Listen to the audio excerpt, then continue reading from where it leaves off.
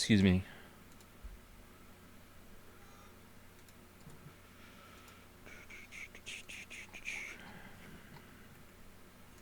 Why did you salt that in Dragon's Den? That's weird. Oh, Botsif automatically salts everything. Okay.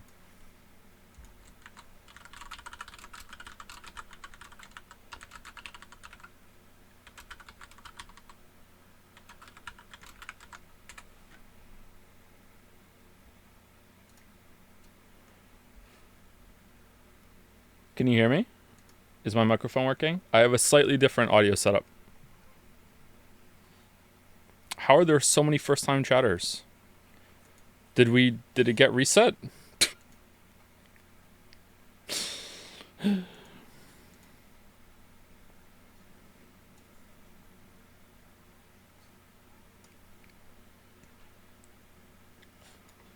Everyone is a first-time chatter.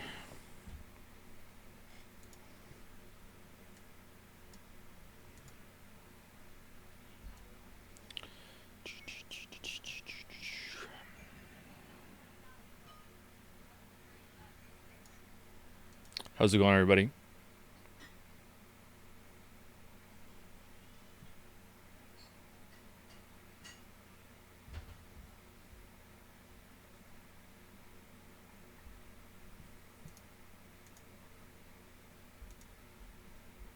Pre-recorded. Say pizza. Say pizza. No, really, can you hear me? I didn't see any message. Hopefully you can hear me. Yep, people are saying pizza. Okay, you can hear me. All right, cool. All right. Say pizza tower.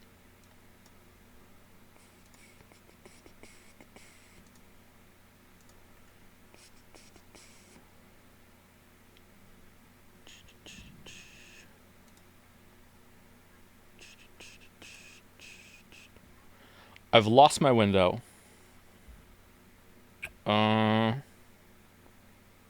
How have I lost my window? How did it just got deleted? What?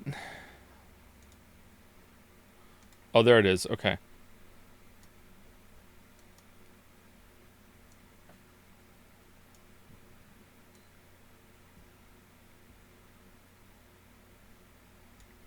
Because windows are clear. That's true. That's true.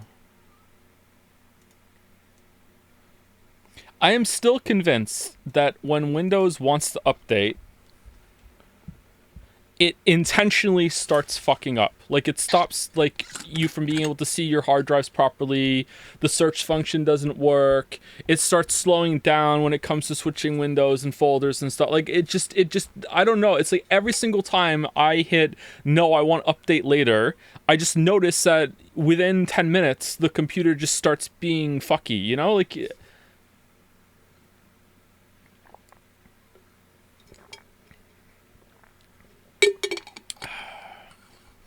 Can you check pins in Jensen Den real quick? Sure, 1 second. What was the bet?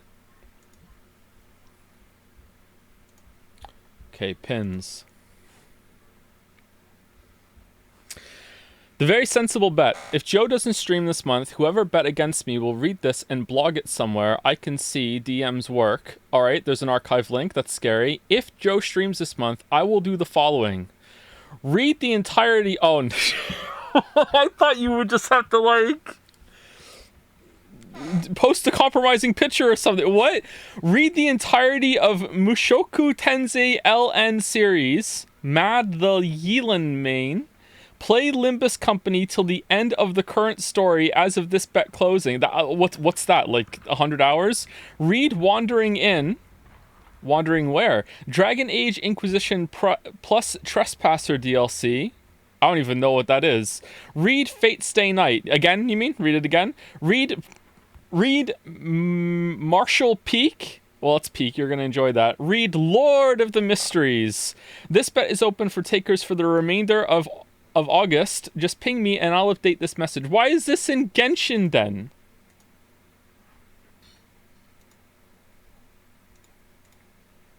Alright. I kind of feel like maybe secretly you wanted to get owned. No longer open...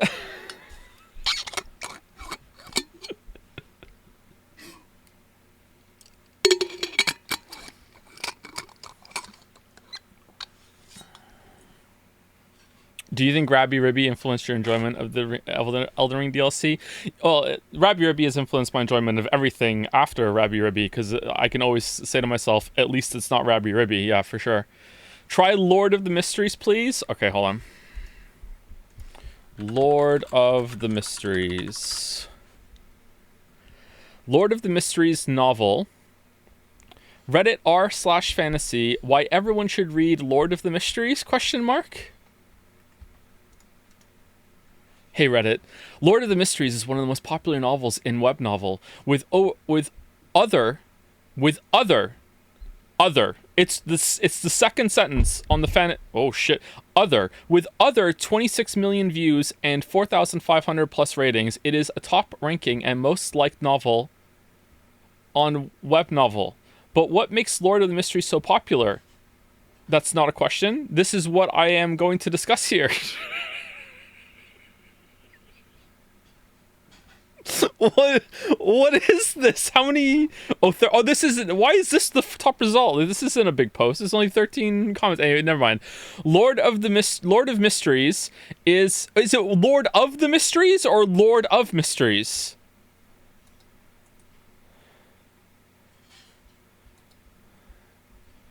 It keeps changing. It's Lord of Mysteries. Okay.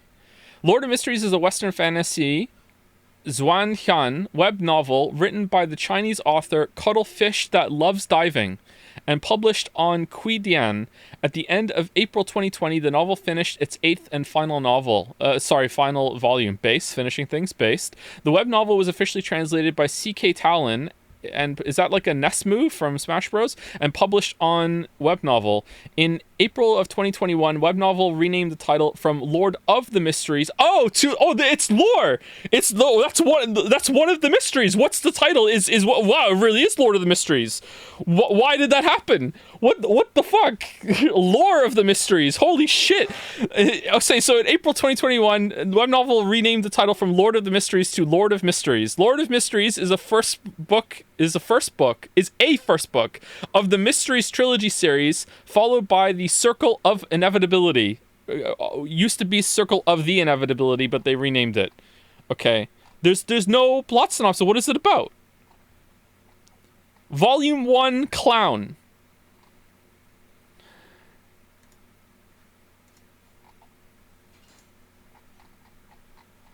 It's the mystery. Okay. All right. Well, good luck with that, Kasoro. Good luck. Oh.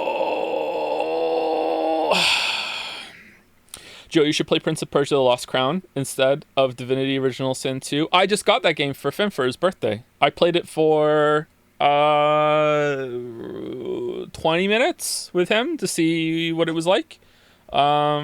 Did I like it? There was a lot of like, skip, I just want to play please, and then I started playing Metroid Dread, and that's just the same experience. So I guess Hollow Knight is just the best one, Metroidvania of all time, because it doesn't keep interrupting you. Like Metroid Dread's very pretty, it's kind of cool, the controls are fun, like it's an enjoyable time, but oh my god, it just keeps interrupting you. Like, oh, you go into the map room and take control away, and now you get the map, and now the AI circle sphere person wants to talk to you and give you basic shit, and it's you can't go to bed, you have to get up in the morning, you go to school. Like, it's just Morgana the game. I don't understand. Like, you keep getting caught by the Emmys, and it's a different timer every single time to do the QTE, so you fail, so you never want to do it, I guess, and it's just annoying. It's just so much shit.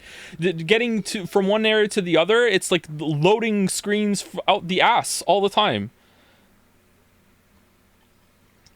Don't get me wrong, big Danganronpa. It was like, I'm enjoying it. I just got what did I just get? I just played it while I was pooping earlier, because I only play it while I'm pooping. I just got the speed upgrade. I don't know what it's called. The one where you have to run and then you awkwardly like press down and then you can just boost yourself up or whatever. I just got that one.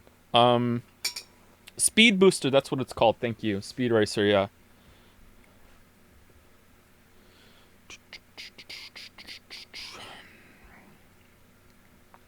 It's almost my Space Memorial Day. It is almost Space Memorial Day. That's true. That's true. That's true. You play your Switch in the shower. Speaking of unhinged toilet habits, I would like to wish a merry fuck you to whichever one of you grown-up words got Mandalore to say Joseph Anderson pink pink sink pissers, not I fucked it up. Oh, I'm out of practice. Sink pissers rise up. What the fuck? Why would you do that?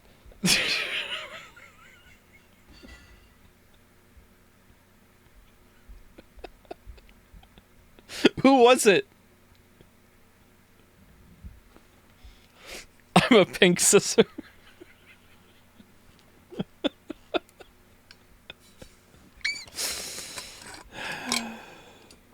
Me? It was me?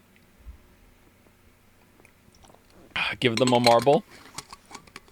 If you can legitimately tell me who it was, and there's proof, if there are receipts... Balatro? No, I have the gene that makes it taste like soap, so no, none for me, thanks. If you can legitimately get the receipt to tell me who it was, I will give them a marble. I will give them a marble. Okay, so I have a slightly different audio setup. I got a USB converter port for my open ear headset that I could never use because there would be an echo. So I just want to know if I start playing the video, can you hear it? You won't be able to see it, but can you hear it? It might be a little quiet. Hello, Elden Ring fans. It's me, Satan. Is it... Can you hear it? Yeah. Is it very quiet? Is there an echo? I mean, I said Satan, but like with it, but very, very quiet. Okay, let me turn it up to like -10, and then I'll play it, and this time I won't talk, and I want to know if there's an echo or not, okay? Hello, Elden Ring fans. It's me, Satan. A couple weeks ago, I was doing what I normally do. Is there an echo? Still an echo? Okay, so my guess is that the echo has nothing to do with the setup. It's just the open ear headset is somehow picking up on the microphone. It has to be that now. It has to be, because it's a USB port. Like the audio is coming from a different port of the microphone now. The input and output are on different ones, yeah. So it has to be that. That sucks. I really like this headset. Mute mic and check. Sure, let's see.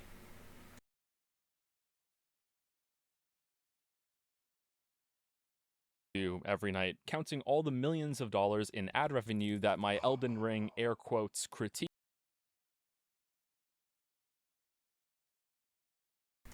No echo? Yeah, it has to be that the microphone is somehow picking up the thing. The headset. I wonder if I just turned it down. Would you guys still be able... Okay, let me mute it and see if it still plays. Hello, Elden Ring fans. Can you hear it? It's me, Satan. You should be able to hear it. A couple weeks ago, I was doing what I normally do every night, counting all the millions of dollars. And there's no echo, right? And no... Yeah, okay, so it's definitely... It's just the microphone is picking up the headset. That sucks. Okay, I wonder if I turn it down low then, will you guys not hear the echo? Or would any amount do it? Let's see. Hello, Elden Ring fans. It's me, Satan. A couple weeks ago, I was doing what I normally do every night, counting all the millions of dollars. No echo? Okay, cool. So I wonder how high I can get it. Because I can still hear it a little bit. So we'll see. Almost no echo. Can hear no echo. Someone bought a marble. I'm not doing marbles. We're doing post-serious YouTube thing. Streamer Joe went on YouTube. Now YouTube Joe is on stream. Like, no, we're not doing... Okay, what's the marble? What is it? What is it? How do I get there again? Oh, God.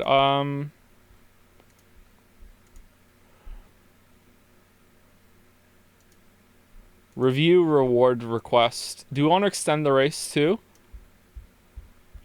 Okay, Agent Mash. They did the mash. What? Argent. It's not Agent. Argent. What is it?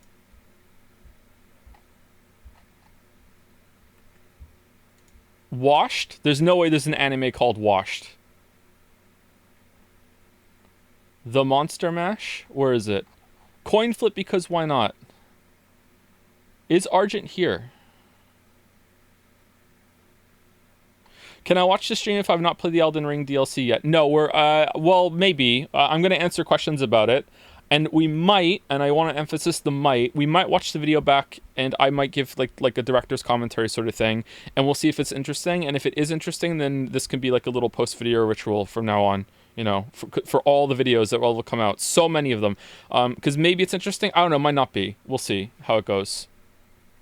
They bought the marble and didn't say what they wanted and left. Based? Holy. Wow.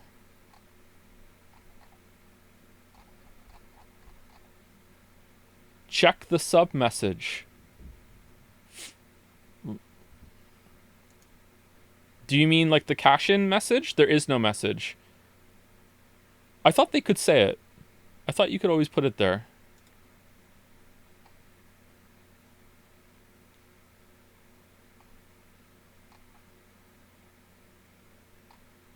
Tomorrow's Reddit, Joseph Anderson considers himself a dark... Yeah, I know, right? It's such a presumptuous way of saying it. They said school days before leaving. Oh, is that why they can't stay in chat? Okay, so like maybe what on the weekend they can tell us what it is?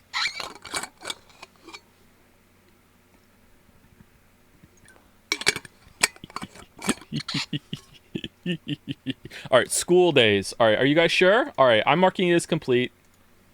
Mark is complete, and then we're gonna go to how do I get back to oh my god, why is this so hard? Start the anime marble. You guys are 27%. Holy shit. Manage rewards. Okay.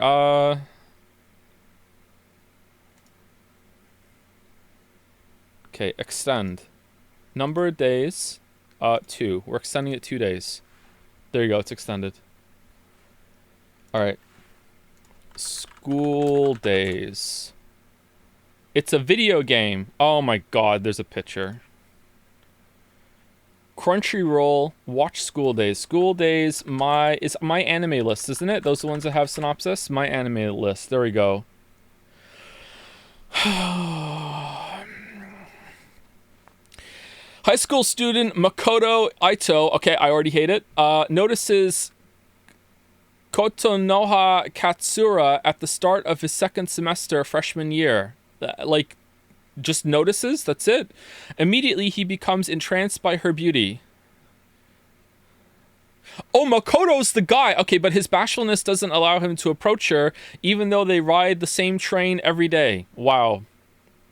Instead, he snaps a photo of her in secret and sets it as his cell phone's wallpaper. Okay, and then it comes to life, and then she has like an alter ego on the phone, and the alter ego is like gonna like coach him on gonna ask the real one out or something. Like what is it gonna be? Like where is this going? Like, okay. A charm that, if kept under wraps, would supposedly help you realize your love. However, classmate Sekai Saionji spots the picture, but instead of ratting him out, she offers to help him set her... Yeah, there you go, set him up with Kotonoha, going so far as befriending her just for him. Thus, the trio begins a rather impromptu friendship. Okay, so it's like the fucking selfie of Dorian Weeb? Like, what is it? School Days follows the lives of these 3 teenagers as they traverse the joys and hardships that come with being a high schooler. In a story alive and bringing with romance and melancholy, the tale of these 3 students will linger in memory long after the momentous conclusion. Wow, what a roller coaster. Just rollicking fun from start to finish. I'm excited. What? You know what? This shows how bad it's gotten on here, that I'm disappointed that there wasn't a talking cat or some shit. Like where's the spice? Where's the pepper? Like, where is it? Maybe that comes later? Oh, it okay. All right. Okay, alright, never mind. I spoke too soon. And now I'm disappointed. Contrarian to the end. Now that you can summon Torn in Elden Beast fight, how much would you rate the fight in the current state? Also, have you played the inner bosses from Sekiro? They're the best bosses that From have made. I haven't played those, no. I haven't gone back and seen the new stuff for Sekiro. I've only played it a little bit here and there for some video footage and stuff like that. I would rate the fight for Elden Beast as maybe a point, like an point higher than it was before. I don't know what it was before. Like a 3 out of 10, and now it's like a 4. I don't know. It's like it's marred by how miserable it was before, and now it's, at least you can get back to the fight and have it over sooner, so you can enjoy the majesty of it. It's just kind of, it's still kind of shit. You know what I mean? Like it's not that great.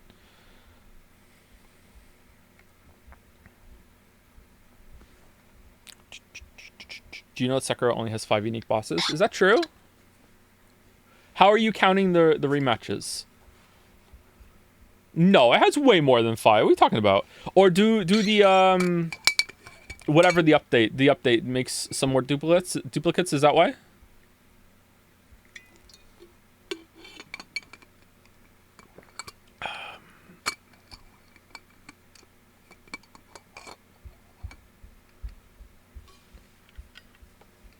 As in 5 non-repeated bosses? That seems to be the claim, yeah. Like, I don't want to spoil Sekiro with the boss list right now, but like off the top of my head, there's that one. And then there's that one. And then there's that one. And that one. And I'm already at 5. And then, like 6 for sure. There's at least 6. Honestly, I just remembered another one. I'm up to 7. This is already not true. Oh, the other, 8. I'm at 8.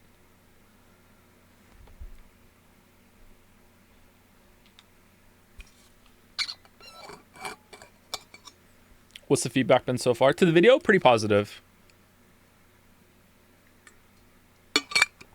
Curiously enough, you ended up sharing a very similar experience with Noah Cadwell-Gervais in terms of your Elden Ring DLC experience. Have you seen any of his Souls videos? I have not, no.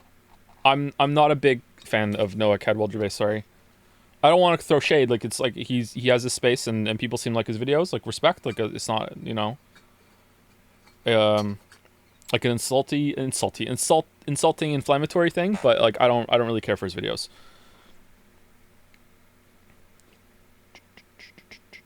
I've watched a few of them in the past, and I stopped watching because the audio was, it angered me on 2 levels. It angered me as a listener because it's just kind of annoying, but you know, as a listener you can live with that. Like, it's not that big of a deal. But as a content creator, knowing how much trouble I have with audio, and this grown-up word gets to just get away with that and just leave the flubs in and doesn't have to clean up his audio. Meanwhile, I spend like decades of my life in the Goku time training capsule to try to get it done. It's just annoying. But is that the right reference? Did I remember that correctly? But yeah, I don't know.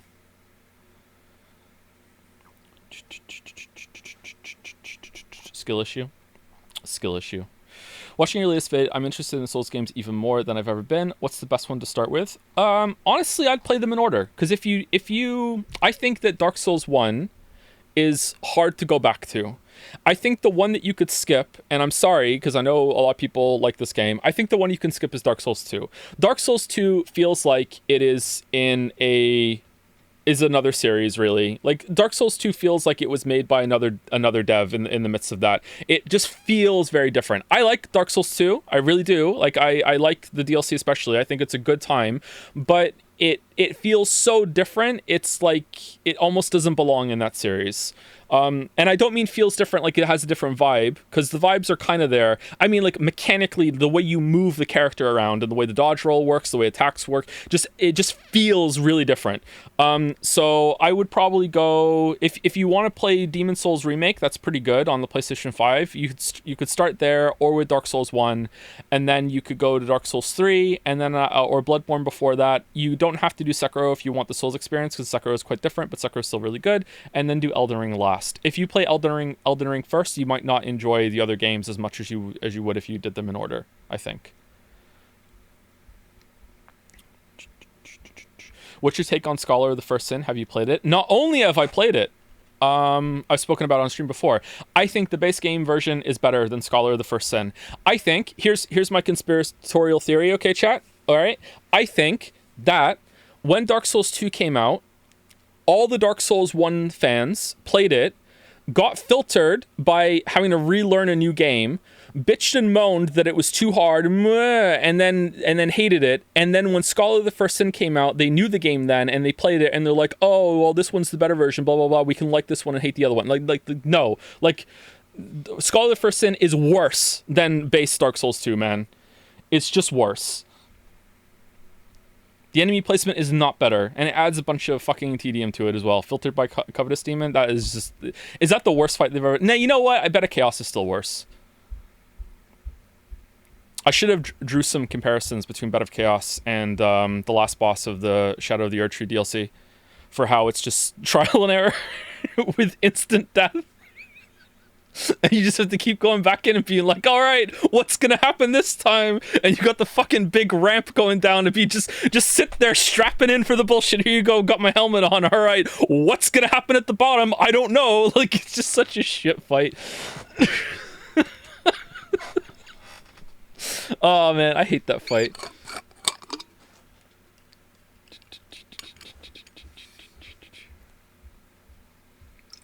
How much you've thought about Umineko post-stream? What's that? Joe, what do you think about Microsoft closing Tango since you played all their games? What's that?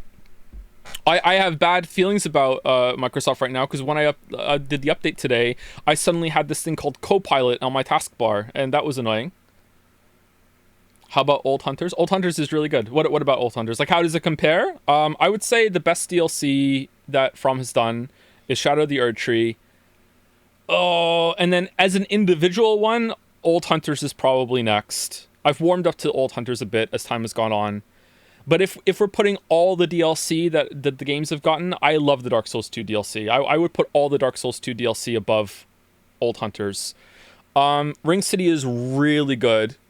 So I'd probably put that like equal to Old Hunters or right below it. But again, if we can combine a bunch of them, then that gets harder.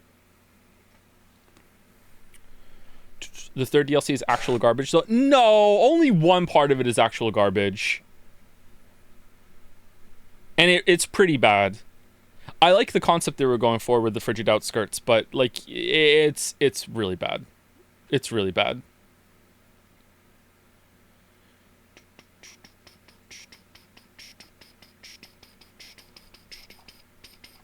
Do you have any formal education regarding articulating your thoughts and ideas? No, does it show? I struggle with this a lot, and you are a lot better at it than I am. Am I? Okay, thank you for that, Kali Doggo. Just a lot of practice. I've spoken about this on stream a lot before, so I won't do too much repeated content right now. When I was in my late teens, early 20s, I was super cool, and my biggest hobby was reading amateur fiction and critiquing it and giving people feedback. And I always considered that my life kind of accidentally pushed me into the job I have now with all my hobbies and interests kind of coalescing into streaming and doing the video game critiques, because of that, and like the structuring those properly to let people know what I like, what I don't like. I always was really insecure about it, so I always wanted to give evidence, so it wasn't just like, hey, I don't like this, I'm not telling you why. But then also raiding World of Warcraft and pulling apart game design then to lead a guild. I was a guild leader and the raid leader and the main tank for most of it, so I had to do all that while with a bunch of people that weren't really good at the game. And because I had to explain game design to them and learn the bosses myself and explain game design to myself because I didn't know anything about it, and also talk into a microphone, like coordinating a raid of 25 people, well, 24 other people apart from me, while also doing my own shit playing the game, is very much like streaming. So it's like a lot of things like wrapped up together in order for me to get to where I am right now. Squeaky chair, squeaky life. I think that's why, but who knows? Maybe I would be saying something different if I had a different job. You know what I mean?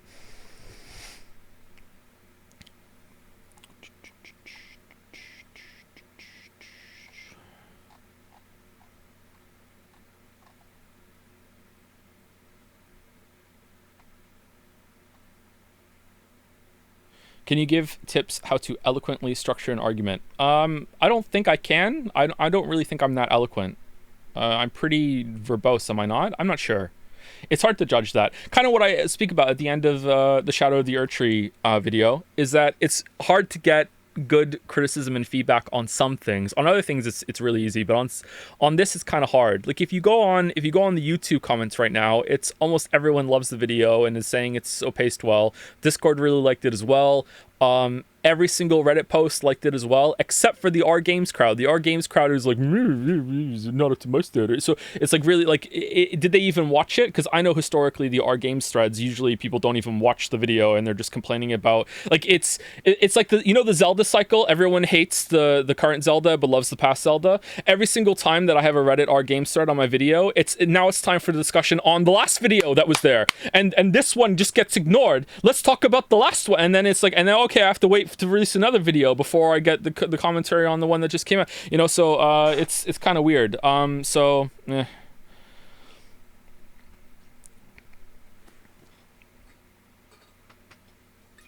Did you play Phantom Liberty? Is that the preamble for Metal Gear Solid 5? I haven't played any Metal Gear Solid 5. How are you so good at games? You kill most bosses in a few tries. I've been playing these games since Dark Souls 1, and Relana took me 100 plus and multiple loadout changes. I might have just gotten lucky with the loadout that I had. There have been a couple comments on the video saying that I just did dual colossal hit trading again. I did not do that. I did not hit trade. Sometimes I did get hit after I attacked, but it wasn't my intention to ever just go in and just be like, here I go, except for Meteor. I tried my very best to only attack when it was safe, and most of the time it was safe when I attacked. I might have just gotten lucky and I was powerful with that. The longsword I used was a lot weaker, but I was using Square Off a bit on it, and Square Off is a really powerful weapon art. Like that was hitting surprisingly hard when I was using it, but the normal attacks on that were much lower than the double colossals, of course. I don't know. I've played a lot of the games, I guess. If you want to watch what's the only Liza P. What's the only Souls like I've streamed recently is Liza P, right? I guess I also streamed Neo at one point. Did I stream any other? Oh, Code Vein. I think Liza P streams are the ones that I best articulated my thought process when I'm going through bosses. So if you want to go and see how I try and figure out how to get a boss dead and respond to its moves and keep track of it all, you can go watch those streams if you want, or just skip to the boss parts. And I think I was trying to articulate my inner monologue for that. I watched your first Elden Ring video premiere. Then I watched the new Elden Ring video premiere. Then I went to watch the first Elden Ring video, and I almost gagged because of the audio quality. Yeah, it's the same mic. It's just different editing of it. I think I finally have it down better, but I said that before and it still gets better. Did people think, I guess we can listen to it, and do we think that the S sounds are still too harsh in the video that just came out? And is it loud enough? I struggle too much with so much with volume. Plosives, yeah. Well, I found a way to fix plosives in post most of the time. But the de-essing, I had a program to do it, or not a program, like a macro, whatever. It was a plugin for Audacity, but it just hammered the whole entire audio timeline, and it made some parts of it sound like I have a lisp. So if you have listened to, I think it's the Witcher 2 video. In the Witcher 2 video, the first part of it, or the first two parts of it, there are sometimes it sounds like I have a lisp, and that's because the de-esser plugin I used just hit some of them way too hard and flattened the S sounds too far. So now I just do it manually. And if that just made you cringe, if you know audio, then yeah, it does take that long. I go through and I manually just reduce the amp on every single S sound that I think is too harsh for my ears on my audio setup. usually I minus it by about 4 or 6, and I just keep doing it until it sounds okay to me. So I just do that. It's really annoying, but it's not like I only do a pass for that. I'm also doing a pass to remove audible breaths and exhales.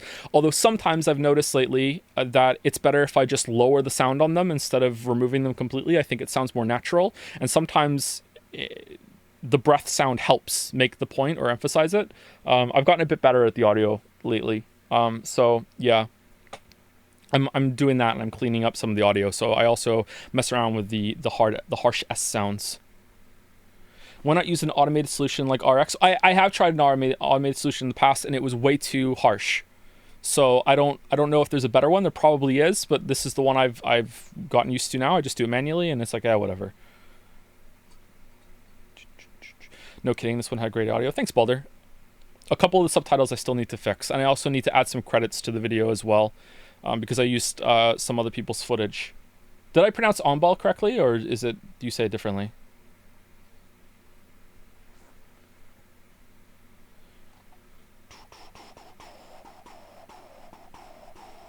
No one knows? Oh, it's Lord of the Mysteries. Okay. I started playing Subnautica recently, and it's kind of crazy how back in your video on it, you said that because some of the bugs from early access made it into the base game, it was a sign that they will probably never be fixed. And now 6 years later, some of those bugs you showed in your videos are still there. Are they really? I haven't played it again, except for...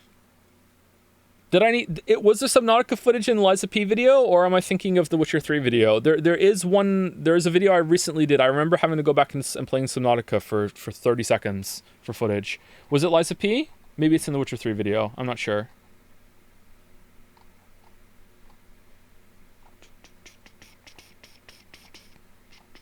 Are you interested in playing Nine Sols? Maybe. I've heard good things. Very recently, actually. Wouldn't just paying an audio engineer to fix your stuff be worth the money in the long run if it takes you that much time?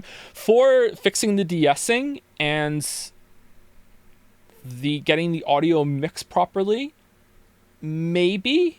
But when it comes to deciding what takes I want to use, no, because that's like an artistic choice, right? Usually, so let's say the video is an hour long. Usually the audio length of me reading the script is 3 hours long, because I will have to take like a little break in the middle of it, or I will have a bad take, or I will think that I'm doing a bad take and I have to keep saying the same paragraph over and over and over and over again because I'm convinced that my first take is bad. And then what is it called again? Semantic satiation or something? Or is it a different term I'm thinking of, where like words start losing all meaning and it sounds like I'm saying it wrong, and I have a really bad habit of not pronouncing my T's sharply enough. So I just get it in my head that it's a bad take. And then I listen to it back in editing, and it turns out my first take was the best one, and I wasted fucking 10 minutes saying the same sentence over and over and over and over and over and over. So that, an audio engineer can't do that, you know? That's my choice, like what goes in. And that's most of the audio editing. After that, it usually takes I whittle it down to, like, say it's again an hour long. I don't do hour-long recording sessions. I actually have a hard cap lately of about 40 minutes. But let's say I did do an hour. Let's say I did do an hour-long script recording session that took 3 hours of recording. It's impossible for me to do, but let's just say, for example, I did. So I took 3 hours of raw audio and I whittled it down to 1 hour. Then the last hour would be just listening back and just being like, okay, let's lower that breath sound, let's lower that DS sound, let's remove some dead air here, and usually it doesn't take me too long. It usually takes me about 2 hours for every hour of that part of it. But yeah, it's still time someone else could do, I guess. This video felt faster paced than the others. Was that intentional? No. Do you think so? What about compared to the Liza P video? Speaking of audio things, first of all, nice to hear my favorite sleeping aid is back. Oh, well, you once pointed lip smacking when speaking, and now I legit cannot listen to videos that do it. Like that sort of thing. Finn is getting into game dev right now, and there's some tutorials that we've been watching, and I don't want to say the YouTuber because I don't want to like throw shade at them, because like their tutorials are really good, but I just don't want to, like, because I'm going to call them out on it now. I noticed that they smack their lips but after almost every single sentence, or they do this little thing after talking. Like they just like, so now we're gonna go and do the platformer controls. And I just like, oh my god, I noticed it after like 3 videos and just like, no, just I can't do it, man. Like it's just it's so annoying. But it's good content. It's just a bad habit or like a mouth tick or something like that. I don't know. Joe about to make a vid on Finn's games. He's making a game in Game Maker and he's called it Void Knight and he's messing around with that. I helped him get some things set up with it, but like I don't know coding, so I can't really help him too much. So we did that for a little bit and he's having fun messing around with it.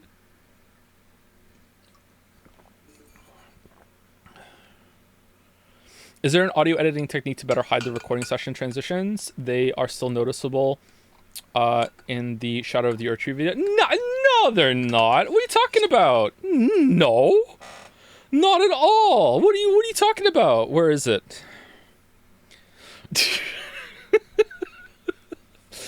So right now, what I do is I know the solution. I'm going to try and do it more. Okay, so the thing you have to understand is I hate recording. It is my least favorite part of the job. I fucking hate recording. 2 worst things of making videos is number 1, recording, and number 2 is editing the audio recording. I fucking hate those 2. I like playing the game and writing the script and editing the script and putting the video footage to it, although it can get tedious and very time consuming. But I fucking hate doing anything to do with the audio. Although I have gotten better at it in the past couple of years by trying to be more performative and trying to have more fun with it. And also doing shorter sessions. But yeah, anything to minimize it. Right now, my technique for the different sessions is that whatever paragraph I ended on, I will also do again in the next session, and then I will try and find sometimes mid-sentence to splice the takes together. So even though there is a dramatic change in my voice, it kind of gets masked by the change being in the middle of a sentence instead of in the break of a sentence. But sometimes I can't do it. Sometimes I like try every single different word and I can't get them together.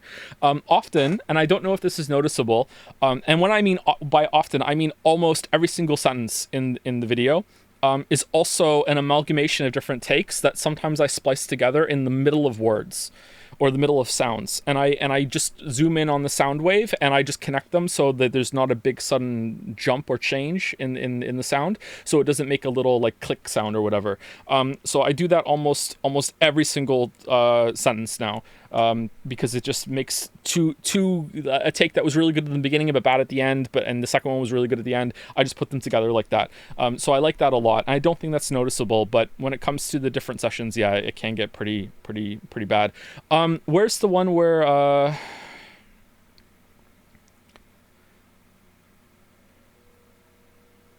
is it here? Okay, let me see. Can you hear this?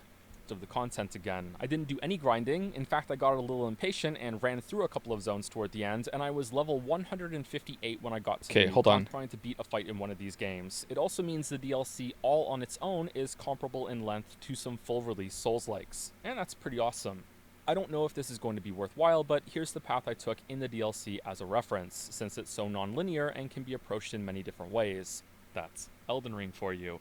Hopefully it's interesting. Okay, so that was a session break there. That's Elden Ring for you is from another recording session. So those I said the last paragraph in the first thing, and I did it again. That was the last paragraph in the first session was the first paragraph I did in the second session, and I put them together. We can tell, yeah, you can probably tell, but it's not as obvious as the other ones, right? Some people didn't notice. Okay. Some of the later ones are really obvious. I think the next one is better done, but then the last 2, no, actually, hold on. I think there were, I can just tell you, actually, hold on. I think there were 6 recording sessions for this video. Where is it?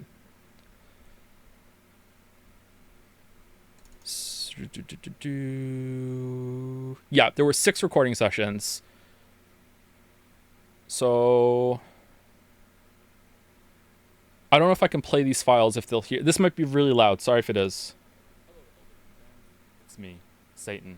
A couple weeks ago, I was doing what I normally do every night, counting all the millions of dollars in ad revenue that my Elden Ring air quotes critique made. Usually, by the time I'm done, YouTube has sent over. It's really quiet. Is it really? It's quieter than YouTube? Wow. Okay, hold on. Let me turn it up. Hello, Elden Ring fans. It's me, Satan. A couple weeks ago, I was doing what I normally do every night, counting all the millions of dollars in ad revenue that my Elden Ring air quotes critique made. Now it's good. Okay, so the end of this audio file, let's see where it is. Usually by the time the path I took in the DLC as a reference, since it's so non-linear and can be approached in many different ways. Hopefully it's interesting at least, and if you want to skip it, you can just go to the next chapter down below in the timeline. All right, so that's the end of that recording session, and then the next recording session is... I don't know if this is going to be worthwhile, but here's the path I took in the DLC as a reference, since it's so non-linear and can be approached in many different ways. That's Elden Ring for you. So, and then I just put them together and I tried to see where was it the least noticeable of the changes. But later on, it's like, it's really obvious for some of them because I wanted the video done, I wanted the recording done, so I started recording earlier in the morning, and yeah. Part 6 especially is really, really deep, I think. These make sense to me in a way that some responses and extensions in the... Yeah, I think the solution would be that I need to find out how long it takes my voice to get warmed up, and I think going through these audio files would be pretty good for that. I think it takes about 5 minutes. So I think I need to just record, I need to map out what would take me 5 minutes to say, or maybe there's just some vocal exercise I can do before I start recording. Just... like have a book on my desk and just read a little bit of the book aloud, and then I start recording. You know what I mean? Just to calibrate. But the problem is that if I calibrate and I haven't woken up, then that might make the difference still even more. I hope that makes sense. I think maybe I have to record consistently first thing in the morning, or, you know, after waking up. Like I have to have the same amount of recording time, the same amount of practice time set up, like warming up exactly as well, to get there. And I also need to limit the amount of time that recording session goes on, so my voice doesn't start to wane. And even with streams, you can notice that sometimes my voice is a lot deeper at the beginning, and then it lightens up as I get tired and speak a lot throughout the stream. I don't like it. It's definitely a big problem. Yeah.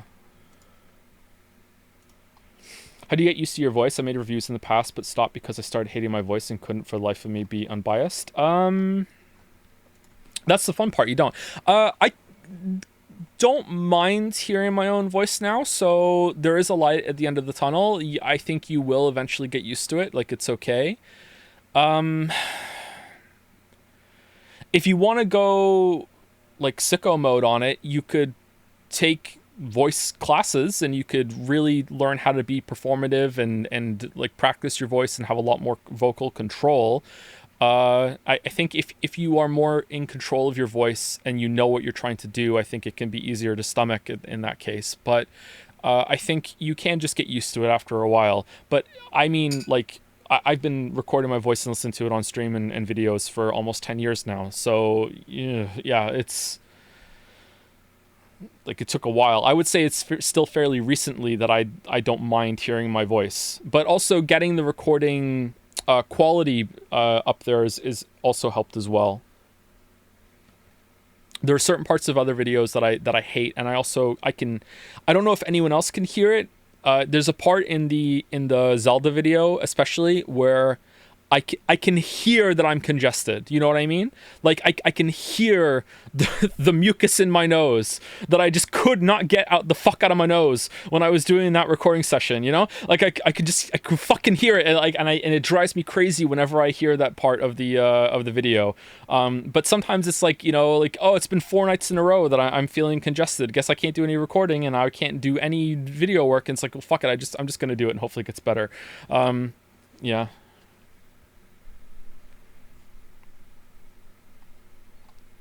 I can hear your baby gravy. Thank you, 2B Anderson. 188. Thank you. Thank you. You said in the DLC video that you regret some of your takes in your earlier Souls videos. Do you remember those takes? Not specific takes. If we wanted to go through it, I could definitely find them. But I did listen to a bunch of those videos back recently, and I mean, this is just gonna just play into a lot of the criticism I've gotten for being like really nitpicky, but like, man, it's fucking true. Like, there's like, I listened to some of the videos back, and like, even me who did it, I listened back and I'm like, dude, what's your problem? It's like, dude, like, what the fuck? Like, it's like, yeah, I feel like back then I was so fixated on taking the games down a peg that I didn't balance it enough. Maybe I did, and I'm just being too hard on myself. I don't know, but I think Past Joe had this idea that because the games are so universally loved and critically acclaimed, that people are just going to understand that the criticism is coming in and just trying to balance it out a little bit, but that doesn't detract from the fact that they are critically acclaimed.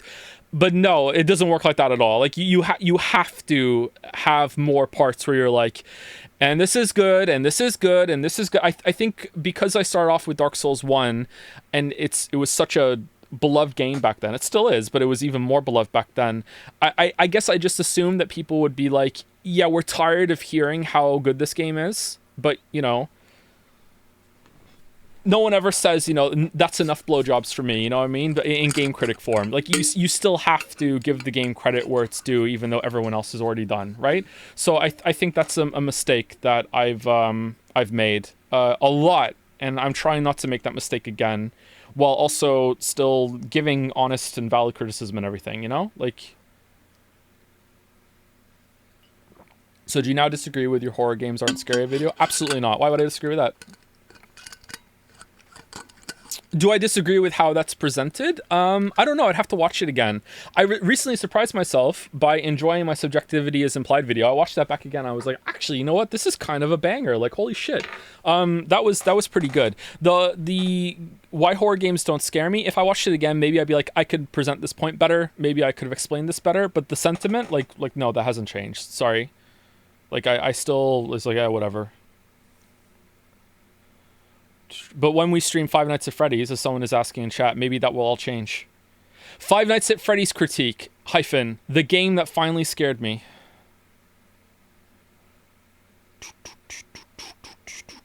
Did you know apparently Scadu is pronounced shadow? Why didn't they spell it like shadow then? How are you getting shadow from Scadu? It's meant to be Shadu?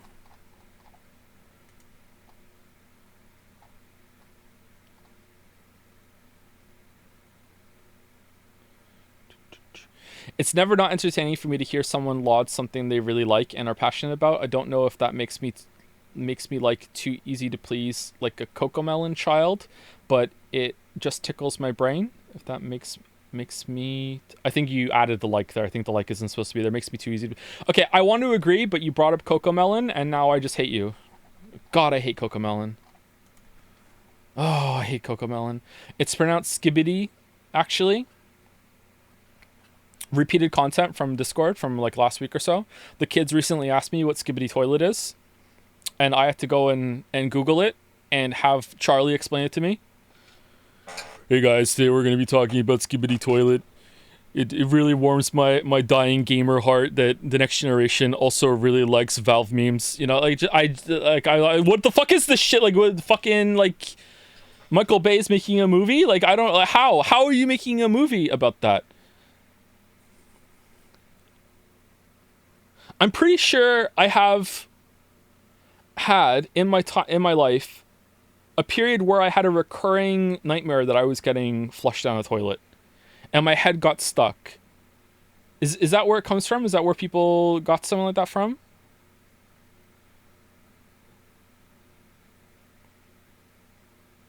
No?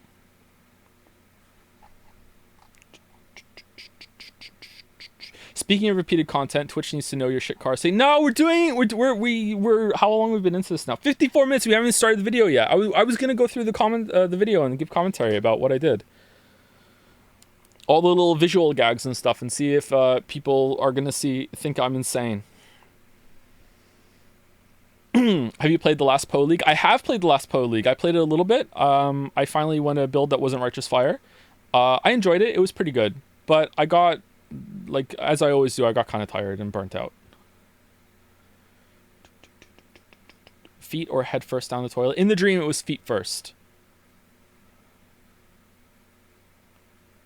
I don't know what that says about me. Maybe I have a fear of being like crushed, or I'm secretly claustrophobic or something. But like I've had dreams where I don't know why I did this, because it's just nightmare fuel. I remember reading about super caves. That's what they're called, right? Like they're like inverse mountains. It's like the super cave formations that people go like reverse climbing down or whatever. They're like mountains that go down, and there's parts where you have to like squish yourself underneath like little cracks to get further down in. And I was reading about those for like a couple weeks, like years and years and years ago. And then I started having like nightmares about like trying to get through one of those crevices in a super cave and then getting stuck and then dying very, very, very, very slowly instead of quickly, you know, like that's not a fun time. All right, so let's do the Pixar movie thing, and then we'll see if we can watch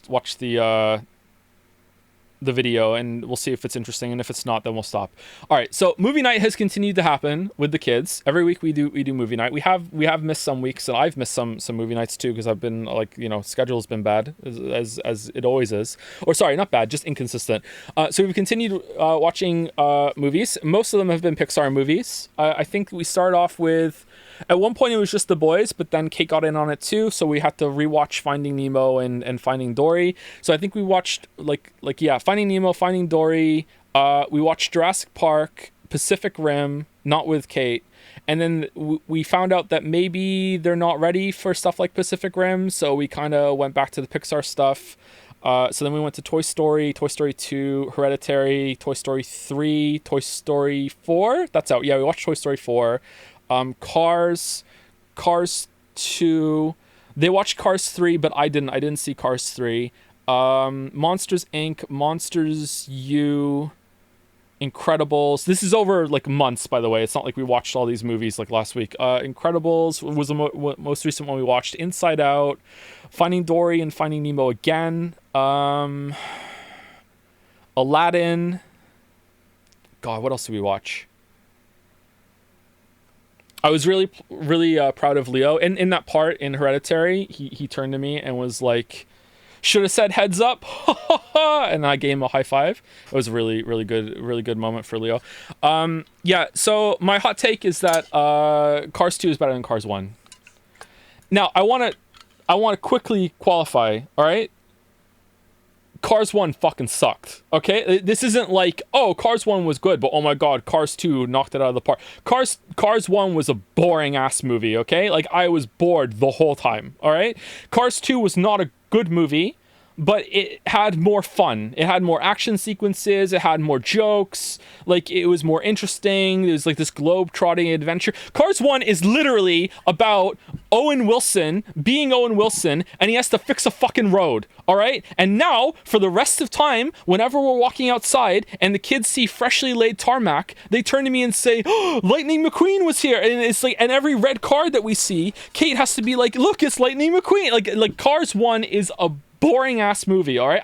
How is anyone liking this movie? I will say the opening of Cars 1 was pretty good. The ending of Cars 1 was pretty good, but the whole like the bread was good, but everything between the bread, like no thank you. Boring. Fucking boring. Okay? So boring. I don't know if Cars 3 is better. I didn't see that one. Cars 2 was better, but still not great. It's a kid's film. Fuck you. Fuck you. What are you talking about? What are you talking about?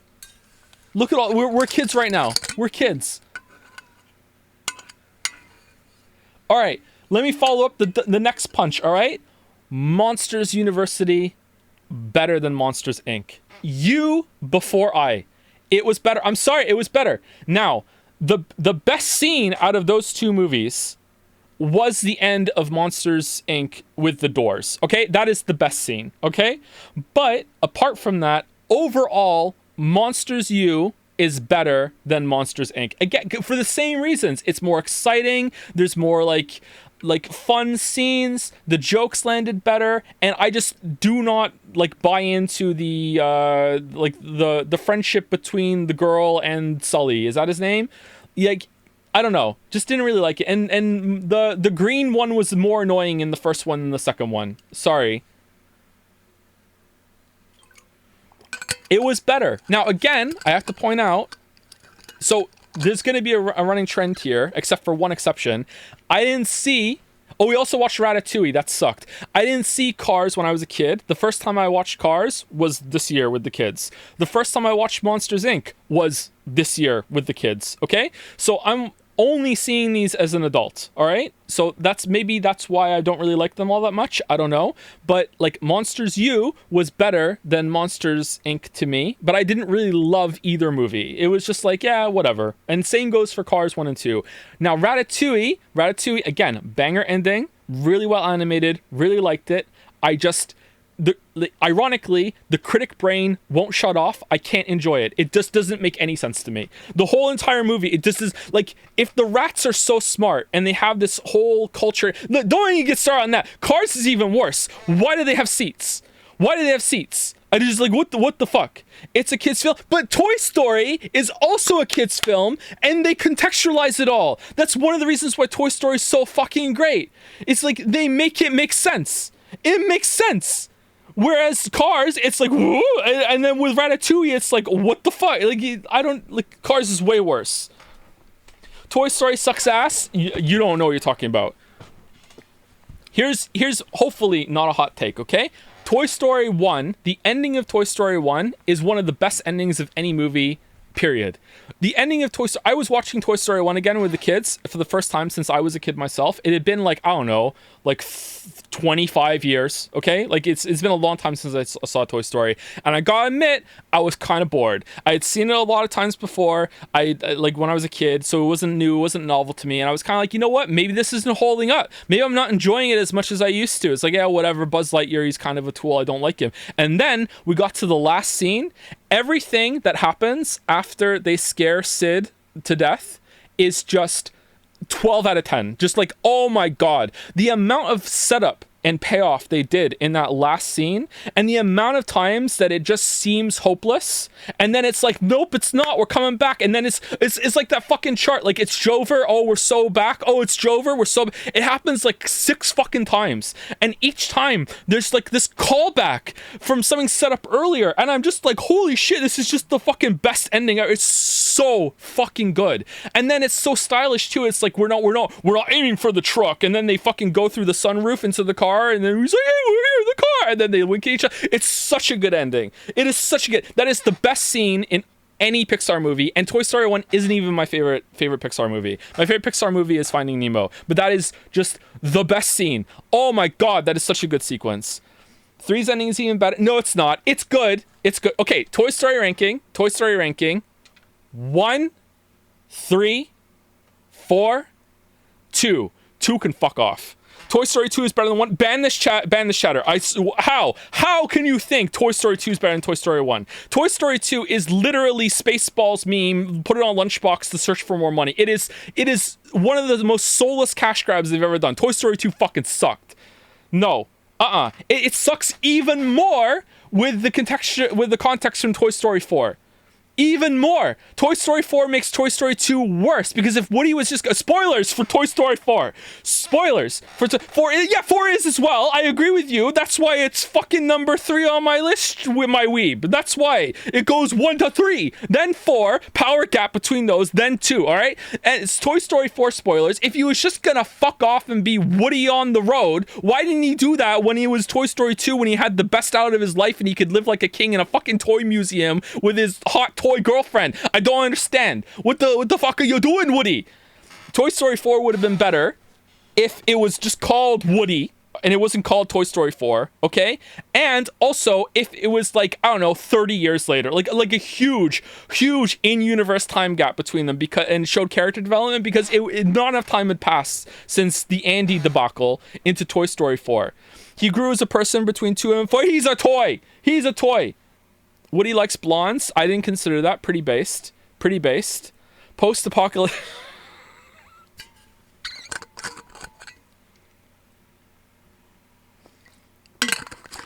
Here's my fucking... Okay, Toy Story 4 critique YouTube title.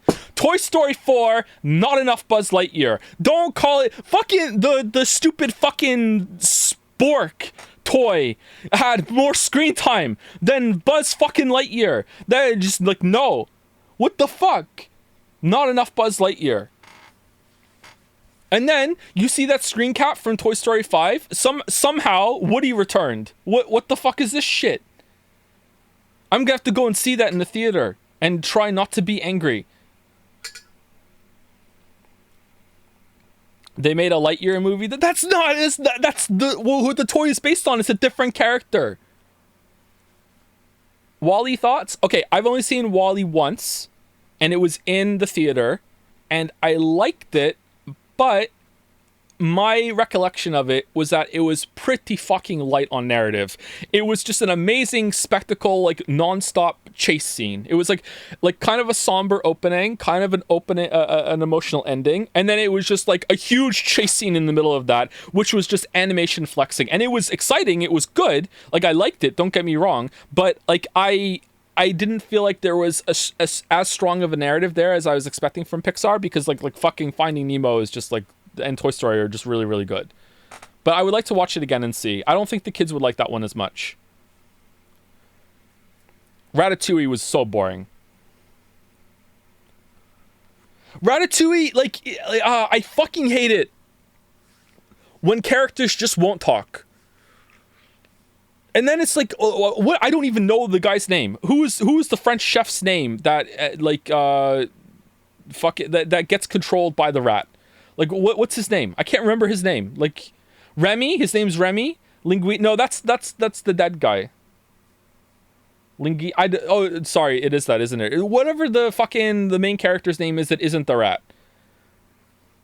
Like, at one point, he offers the rat so much, and like, he's trying to give credit, and the rat's like, no, fuck you. And then, without any really big story beats, suddenly the rat is getting jealous of him taking all the credit. And it's like, dude, who asked? Like, he tried to give you credit, and you were like, no, I'm a rat. And now suddenly you want credit, and now you're gonna be, like an itch about it? Like, come on.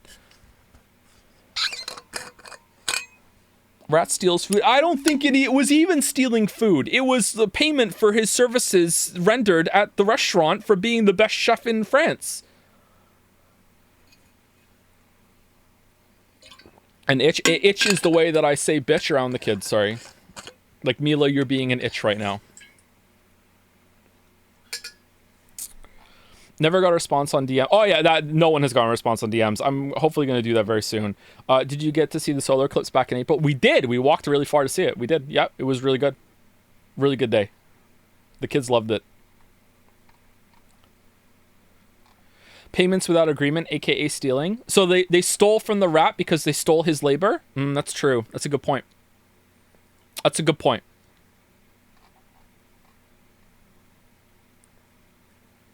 So after you, Joe, that's amazing. It was a really good day. Yeah, I think that's the first total eclipse I've ever seen. I remember seeing an eclipse when I was a kid, but it must not have been a total one.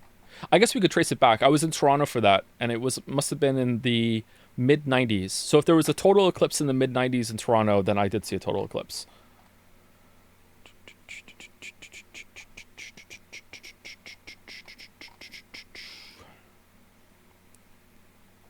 You seen the newer Pixars? The only newer Pixar that we saw, I don't know if is Finding Dory one of the newer ones. Finding Dory is really good. Finding Dory is in my top 5 Pixar movies. I really like Finding Dory. That and Inside Out are the only newer ones that we've seen so far. Inside Out was really good. I really liked Inside Out. We were really disappointed last week because we were going to watch Inside Out 2, and it's not on Disney Plus yet. It just came out of the theaters, I guess. I don't know. Inside Out was really good.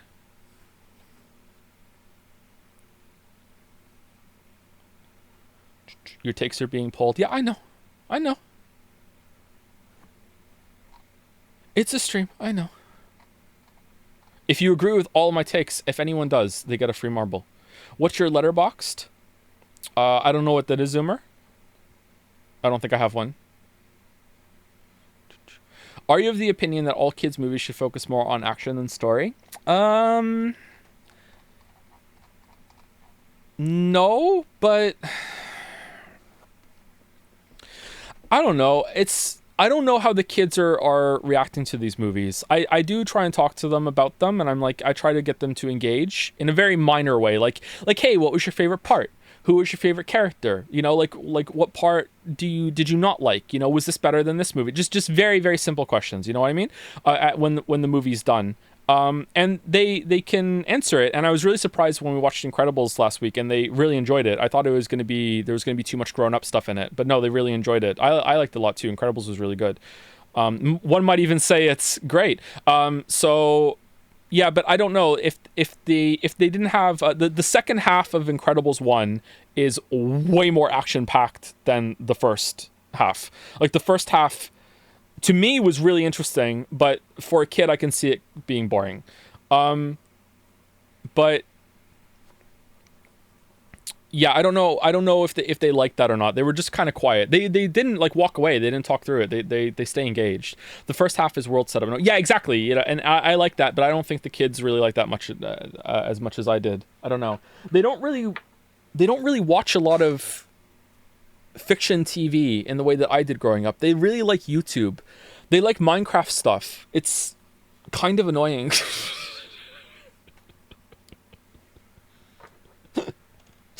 But it's made me realize that I have, as a father of 4, I have a like 10 tactical nukes strapped together of a backhanded like compliment to any other YouTuber that I ever meet, which is I go up to them, be like really excited and be like, hey Pyrocynical, oh man, yeah, it's really good to meet you. My kids love your stuff. Right in the fucking heart. Oh, holy shit. Oh man, like it would just be like what are they gonna do? What are they gonna do? Like, just damn, they're toasted, man. They're toasted. My kids don't watch Pyrocynical. It was just the first one that came to my mind. Sorry. Sorry, Pyro. They watch, I don't know if people know these YouTubers. The two main ones they watch are Crafty from Minecraft. He's this blue annoying guy. Oh my god, I hate him. I'm convinced they're the same people, but there's two different ones. There's like Mikey and JJ and Chip and Milo. Those they're really annoying. But they're just like, they do Minecraft videos and skits and stuff. So yeah. The kids are mildly obsessed with Five Nights at Freddy's because they watched one of those videos. And don't link it. They watched one of those videos and they spoke about Five Nights at Freddy's in them, and now they're completely obsessed with that. But they can't watch the movie, and they they can't play the games. They're too little for it. But you know, we still got them a Five Nights at Freddy hat. And I told this story on Discord, and we can have it again. Leo wore the Freddy hat out, and we went to the candy store. And I didn't realize that Five Nights at Freddy's was this well known. I didn't know it was the fucking phenomenon that I missed. Like the cashier at the candy store, who was not a young person, looked at Leo and said, "Nice FNAF hat." And he looked at her and just kind of like didn't smile, no expression, just looked at her and went, "It's Freddy."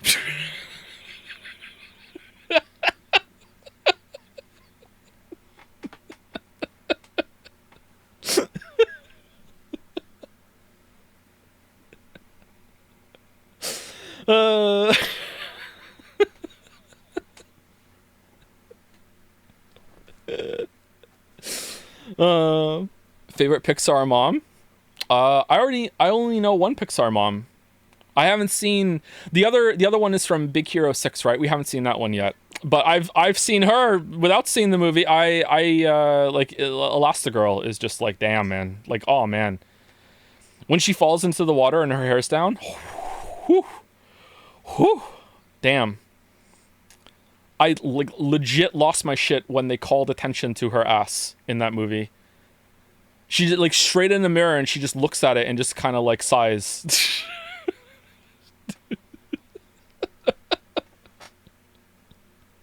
They do. Yeah, they do. Yeah. If only she was blonde. For her, she doesn't have to be.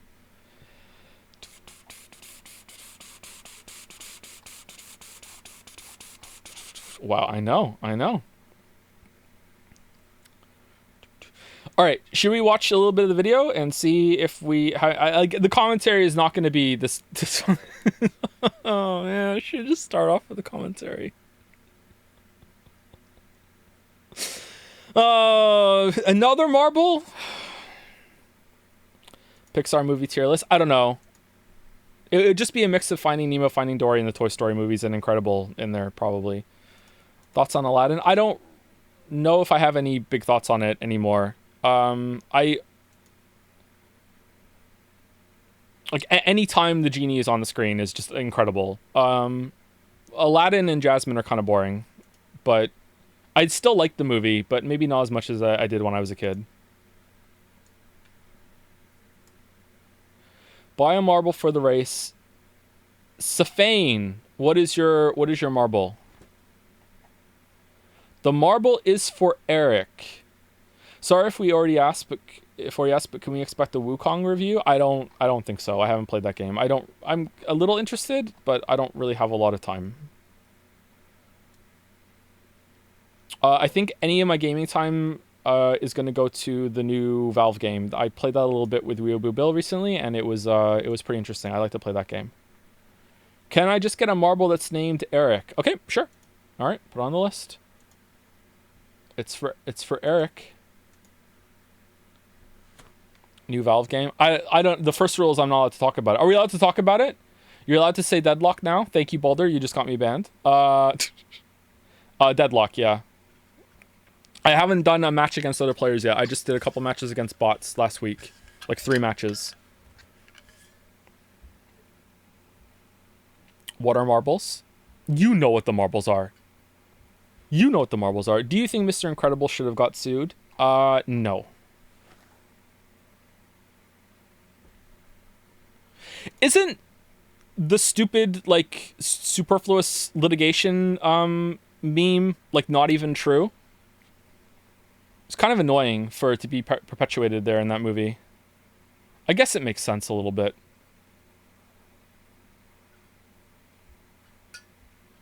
Correct. I don't know if this is still a thing, but growing up in the late 90s, early 2000s, I distinctly remember in a lot of movies and TV shows that it was always constantly like you're just going to get sued. I'm going to sue you. Like, suing was apparently like quicksand. It just happened all the time. And there was that McDonald's thing about like, oh, like these stupid fucking like lawsuits are killing world morale. But it turned out that was like most of them are legitimate, and superfluous lawsuits aren't really all that common. You know, like it turns out that it's not that big of a deal, actually. It was really overblown. I don't know.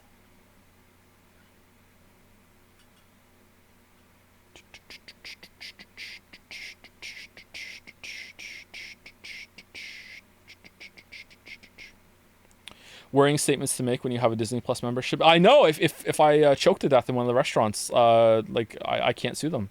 My family can't. I know, right?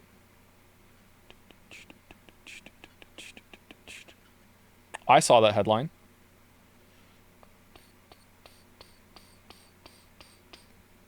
Like the Bermuda Triangle. I used to think about the Bermuda Triangle all the time when I was a kid.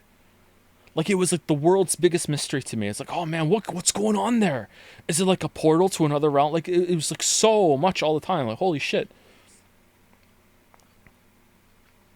Bermuda Triangle. It's the name of an anime that we really liked when we were a kid. Are you interested in Poe 2 early access?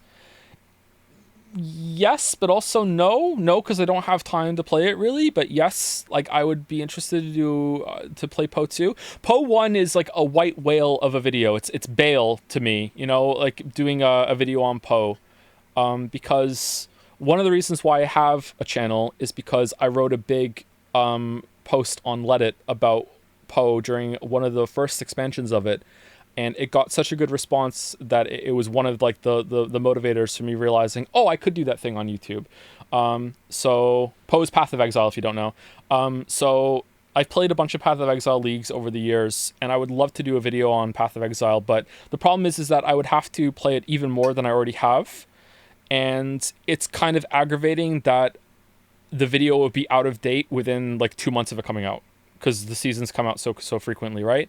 But like, I have a love-hate relationship with Path of Exile. Like, I think it is the best of that genre easily, but fuck, it sucks in so many different ways. The fact it kills me. It kills me that it doesn't have a deathlog. That I'm supposed to, like, the game is all about building your character to solve problems through skill tree, passive, gear, you know, crafting, and the problems are what's killing you. Every single time I die in Path of Exile, it's a one shot, and just and almost every single time I'm like, I have no idea what just killed me. Like, I can't solve the puzzle. I can't solve the problem because I don't know what the problem is. It's so fucking aggravating. So most of the builds in that game are around putting layers of defense up and just being like, oh, hope it's enough. Like,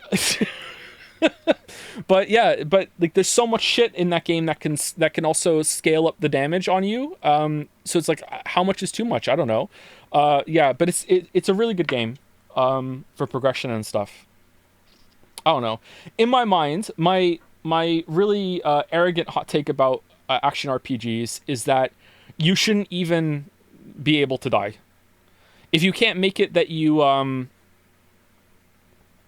can't make it clear what's killing you, you shouldn't even be able to die. It should be like, if you're taking damage or you've taken so much damage, it reduces your damage output as a punishment, so it's still there. Some sort of system like that, but you shouldn't even be able to die in those games, the way that they're designed right now. However, Path of Exile 2 looks like it's going to be a lot slower, and I'm sure for the first 2 leagues it will remain that speed until they just inevitably fall into making it zoom after that. So maybe for the first 2 leagues, Path of Exile 2 will be, oh, okay, cool, gain damage, I understand what's happening here, but then it'll turn into Path of Exile 1 for sure. Anyway, let's see if we can do some commentary and see if it's interesting. Hopefully I can show this.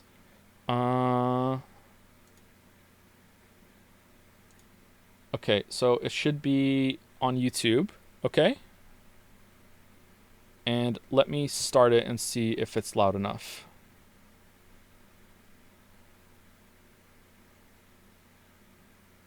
Hello, Elden Ring fans. It's me, Satan. A couple weeks ago, I was doing what I normally do every night, counting all the millions of dollars in ad revenue that my... Alright, so how's the sound? Are we good?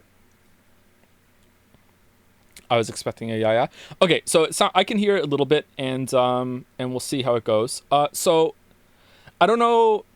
Should I preface this with anything? Okay, so first of all, I'm gonna like maybe play the whole video right now. So if you haven't seen the video, spoilers for my video, but more importantly, spoilers for Shadow of the Erdtree. Okay, like if you haven't played the DLC, like I'm gonna show the video shows almost all of it. Okay, so yeah, just be aware of that. Just there.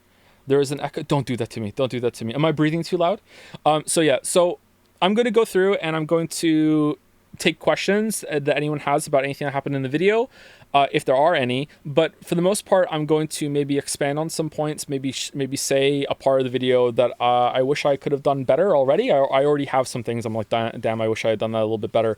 Or some points that I cut. But I think I'm more interested in showing the little visual gags that some people might understand, or showing mostly the moon logic that I have when it comes to connecting some of the things I'm saying with the visual examples on there, because I think some of them only make sense to me, and I'm curious if I'm going to come across as an absolute insane person when it comes to this. So at the beginning, when I was making it, I make the video usually linearly. So when I've played the game, I've written the script, I've recorded the script, I've edited the audio, and then I put all of the audio files into Adobe Premiere Timeline, and then I put all of the footage that I think would make a good example for that, like second by second from the beginning all the way to the end. So that's what that's what I do. For these videos lately, my process has been that I go through all of my footage that I have, and I will just clip out, label, and color code what I think is going to be good, like worthwhile for the video. So for example, every single time that I fought a boss, I clipped that out and I colored it red. Every single time that I went to a legacy dungeon, not a legacy dungeon, a side dungeon, I colored it blue. Every single time that I picked up something, I colored it brown. Every single time that I found a scatter fragment, I colored it tan, like that sort of thing, and then I could just pull them out of this like almost like palette that I had of the playthrough to be able to put them quickly into the timeline with the audio. And I also made some notes about what I thought would be a good clip if I remembered in my head like what I would need later on. But for this one, at the beginning, I really struggle with the openings usually, because the openings I'm speaking about some more broad topics, and I didn't know how to show Satan. And then I don't know, it just kind of came to me I could just make a weird character in the character creator. And then I was playing around with the character I had made in the opening here, and then I was like, oh, like you can see the redness here. What if I just turned around and it was a surprise that this was it? And it just kind of came to me. And then I thought it was Joms, yeah. And then for this one, I thought of the helicopter bringing me money first, and I knew that there was a helicopter in Evil Genius 2, which is what that clip is from. And Evil Genius 2 is a spiritual successor to Dungeon Keeper. So after that, I thought maybe I could link some treasure with Dungeon Keeper with like counting my money. And then when I played Dungeon Keeper to get it, I remember, oh shit, yeah, this game has dragons. So I put a dragon in the middle of the lair, and I was sprinkling gold on the dragon to make it that I was counting all the money. So that's how I got to these two at the beginning. Right, counting all the millions of dollars in ad revenue that my Elden Ring air quotes critique made. Usually by the time I'm done, YouTube has... So yeah, this is from Evil Genius 2 that I haven't played. Like, this was, I think, the second time I had ever launched it. I launched it when it first came out. I had actually forgotten that I had it. I went on Steam to buy Evil Genius 2 for the helicopter bringing money clip, not knowing that this was in here. I thought I was going to have to get gameplay and play the game for a little bit, and then I already had it. So, yeah, that was fun. Sent over the next helicopter full of money, and I get to start all over again. It's how I spend most of my time these days, sitting in front of buy a game for a bit. I've bought many games for just a couple seconds of footage. Yeah. So this is the part I went back and forth on. So I originally went into Cyberpunk 2077, and I went to Judy's room in the bar. It took me forever to find it. I don't know why. I've completely forgotten where Judy's bar was. Not Judy's bar. Judy's room underneath the bar. So I went there because I remembered seeing her desk having a bunch of monitors, but I couldn't get a really good clip of that. So then I got this one at the beginning of the Corpo intro, and my original idea was that I was going to mask out the three screens, and I was going to show the three screens I speak about on here as an example, so to make it seem like it was more in line with what I was saying. But then there was movement here, if we'll see for a second, front of my computer with three monitors on, not working on the... Yeah, and that just made it really hard for me to understand how I could like keyframe that and match it with the movement of the fake screens I would put on there. And I probably could figure out how to do it, but it seemed like it wasn't worth it for the joke, and I preferred to have the movement in the scene, so then I just let it run like that, and then the next part I just fucking like just use the examples afterwards. Witcher 3 video. The central one has the Elden Ring critique on repeat 24/7 because I love hearing the sound of my own voice. The second has the comments updating in real time so I can... So how long ago was this? Oh, I purposely scrolled down a little bit, so it wasn't the most recent ones. So if you want to go and find some of these comments, you can find out exactly how long ago I recorded this for the video compared to when the video came out. I think this was like a month ago, actually. So yeah, it's been a little while. Always see what people... Could you enable CC? Sure. Are saying about it. And the third are the daily stream of emails I receive from Miyazaki. So showing Miyazaki's name there is just a reminder that he did indeed make the game. All right, can I get rid of the subtitles? All right, so this took me over an hour. For the Reddit post, I did inspect element or whatever and replaced all of the text in a Reddit post that I found on the Elden Ring subreddit. But for this one, I didn't. For this one, I went in... Oh, someone's gonna be funny for this. I took a screenshot of my Gmail, and I opened it in Paint, and I erased every single line, and I wrote Miyazaki, and I copy and pasted, and I did it all. And then I did another text line for each one of these jokes.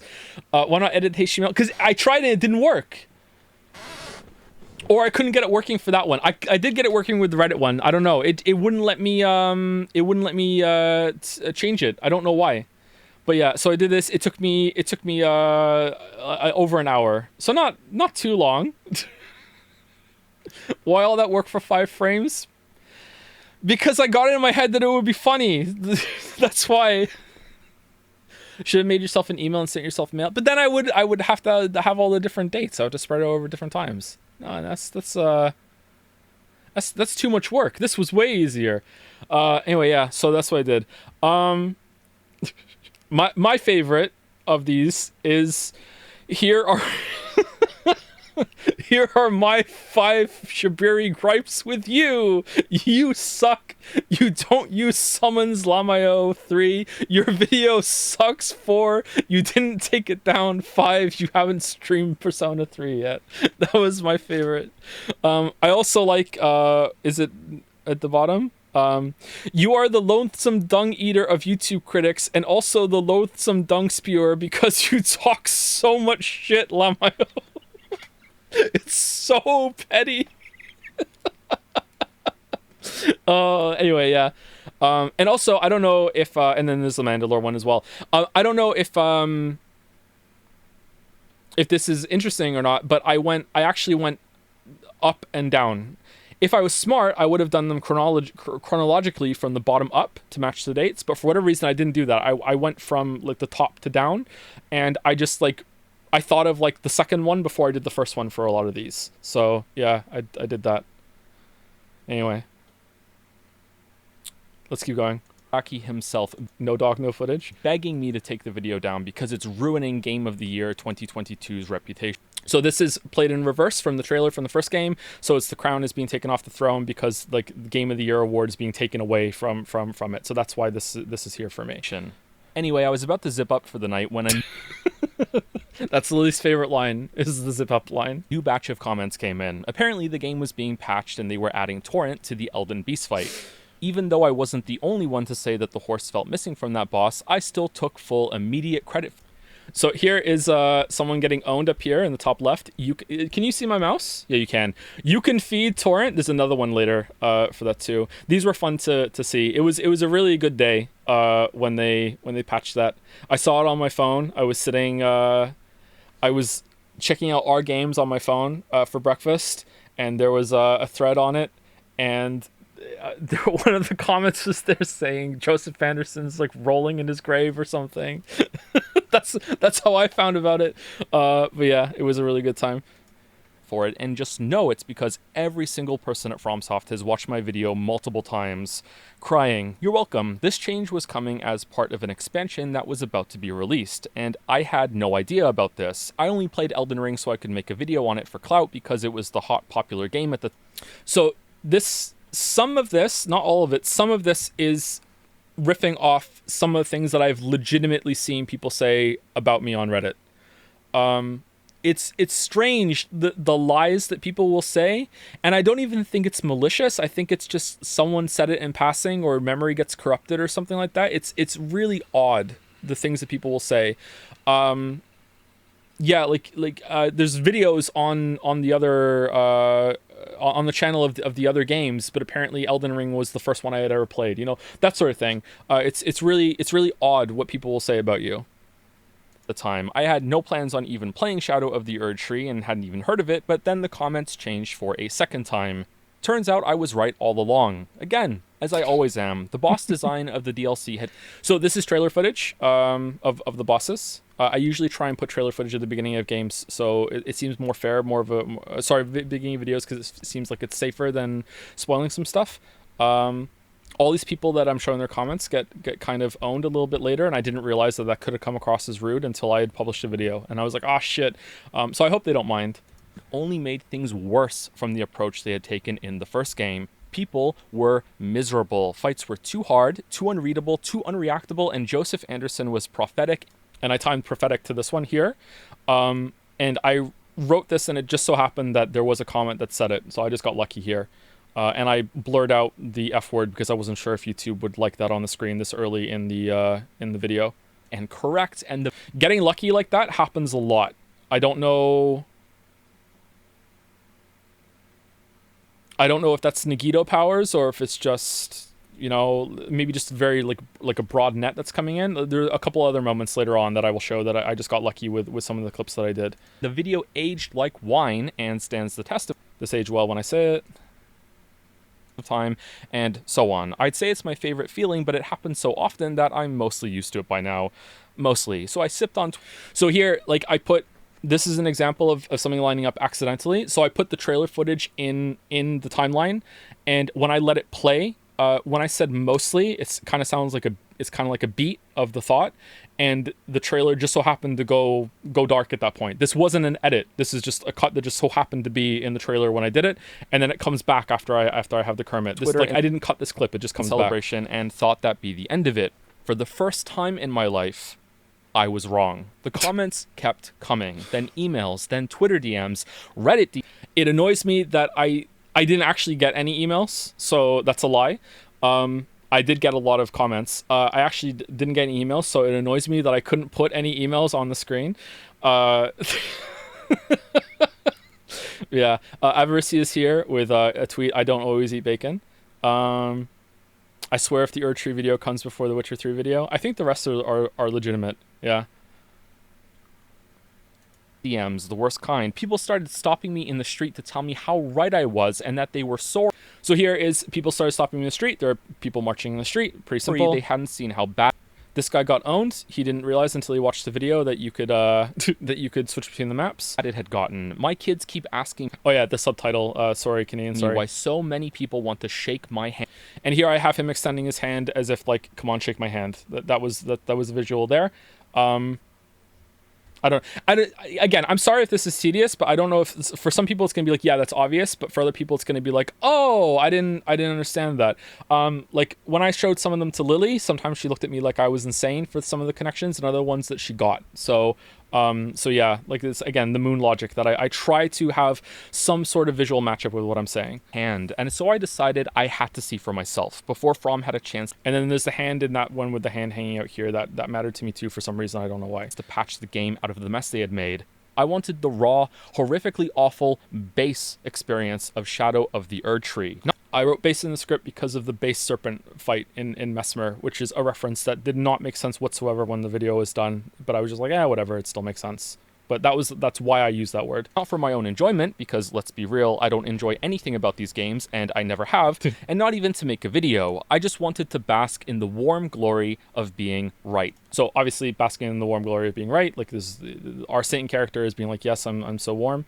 There was another clip I was going to use for this that I ended up using a little later. So I downloaded the expansion and unplugged my Ethernet cord so that day one train wreck could live on for my whole playthrough, crashing over and over. Having finished, so the game did crash a lot on me, and the base game ran worse after the expansion came out than it did when it first came out.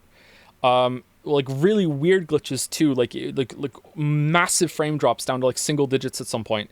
I think it crashed. I can check my FAP top here. I think I have the no. I don't want to open the FAP top right now. It might be bad. I had in my notes. I think it crashed about 11 times. Like it crashed a lot. Weirdly, it didn't crash at all in the DLC, but it crashed in the base game. And like I said, I really did unplug the Ethernet cord. I did not get a patch for this game until I was done with my first playthrough. So I don't know what it was about the base, like base Elden Ring. The lands between got wrecked from this update, I guess. I don't know. But yeah, it was really annoying. It looked worse in some places too. It looked really off. Some of the shadows were really bad. I don't know if they patched that in or whatever, because they patched quite a bit of things in that I didn't realize. Light rolling being higher distance, I didn't know that until the video was out, that because there was a comment about it. That was patched in later. That wasn't in the base game. I didn't know that. I wish I had known that for the video. I probably would have commented on that, because I thought it was already in there, because I never did a light load a run when I first played it when it came out. Yeah. Oh, some other people in chat don't know that either. Yeah, that's cool. One of the things I saw in the base game for the first time replaying it now was that the sun. I didn't know the world had a sun. When I first played it, when it came out in 2022, I thought the Erdtree was the light source of this world, and it just kind of dimmed at night to make the day and night cycle, because I never saw the sun when I played it. And this time when I played it again, I was in Liurnia, and I actually saw the sun. There was a sun, and I was like, oh. It kind of changed how the world worked to me, because I thought the tree was the light source of the lands between.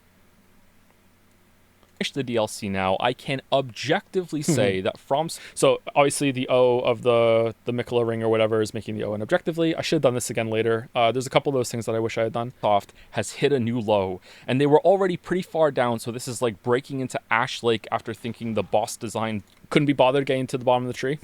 That's why it's not... I had big plans, and considering what I did in World of Warcraft for a clip, I don't know why I just could not be fucked getting to the bottom of the tree. I'm like, I'll just show myself falling. Who gives a fucking shit? Lighttown was rock bottom in the base game. How I long for that FromSoft to return now, because what we have to tolerate today is a shadow of its former self. Okay, so do I need to explain the wordplay here, or is most of it obvious? So shadow of its former self, shadow of the Erdtree. I tried to do all of their game titles for this. I had a line about I hope the criticism pierces their armored core, and I was like, nah, that's too far, chief, and I cut that. I couldn't make that one work, and I couldn't find one for Demon Souls. Yeah, I'd say they've lost the plot. If their games had any, they've painted themselves into a corner now since deciding they live... So painted themselves, painted world, and then a world without criticism. The design is soulless and hollow, which is like just reference to other games. In a world without criticism. The DLC's design is soulless and hollow. The series has been wrung out. So wrung out as in like the Elden Ring. And here I picked this clip here, and I also showed the guys in the last clip, the shadow guys, because they're soulless and hollow. That's why I picked those. I don't know if that makes sense. Again, moon logic. And I said the series rung out for Elden Ring, like ringing a bell, rung out. And I showed this guy because he says together. I don't know if it's like together. It's like they're ringing out that meme from the base game. That's why I had him here for some reason. And whoever is in charge is an old king overdue to be put out to field. So Old King is a reference to the Dark Souls 2 DLCs, and out to field being Kingsfield. So I managed to put those two together. That's the one I'm most happy with, actually. But they won't. They'll stick around until all the blood is bored. Blood is bored is the closest I could get to Bloodborne. And also the king with the field. The series has been wrung out, and whoever is in charge is an old... So he's in a field. That's pretty obvious. Old king overdue to be put out to field, but they won't. They'll stick around until blood is bored. There's like he's taking the blood out of whatever the fuck this thing is. All the blood is bored out of the fans, too afraid to speak up, and will inevitably die twice. Die twice is obvious. I really like how soft this I know this is a weird observation. I really like how soft this gore looks. Like if you look at how it compresses under his foot here, I don't know why. It looks kind of comfy. Like look, once... See it? Yeah. Now, as the actually astute among us notice the decline and will be ignored, and a second time when you all finally catch up to us and realize that this was the moment of downfall. So this looked like a moment of Miquella's downfall, so that's why I connected it there. Again, I know a lot of these are really like, it's kind of a stretch. It's just whatever kind of little kind of moon logic thought I can get into it, and some of them work and some of them don't. And if you had only been brave enough to admit to some shortcomings, then things could have been different, but... That's Marika? Who's Marika? Now there's only ashes left. So these are not ashes, but at least I don't think they are, but it was close enough to ashes to me, and it was using the trailer that I was like, like maybe it fits. Left to watch blow away. And ashes of Ariandel, obviously. Hey, Demon Souls, I didn't want to make this video, but I can't resist rubbing it in. I will now proceed to relentlessly complain about every single thing wrong in this DLC, which is a lot for the next 70 minutes. So that's probably the worst part of the DLC is that area in the northeast. I don't know why I used this clip. There was a reason why I used this clip. Maybe because...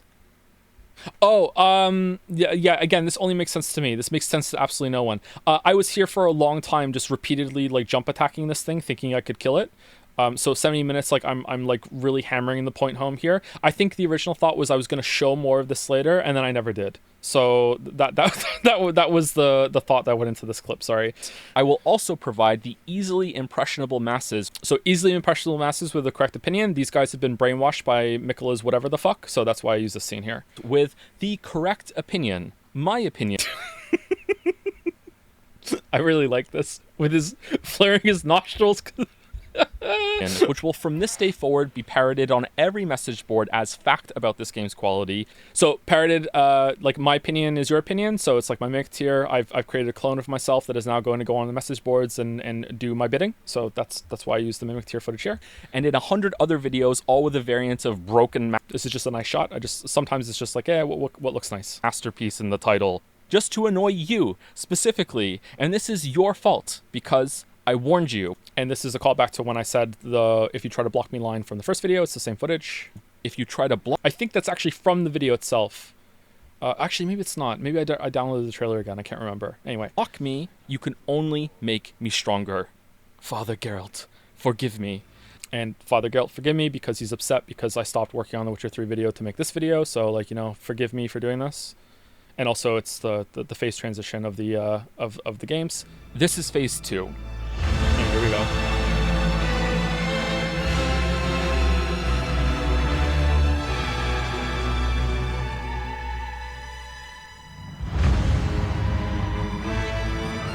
Do you get random shots like that while playing, or do you grab them later? The Geralt shot, I have almost all of that footage memorized in my head forever, probably, so I knew what one to use there.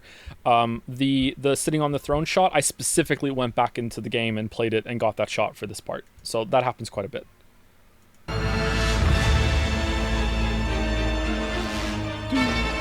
So that appearing is timed with the little twinge of the string. And the next one is also kind of timed, but it's not as obvious, and I don't like it. I wish I had waited a little bit longer to show the critique showing up. And Comic Sans is just a stupid joke, but it's cute. I like it. What song is this? This is the Bale OST, the Bale track. And I don't know why, but I typed this all in at the same font, and then it was stretched out, and I liked it, so I just kept it. I thought it was funnier with some of them, like it can't even fit on the screen. I don't know why. Like originally I was going to make it so they all fit, but I don't know why. But especially the Sekiro is still better part 2 at the bottom. It's just funny. Will you stream Black Myth Wukong? I don't think so. Maybe. I don't think so. If I'm gonna stream any other like Souls-like game right now, it'd probably be Stellar Blade for reasons. That looks more interesting to me, but maybe it's good. I don't know. Alright, so that should have gone on long enough to scare off the type of people it was making fun of. Let's begin for real. Spoilers for Elden Ring and all of the DLC, of course. 2 years ago, I made that critique video, and it was probably the best received. Okay, so that was the intro. Do we want to keep going with this, or is it kind of boring? I know some of you might find it boring, some of you might find it interesting. It's a little tedious, but like, I don't know, like it's just like, yeah, it's like why I pick it. I'm not going to have this kind of thing for all of them. Some of them are just obviously examples of what it is. It's fun? Okay, yeah, we can continue, all right. Of the big ones that I've ever done. You know, the videos where I give credit to the big latest release for being great, but also don't shy away from a good chunk of what... So these clips of Fallout 4, Tears of the Kingdom, and Mario Wonder, for whatever reason, I don't know why, videos that I've previously rendered a long time ago, when I put them in Adobe Premiere fucking hates them. I don't know why. It causes like it to slow down on the playback. Sometimes it even crashes. So I have to use footage from previous videos sparingly. In fact, it got so bad with using a bunch of these and also stream videos that I actually rendered the first 6 minutes almost. We're almost there. I rendered the first 6 minutes out as its own separate video and put that in the timeline and replaced all of my separate footage there. And then I made the rest of the video after that because it just kept fucking crashing. I don't know why. And it just hated some of those video files. So yeah, and also a lot of these, it's really, I don't know why, but I will do some things for some clips, and I will sit there and do it, and I'll be like, no, it has to be this way, but I just can't be fucked setting up my Nintendo Switch to hook up to OBS and record some footage. So I think this is from when I had it still hooked up after we streamed it, and I went back in and I recorded some stuff for Liza P or something like that. I don't know. And yeah, so there's just some video files that are just sitting on my hard drive. Just like, whatever, it's fucking Zelda footage. Who gives a shit? So yeah, that's what I did here. Same with Fallout 4. I think is legitimate. Why did you use a Wonder Clip for Odyssey? For that reason, I couldn't be fucked, like setting the Switch up and re-recording more Odyssey. So I'm just like, it's Mario, and maybe it'd be funny because I used the wrong games here for some of them. Like, I'm talking about Breath of the Wild, but it's actually Tears of the Kingdom. I'm talking about God of War, but it's actually Ragnarok. You know, I'm talking about Odyssey, but it's actually Mario Wonder. I just couldn't be fucked, and hopefully it passes off as a joke. I don't know. Criticism like Breath of the Wild, God of War, Mario Odyssey. Usually this type of content triggers a big backlash counterattack, even though it wasn't my intention to attack anything or anybody. Why not Skyrim? I think I've used all the footage I did with those mods downloaded, and that was on another computer, and I don't have it downloaded anymore. And there's something about the Skyrim remaster that it doesn't run very well for me. Like, the audio keeps fucking up. So that's why. But yeah, I just risked using normal footage now because Nintendo says it's fine. Promise. But I get it, truly. I can come across as really negative sometimes, often more than I actually am, and people love their video games. I do too, we're passionate, it's fine. The Elden Ring critique wasn't like that. It followed an inversion of the usual response. Most people today are more willing to admit the shortcomings in Breath of the Wild and Odyssey, for example, whereas they were frothingly adamant that... This is from the video, though. I think I wanted some footage here from the video for some reason, and it made it crash. I don't know why I did that. Your cadence in that first section is weird. Is that on purpose? You did something similar in the first ER video? Which one? The one that we're listening to right now? It wasn't on purpose, no. If there's any audio thing that's on purpose with narration... Sorry, if there's anything unusual with the narration, it's usually not on purpose. It's just how it came out. I'm not really that great at recording and... whatchamacallit? Narrating. I'm not really that great at it. Performing. That the games were flawless at release. Meanwhile, most people agreed with my Elden Ring video when it came out. Gonna get a bunch of comments about that, but I'm sorry, it's true. They really did. It got a lot of support, but over time, some of them have returned to say they know. So this is true, and so far there haven't been that many comments about it, actually. I'm surprised. So maybe I was being a little too negative here.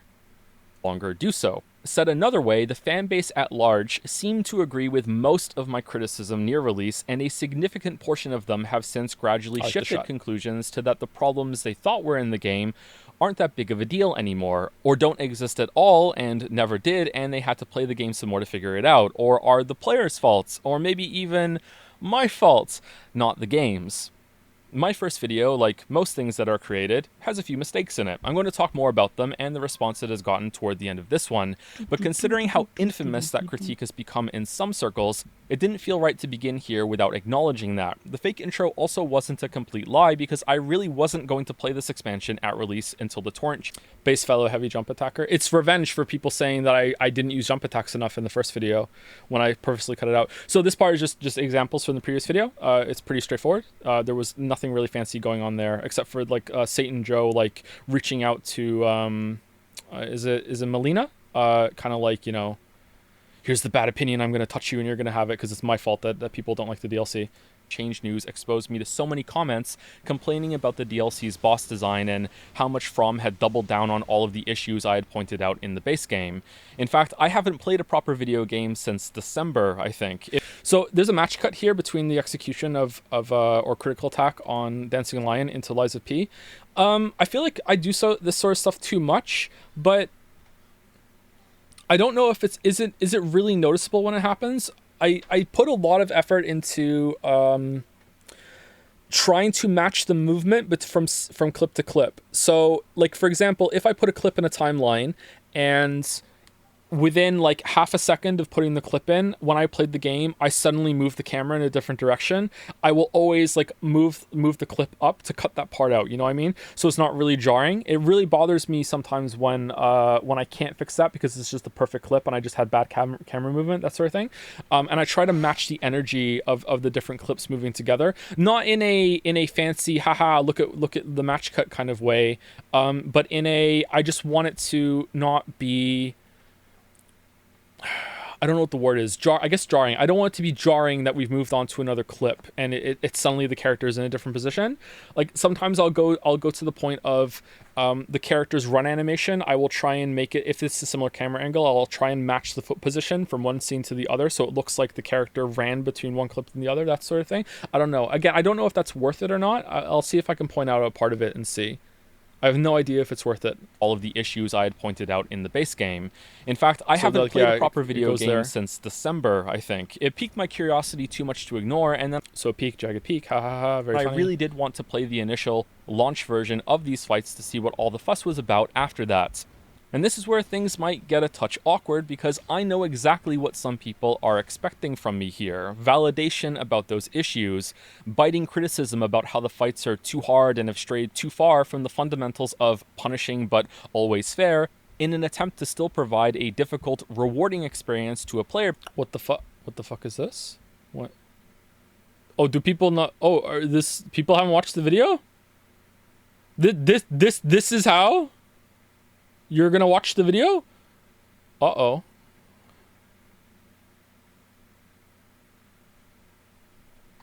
Oh, it was in chat. Okay, my bad. Base that has an incredible amount of banked mastery and improvement by now, gained from the previous games that are like this. Dark Souls, Bloodborne, Souls-like imitators.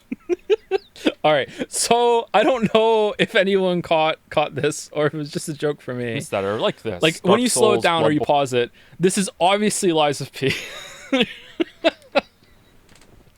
So what I did was, I went in and I chose the weapon that looked most like a Bloodborne weapon, and then I did this attack. I took the UI away so it was less obvious that it was Lies of P, and then I just cut the speed down to 50%, so it was below. So it was like 30 frames per second.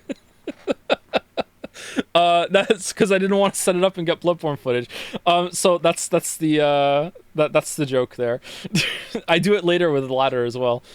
Born, Souls-like imitators, and so on. Sorry, you know what I'm talking about if you're still listening. This is a waste of time. It really pains me to do this. The FromSoft player base has become the absolute worst fan group in video games since the release of Elden Ring. Just the most incessantly obnoxious group of people that feel like they're defending an insulted family member when you say the slightest word wrong in the I love the red hands coming back out of nowhere. It's like, oh, Satan is still here. So, the intent here was, like, it really pains me to do this because this is obvious. I'm sorry. I'm just trying to explain everything, so in case I miss something. So I apologize. I apologize for apologizing so much too. So it's supposed to set up like I'm about to get a lot of more of those Souls fans sicked on me for my opinions and blah blah blah blah blah. But then if you watch it back again, it's the other meaning is that it really pains me to do this because I'm gonna make a bunch of these fuckers happy now because I really liked it. You know what I mean? Yeah. So. That was the intent here. It's like, oh, god damn it. It's that the most horrible thing happened, the worst guy made a point you agree with or whatever. That sort of thing. Proximity of their beloved video game. They speak like a Pokemon named Get Good. All right, was this funny? I went back and forth on this so much. I almost commissioned something from Merrick about this. Merrick doesn't know that, actually. Using the pots and later on the trumpets as a stand-in for a weird Pokemon was the visual gag I went with, and I wasn't sure if it landed or not. I think people like the Pokemon joke, but I'm not sure if they like the visuals with the pots. And then it's like, it evolves. So the pot is Skillish is get good, and then it evolves crawling out of the pot into skill issue. Yeah, I didn't know if it was enough. It's into skill issue. So I know full well how much shit I'm going to get for this in the long term, but I have enough history with these games that I feel compelled to do it anyway. I feel like I owe it in some way, since this series is what I launched my channel with. I loved Shadow of the Erdtree. So here, it's the boss's jaw is hanging down, like it's a jaw-dropping moment that I loved it. I knew exactly this was going to be really surprising after like getting a pretty good read on what people's opinions were, and it was for me too. It was like it was when I played it and I got past the lion and then I got to the other bosses. I was like, what the fuck? I'm having a good time. You know what I mean? It was very much like a what the shit's going on here. So that was the visual gag there, was like picking your jaw up off the floor. I think it's a big step in the right direction from vanilla Elden Ring and has been a huge relief for me to read the pin. I feel like you should know about the on-screen celebration effect. People are sticking onto your stream. The redeeming bits to put emotes all over the screen, and it's distracting the chat. Oh, is it? Can I turn that off? How do I turn that off? Big +2. Oh, is that what that is? No. You can't, but you can raise it. You can't. I can't turn it off. You can make it $100. Oh man, Oh man, one of the kids is going to college. How do I do it?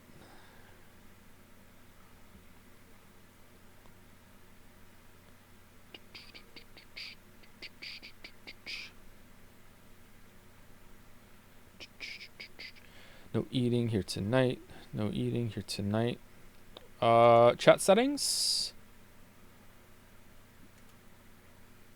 Please let us John and Pete. Okay, 1 second. Let me take it down.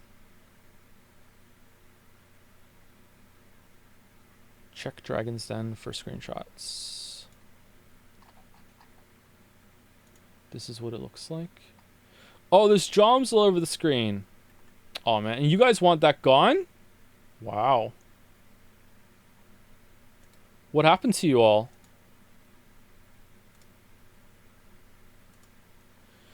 I'm gonna guess it's gonna be under the bits thing. No,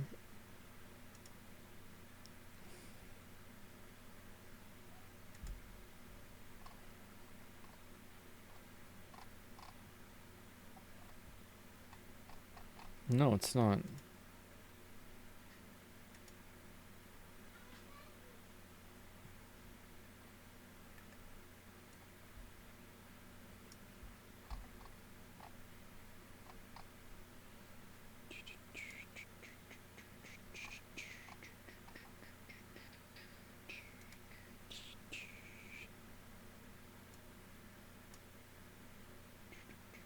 You can turn off the on-screen celebration yourself in settings. Each person in chat can do it, you mean? Yeah, but then what if someone doesn't know they can do that?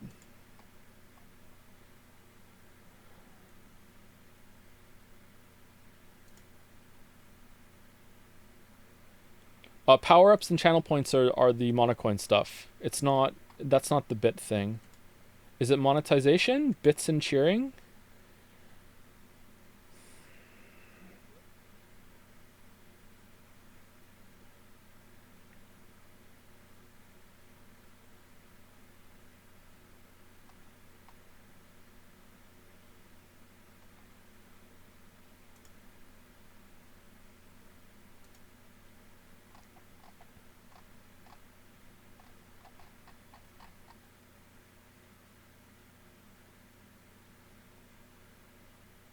Okay, I'm sorry, I don't see it, chat. Under the power-ups thing, I'm only seeing stuff with, Oh, it's there, I'm sorry. Alright, so power-up, message effects, gigantifying emote, on-screen celebration. Alright, so you can still have message effects and gigantifying emote in chat, but on-screen celebration, I'm not a big fan of that. So for now, we're just gonna set it to, like, as many zeros as I can put. Oh, I can't, okay. What's the highest I can make it? Apparently 1,000 bits is the highest I can make it. It cannot go any higher than that. I'm wrong. It's 10,000. 10,000 bits is the highest it can go. We're gonna do that for now, and then we will see if we want it back for future streams. But right now we're doing this, so there we go. All right, just to get rid of it for now when we continue. Anyway, all right. So where were we? Yeah, really like the game. This is just some footage of Rolana to go through. While there is undoubtedly some unfairness in some of the fights, and so obviously a reference to Gaius' bullshit charge, many problems in the exploration and the world, I had a blast overall. And oh yeah, the screen's black. Yeah, my bad. Sorry, 1 second. There you go. Well, obviously it's a link to Gaius' charge because you can't see what to do. And the world. There you go. I had a blast overall, and I was sad when it ended. Dare I say it, I had a yabba dabba do time, and I wouldn't be bothering to make this video right now if I hadn't. I think this is the best DLC FromSoft. So originally I had a shot of the dancing lion again with the feet sticking out underneath the costume in the same way that the Flintstones had to put their feet through the cars to pedal it around, and I didn't think anyone would get that joke, so I changed it to the snake. So yeah, this one I'm really happy with, and I don't think anyone called it out in the premiere, so I was surprised. Maybe it was too subtle. It is made because Sekiro. So Sekiro didn't get one, and there's the red dot that shows up right before John Sekiro pokes the snake in the eye in that shot, and he's the Snake Man, and that's what Have a due time, and I wouldn't be bothering to make this video right Maybe now it's too subtle. if I hadn't. I think this is the best DLC FromSoft has made, because Boom. Sekiro didn't get one. Now, having made that comparison with the DLC from the other games, I must rush to point out the price difference. 40 USD is a steal for this in my opinion, but it is still so much more than the previous DLC packs and closer to a full price game. So it's a little rough to compare. The best one to put next to it is, unexpectedly, all 3 of the individual editions Dark Souls 2 got viewed as a combined package. Next would be doing the same for the Duo DLC that Dark Souls 3 received. Even when doing that, I still think Shadow of the Erdtree comes out on top. If Old Hunters or Artorias of the Abyss... So again, Liza P footage cut in half for the frame rate. I originally replayed Dark Souls 3 a little bit to get that shot of Ashes of Ariandel, the Painted World, for the video, and then I realized I was going to need Ring City boss footage as well, and I was fretting big time on realizing, like, because I didn't want to play the whole entire game again to show the bosses. And then I went upstairs to my other computer, which is now Finn's computer, really, and luckily enough, all of the footage that I collected for the first Elden Ring video was still on there, including all of my original playthroughs. I didn't delete it. I built this computer right after the Elden Ring video, so all of my video files, usually I delete them after I'm done. I just deleted all the Shadow of the Erdtree footage today. All of my original runs footage was still there, and it still is there right now, and so is my Dark Souls 3 playthrough, so I was able to save a bunch of time doing that. Were twice as big and twice as expensive and kept the quality up the whole entire time, then maybe that wouldn't be true. Yeah, sorry, I wonder if it's a new group of people that hate me now. How dare I? So does that mean the Shattered Masterpiece has been repaired, reforged? It crushed a rune arc. So that's playing backwards because it's come back together, and then the rune arc crushed in the next scene. Pretty obvious. Take down all those YouTube videos with all those titles. Am I back on the Elden Ring train? Choo-choo. What about my thoughts on the base game? And he's doing the like choo-choo kind of emote while riding on this thing that's kind of supplementing a train. Well, it's a bit complicated. I don't think it's... So that was an accident. I accidentally hit B when I was standing there, like twice after I canceled the emote, and then it made me fall off.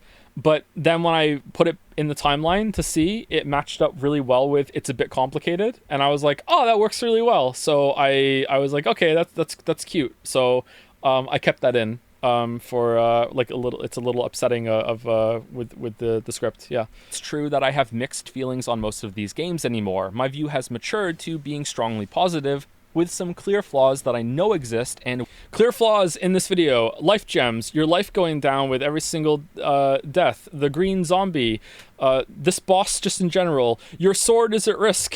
Just like, god damn. Wish weren't there, but I still adore the games. Love For Dark Souls example, 2. Dark Souls 1 is an amazing work of art and one of my favorite games of all time, but everything after big ONS makes me want to quit. And I have, and do, quit at that exact spot on so... Look at this pro dodge here. Completely planned. I was Daredevil here. I knew exactly where he was. It wasn't on accident at all. Many playthroughs. The DLC can become an alternate end path for that game since the quality is so high, and eerily I wonder if that's what's going to happen to Elden Ring for me from now on. Matching the hands of the DLC intro, so there's a hand for Dark Souls 1 DLC, there's a hand for the Shadow of the Erdtree DLC, that's why I put them together. Why is Joms moving? What happened to Twitch? What's going on? However, there are other problems that are on this level that I want to get into, but I also want to try my best to avoid the whole, oh my god, best game ever, here are 20 reasons why it sucks script style that I can fall into. And having finished the script now, and I'm recording this part much later, I feel like I kind of fell into that trap. So fell into the trap again. That's why I reused this one. It was an accident that I got this footage, but then I thought I could use it. Did I fall into that trap again? I feel like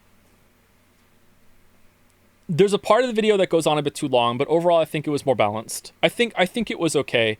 This part here that we're about to get to, no, not this part. The Scadu world design part, I think I could cut about 5 minutes from this and it would have flowed a lot better, maybe even a little bit more. And by cut I mean, like, I wouldn't even have to remove the points. I think I could have condensed the points down with some better construction of my paragraphs. I think I could have done that there. I think that's the biggest flaw of the video is this part here. I feel like it could have been a bit shorter.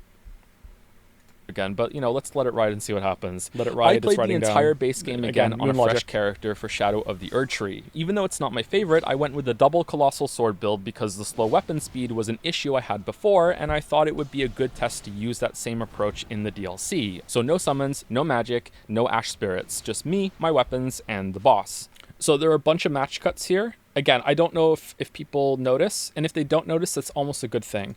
So when I land or hit it, it cuts to the next scene with the same position. Test to use that same approach in the DLC. So yeah, the same jumping animation there, hitting the golden hippo, and then when I jump up here, the golden hippo hits me, and I time that to getting hit from Commander Gaius, so it's like the same kind of energy and motion from clip to clip. Summons, no magic, no ash spirits, just me. So when I jump up here, and he gets hit, and boss, boom, hit, like Commander Gaius just hit me here as well.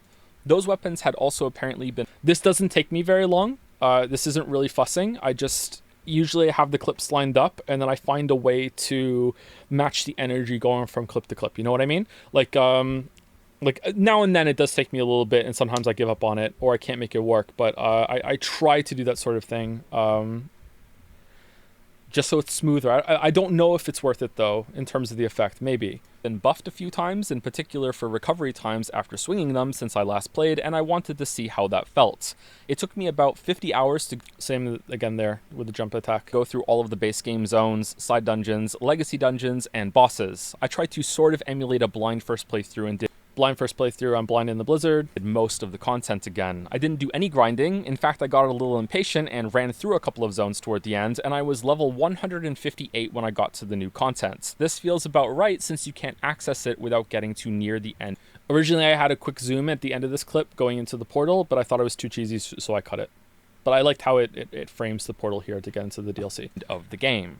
It took me 40 hours to beat the DLC, 5 hours of which were spent just on the final boss, which means he takes the crown as the longest I've ever spent trying to beat a fight in one of these games. It also means the DLC all on its own is comparable in length to some full-release Souls-likes, and that's pretty awesome. Oh, I didn't do that shit. It's gonna be too hard for me to remember.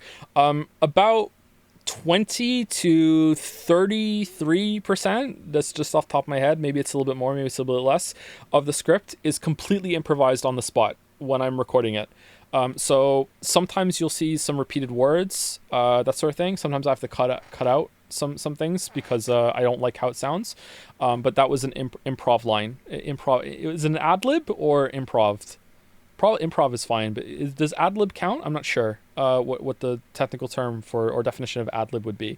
But yeah, that was a line I just added because I just felt like something was missing. It's just vibes usually when I'm recording it like that. I don't know if this is going to be worthwhile, but here's the path I took in the DLC as a reference, since it's so non-linear and can be approached in many different ways. That's Elden Ring for you. Hopefully it's interesting at least. And all right, so people who didn't know, oh man, Baldur's mad at this. Yeah, I need to go back and fix that. So people who didn't notice the audio cut to the new transition session last time, did you notice it this time? Because it was a lot more obvious to me this time after like listening to it earlier. Oh, Tim Line. I'll fix that later as well. No, really? Oh, okay. Some of the later ones are more obvious. If you don't think so, you can just skip to the next chapter in the timeline below.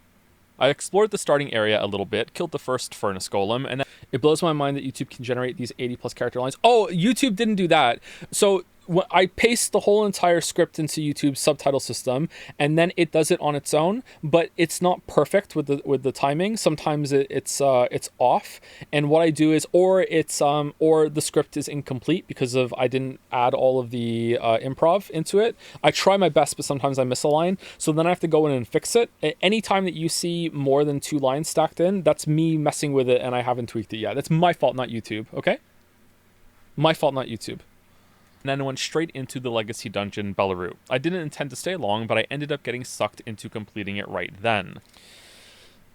All right, so 2 things. I not on purpose that I said Belarus instead of Ballarat.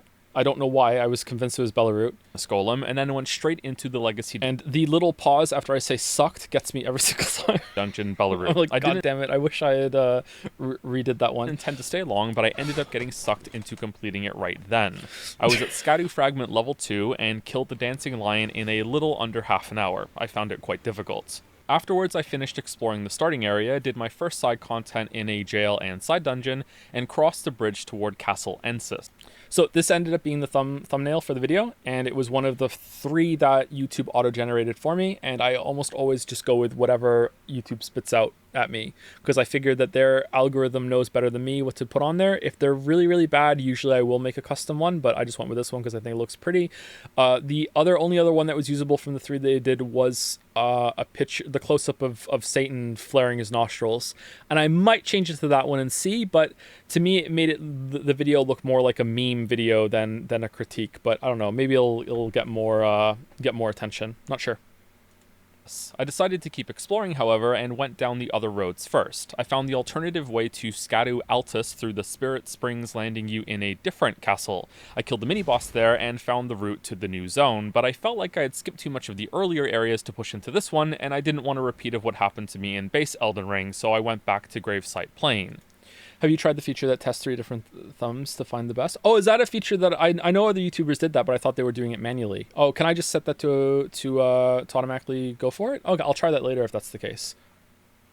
This play session ended with me finding Egon on the ground, cursing some other guy named Bale. How curious. Ooh. That joke doesn't make sense, because that's from the Witcher 3 script. This was improvised? I don't know why the how curious was improvised. I do a recap of each part in the Witcher 3 game in the scripts, where I like say here's a recap of the story of Velen, you know what I mean? And I go through like, you do this, you do this, you do this, you do this, and at the end of it I say that was my 5-minute recap of the Velen story, and to refresh your memory if it's been a while since you played it, or if you've never played it before. And during the recap, when it comes to some point that I'm going to talk about later with Ciri, I just say how curious as a reminder of like that's kind of important. And for some reason, when I did the recap of this one, I just slipped right back into Witcher 3 mode, and I said how curious, and then I was like, what the fuck, that doesn't make sense, and then it just ended up turning into this. And I don't know if it's funny or not, but Although he won't give you any specifics about how long it's been. How curious. Non-linear joke, enjoy. Next up was a spot of Civil War when I had to kill a fellow old dragon man and found my way, surprisingly through a side dungeon, at a new zone, Jagged Peak. There were a few So those 3 clips there, moving out of the cave into Jagged Peak, I tried to match the movement energy going forward each time, so it seems more smooth. I think that works well, actually. I think the combat ones don't work as well, or they're harder to notice, but I think that one works pretty well. Dragons to kill here, although I skipped Senesax because fuck that noise. I have never killed this boss. Fuck this boss. I do not like this boss. And a thrilling horseback mountain climb to Bale, who turns out to also be a dragon. I like this clip. Also turns out to be a dragon, and he just slams down like boom. Like, I don't know why. It's funny to me. I tried to say a different term for Scadu snack or Scadu fragment every single time. I don't know if I pulled it off actually for the recap. Later in the video, after the recap, I'm just like, I don't care, I'll just call them scatter fragments now, but I tried to do a different one every single time. I was Scooby Snack level 5 and tried for over an hour to kill him until this happened to me.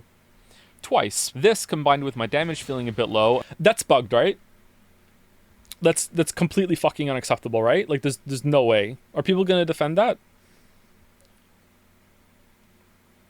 I think it's fixed now. Is it really? Okay. Annoyed me enough to make like I was at Tim Hortons and roll up the rim out of there. I did. So I matched the roll there to try and match the movement. I don't think this one worked out that well. And this dumb joke is just for me. Try some of the new Colossal Katana weapons for a bit here though, and thought they were fun too. I was now obsessed with finding the map stone just to the north of this area. If I had beaten Bale with this change when I first played it, I had already put in my notes that I was going to make the joke that Bale is the fight that made me turn into a weeb in order to kill him. So it's sad that I didn't kill him, because that would have been pretty good. Yeah, so I kept exploring and couldn't find it. I ended up in Cerulean and Charos, finding a sealed doorway at the bottom of a deep chasm, riding through the finger ruins down here, which were a big disappointment. I regret that I said this too quickly, because I wish I could have showed more of how I found the chasm and more of Cerulean a little bit there. Not just like, not a big extension, but I wish I had talked for like 10 seconds more there, just to have more space. That's a little flaw in the video there. Thumbs down from me, and then returned to Gravesite Plain to mop up some points of interest before finally heading into Castle Ensis proper. I'm not Canadian, Joe. Can you explain the Tim Hortons joke? Oh, Tim Hortons is a coffee place in Canada. It's probably is it the most famous restaurant in Canada for outside of Canada for non-Canadians, and they very often have a promotion. I think they do it at least once a year, maybe a couple times a year, where the paper / plastic coffee cups you have, you can, after you're done drinking, you can roll up the top of the cup, and there'll be like a prize there if you win, or like you like free coffee, free donut, whatever, and it's called rolling up the rim. And like I just rolling up the rim, being like I'm getting the fuck out of here. I'm rolling out. This is a dumb joke. It's not. I don't even think other Canadians are gonna find it funny. It's just for me. For some reason, I just like it. Like saying that when I'm really horny, I'm wetter than Niagara Falls in the rain. It's just a joke for me. I'm sorry. Just look at it, and it's in there. I was Scadoo level 6 for Rolana, and again it was a pretty difficult boss that took just under half an hour, like the lion. Scadoo Altus was next, and I did a pretty half-assed circuit of exploration, including a detour to the ancient ruins of Ra'a via the imbued sword key teleporter before my first foray into Shadow Keep. I was Scadoo 7 for Golden Hippo, and it only took a couple of attempts, probably because I had already fought one as a roaming mini-boss in the southern part of the map. If you played the game, then you know Shadow Keep is quite a large area with many sublocations. I went through the courtyard-like bit after the hippo fight and found the secret way out to the flooded subzone of Altus. I followed this mostly linear path for 2 more hippo kills and a lengthy catacombs-type dungeon that surprisingly ended with a meatier-than-usual boss named Jori. The Abyssal Woods is gated behind this fight, unless there's another way here that I didn't find, and that was an even bigger surprise. I've seen comments being mad about you saying how long the bosses took. Yeah, I've been meaning to say this. I was gonna let it play for a little bit longer, but I'll say it now. I almost cut that because I was just speaking to Sarah about this the other day. Actually, I felt like it might be coming across as bragging, but I don't mean it to be like that. I just want it to be a metric to compare to Radon, but also like I don't want people thinking that I beat a lot of bosses really easily, but also that I struggled more than I did. Apparently I am just the worst player in the world at Malekith when I played the game in 2022, and I was just stuck on him for hours and hours and hours. When I look back at my footage upstairs, I killed him in 15 minutes, my first kill. It wasn't I'm stuck and I'm miserable. It's just I just don't like the fight. You know what I mean?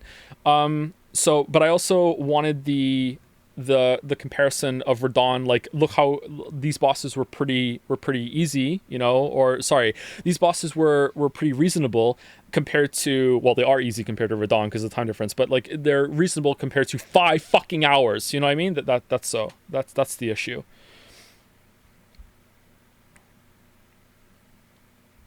So, but yeah, it can come across as like look at me, like look at the metrics. They don't really. Maybe they're not important, but they are important to some people. It took me 5 hours to kill Margit. It took me longer to kill Margit than it took me to kill Malekith on my first playthrough. On my second playthrough, I was using Mimic Tier and the Soul Edge weapon or whatever the fuck it was, so that was pretty easy. On my third playthrough, when I ran through again, it took me longer than both of those times. So I was more stuck on Malekith my third run than my first or second for some reason. Yeah. I was surprised that I killed him that quickly when I looked back through the footage, because to me, I was on him for longer. You know what I mean? But yeah, not my favorite fight. But I did vibe with him a little bit more when I played him again. I think there's footage of me fighting Malekith later in the video where I'm fighting with him a bit better. Anyway, let's keep going. Went through a bit of it right then and finally got the map stone I couldn't reach before. I wanted to unveil the entire map now, so I went back to Shadowkeep and took the westward route through a dungeon wing and across a bridge to the ancient ruins of Ra'ah. I ended up clearing most of this zone, looking for a way to the map killer thing, and not. How is the game? Okay, I don't really understand a lot about graphical fidelity. I see a lot of people complaining that FromSoft makes games that are a bit outdated in graphics, but I'll be fucking damned if I don't think they make some of those beautiful shots and vistas in all of gaming. Like Elden Ring is a good looking game, man. Like holy fuck. Like the art, is it just the art design and people are like complaining about polygon count or whatever the fuck? I don't know. Like, is it just art direction? Like it is a stunning game to me. It is so good looking. It doesn't run all that well, but you know, it's really good looking.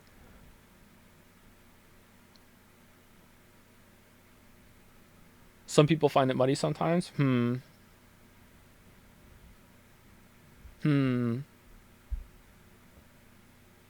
I don't know. Finding it. My skedaddle power reached double digits here, being 11 for the boss Ramana of the Bud. Dude. So, pothead, dude, bud, weed, dude, Lamayo. Yep, easy joke. And this was the only main fight of the DLC that I killed on my first try.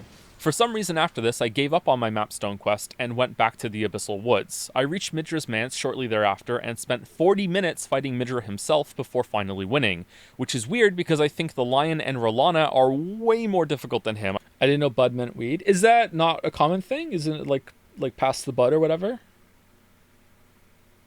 Is that a British thing? Or is it, oh, it is common. Okay. All right. Maybe it's only common in some places in the world then. Okay. I must have kept getting caught out by some of his damaging spells, I guess, or something like that. Caught up by damaging spells, shows the ice pick hitting me instead. Nice one. I was still tree power 11 for this boss. In between this play session and the next, one of the creaky wheels in my head finally squeaked out a thought, and I wondered if the broken seal in that weird message that appeared when I approached Shadowkeep was referring to the door in the chasm I found earlier. Kind of sound like Kermit the Frog there, and it bothers me. In the Cerulean Coast. Broken this turned seal? out to be correct. It was a surprise to me too. So I did that literal dungeon dive next. My Scadu amp still went to 11 for the boss here, but I began to wonder about the balancing implications of it when I absolutely melted the Putrescent Knight on my 4th attempt. All right, so 4th or 5th, which is it? The subtitle is right. It was not 4 attempts, it was 5 attempts. I said it wrong when I recorded it, so that's a mistake. It should be 5. Should I change the subtitle to 4? I don't know. Like it's inaccurate for what happened, but it's accurate to what I'm saying, right? And the subtitles are meant to be accurate to what I'm saying.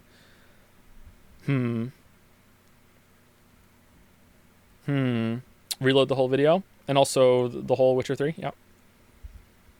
I liked this boss a lot more when I fought it a second time with just a longsword and got to see its mechanics. I returned to Cerulean next to explore it more thoroughly, and then did the same for Scadu Altus right after. I did some side dungeons and found a path through a cave that led to the land at the base of Ra'ah and where the Trolley Mapstone was located. With the map finally complete, I first admired the big tree at the top of it. It looks gorgeous. And then spent half an hour bamboozled into hitting every wall around this elevated township and trying every angle to double jump over with torrents because a message nearby was telling me there had to be a way in somehow. I finally did get in, only to... So, this is completely true.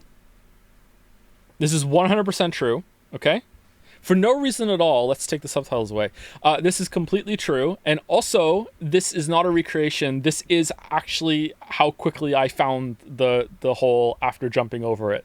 For whatever reason, just go over, turn around. What's that? Oh, that's where it is, yeah. Immediately, and I do mean immediately, find the hole in the wall I was meant to use when I landed on the other side. I regretted not streaming my playthrough in this moment. Sorry, chat. Would have been a good clip. A quick teleport later. Okay, so what are the hotkeys for going back again? Is it comma?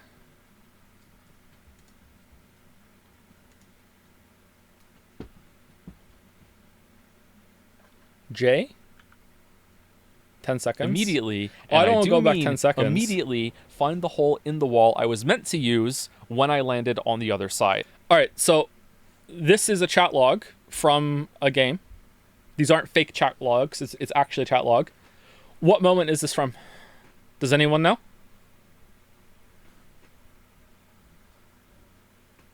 Anyone want to guess? Oh, someone got it. The Strange Space says Outer Wilds or Jedi Survivor. It was Jedi Survivor. What part of Jedi Survivor is this from? What do you think? I regretted not streaming my playthrough in this moment.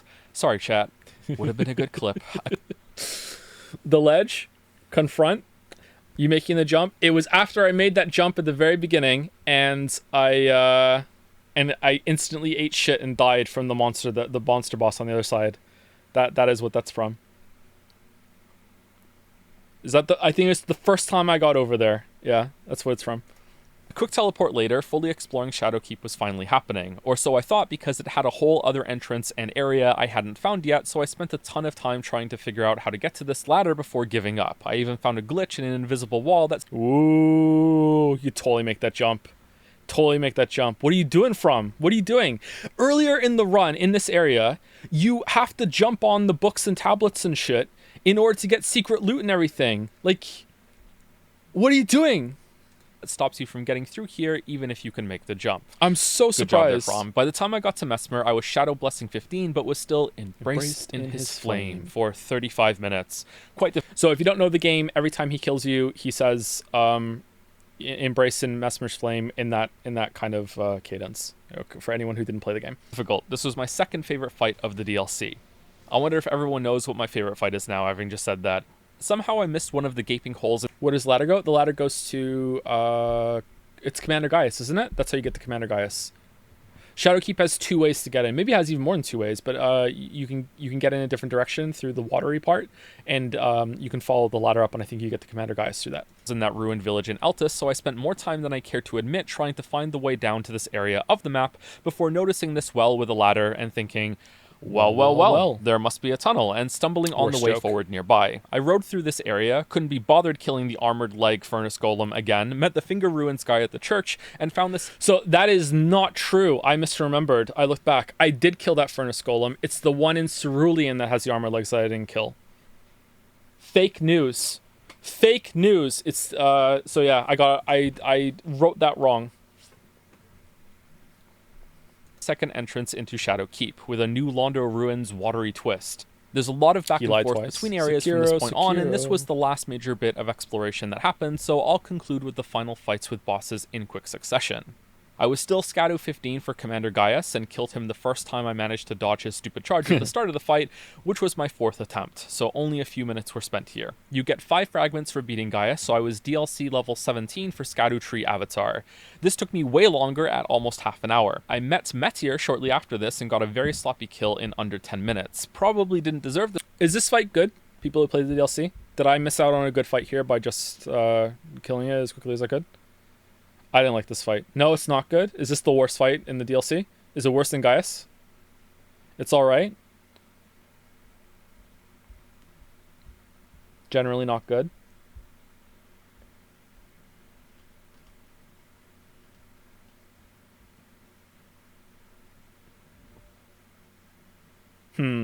Chat seems pretty mixed on it. Okay.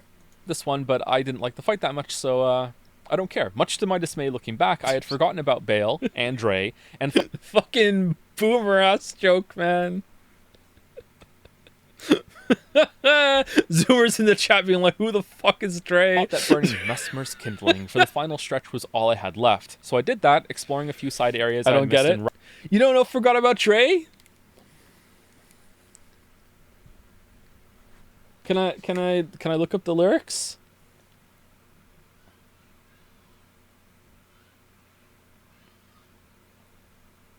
Eminem, man.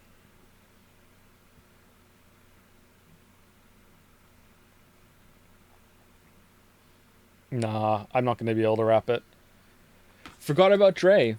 Society is forgot about Dre, yeah. For real.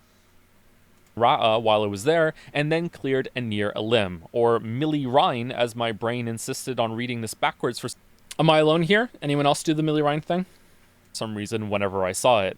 Radon is the final boss, if you didn't know. Spoiler warning was a while ago, to be fair, which made my...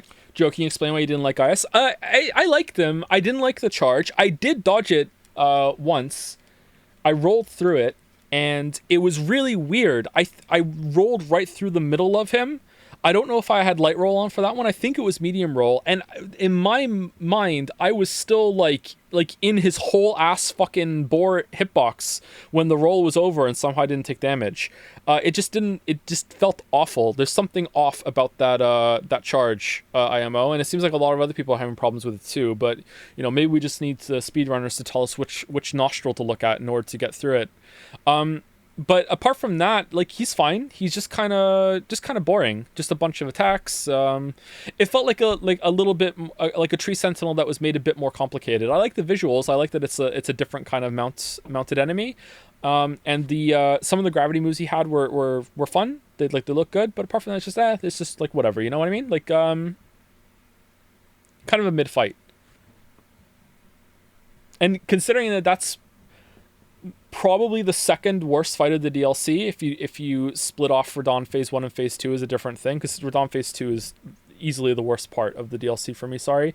Like, if we cut him off, like, Gaius being, like, second worst fight, and it's still pretty good, that's an impressive spread of bosses, you know? I'm so out of practice streaming, I'm sorry. Choice of armor for this playthrough unintentionally very amusing to me. Yep. The crowd goes mild about this being a returning boss from the base game though, or at least I hope it does. Or maybe the crowd is going wild because there's nothing more Elden Ring than reusing unique event status fights from the base game, right? Everyone seemed to love that. As I said earlier, I spent 5 hours fighting this guy before seeing victory, even though I had reached Scatman 19 with a set of fragments from the last area. That's a pretty big... Does anyone not get the Scatman joke? It just sounds like Scatu to me. Like, I don't know. Scatman is that song, Beep Bop Bop Bada Bo. Does anyone not know that song? Yeah, it took me 5 hours to kill him, and there was a moment during those attempts that I started to get worried that I wasn't going to be able to kill him. I was getting really... like sinking into pits of despair when it came to this, for the reasons I go into the fight later on. Just learning a lot of those moves was really drawn out. Like some of the projections, I'm like, I have no idea what to do, and by the time I know he's doing it, I'm already dead, or I can't even tell when he starts it. Like I don't know. Like, when I beat him, I didn't really feel any sense of accomplishment. I just felt kind of like, oh, thank God it's over. It's like, oh, and I don't remember, except for maybe Millennia, I don't really ever remember feeling like that with another boss that took me a long time to kill in any of these games. It was just kind of like, I'm so happy that I somehow managed to luck my way into killing him. And then when I looked at my footage back afterwards, I see myself dodging quite well, and I'm like, oh, I was learning and I was developing my strat here for the phase, but it didn't really feel like it at the time, you know what I mean? I was just like, oh my God, I'm so glad I managed to get it done. I don't know how much longer I would have kept trying before I'm like, fuck it, I'm just gonna use a mimic here or something. I just, like, damn.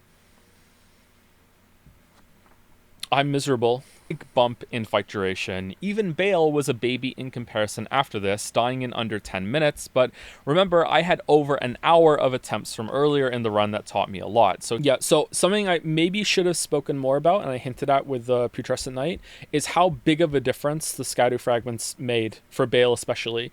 I think when I got there and I was Scadu level 2 or 3, I can't remember what I said earlier on, he killed me in like 2 hits or something. Like, I died really quickly, and like every single time I did damage to him, I would take off this tiny little sliver of health, here, and then I come back and it's just like, oh, 1 hit, it was worth like 5 hits now, you know what I mean? It felt like so much bigger than what the damage bonus led me to believe. It just felt much better. Yeah, it's a huge difference. So he still comfortably comes in second place for attempt numbers. He's in first place for my favorite of the expansion though, and in my heart. Good job on getting that if you guessed correctly earlier. Good job. That was an improv there too. When you restart streams, can we start with Persona 3? I think we're going to start with Baldur's Gate 3, and we're going to see if that playthrough has legs, and if it doesn't, then we'll stop it. That was my run of the DLC, and happily, all the major talking points I want to go through can be found in that summary. Nice that, almost like I planned it. Because I didn't. So almost like I planned it, because I didn't. I get like knocked on my ass there, like, you know, didn't plan it, best laid plans, blah blah blah blah. That's the joke there. Biggest problems I think FromSoft were facing when making this expansion were player progression and making an addition to. Okay, so we're into the next part now, Scattered World Design. I think this part goes on for a little bit too long. What do we think about the DLC run summary? I think that if you just played the game, it might be interesting to see someone else's path, especially when it's non-linear. These sorts of sections I think are good for people who are watching the video way in the future, and it gives the videos kind of like an evergreen quality, and you can also skip over it. And it only took, like 8 minutes? I think with chapters, I think it's easier to justify the inclusion of these now, especially when I say you can just skip it if you want. You know what I mean? I think that it's fine. But I do worry about people who are just like, fuck it, I'm not skipping, but also I'm watching this and I'm miserable. This is ruining the pacing. I don't know. I think it worked well okay here. Maybe I could have cut it down a little faster, a little bit more. Anyway, let's keep going. To the open world formats. DLC for Dark Souls and the like has traditionally been a few more levels with a few more bosses. More of the same structure delivered at the same rhythm from the game's foundation. I suppose they could have done the same here for Elden Ring, but it wouldn't fit as well with the open world players would be coming from. Conversely, creating a second map that would be large enough to feel like you can get lost and explore, which is an important part of open world maps in my opinion, but still not balloon in size and outrun the scope into becoming a sequel instead of a DLC. Alright, so I noticed this.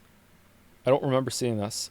So the shadow under the bridge gets glitched, and you can see me turn the camera because something flicked in my eyes when I was playing it. I'm like, wait, what the fuck happened over there? See? Watch. Scope into becoming a sequel instead of a DLC would be a balancing act to maintain throughout development. And as we can see with the problems present... So balancing act, these are all suspended, balanced on this thing that moves up. So yeah, that was the logic behind that one. In the game today, it was a difficult one to perform. Let's rewind for a second, though. Oh, he's the backwards. answer to That's this good. problem is what we got. A mix of both. Technically, the Shadow Realm is an open world map, but to me it also feels like one huge open-air Souls level.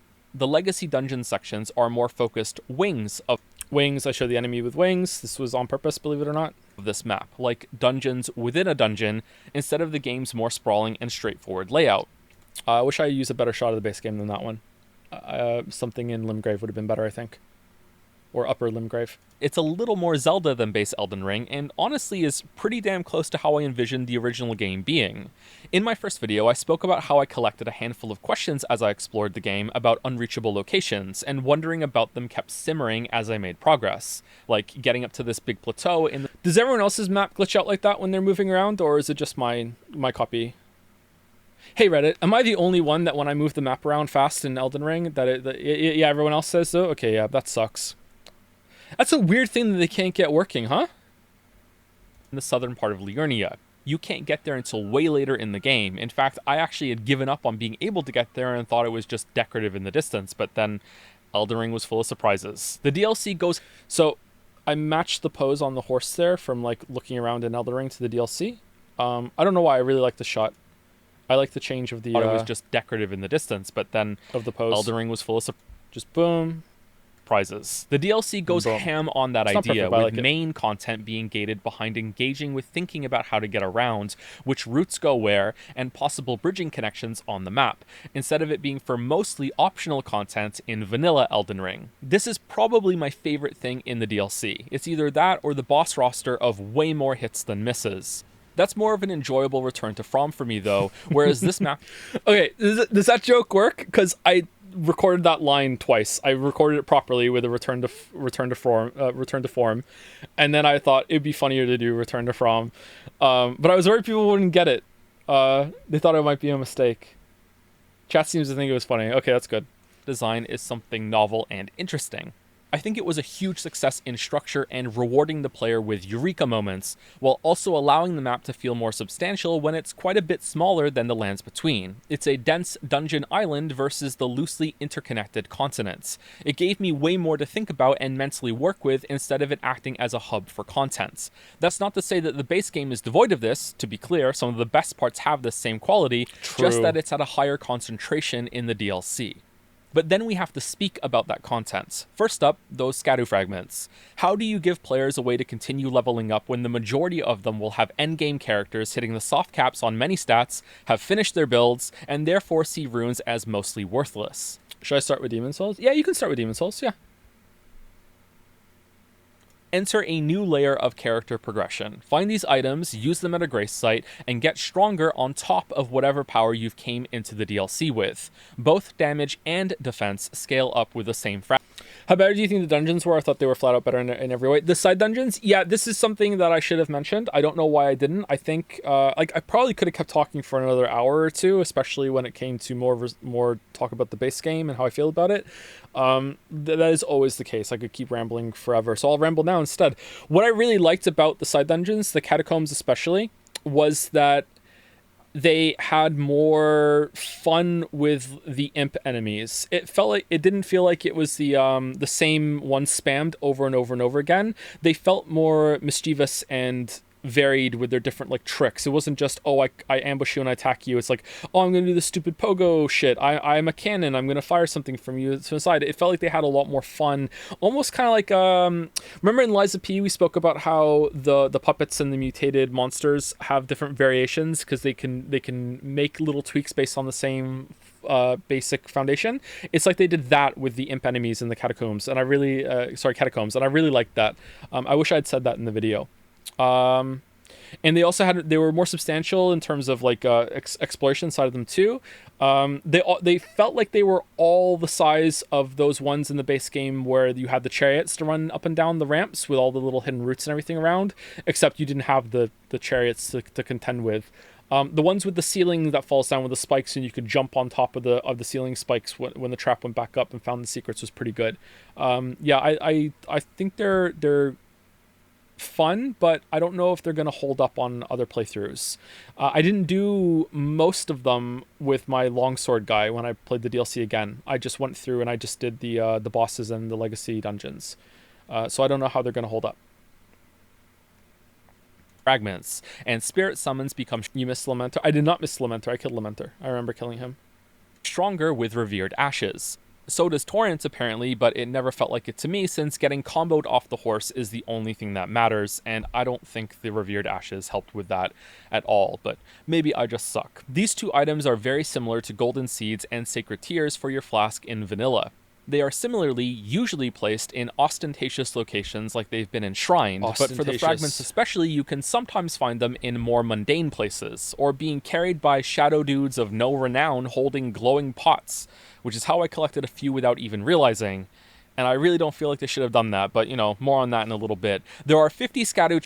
So I say more on that in a little bit, and I don't bring them up again. That was an improv line. And I don't know if my intent was to bring them up again improv style when I spoke about the Scadu fragments, but I left it in because I think it kind of goes without saying that when I say there weren't enough fragments in the world and they weren't placed all that well for rewarding exploration. So I think it still works, but I almost went back and cut that line out because of that. But yeah.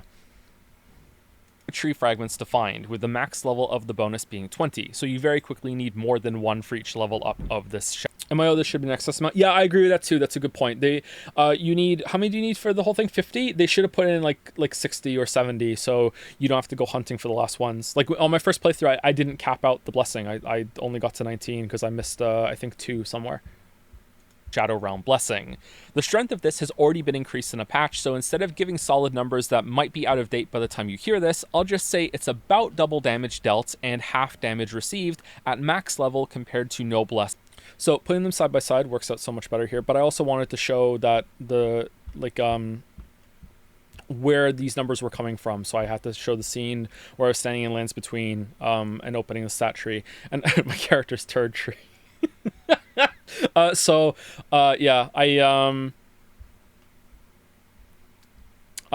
think it works well here.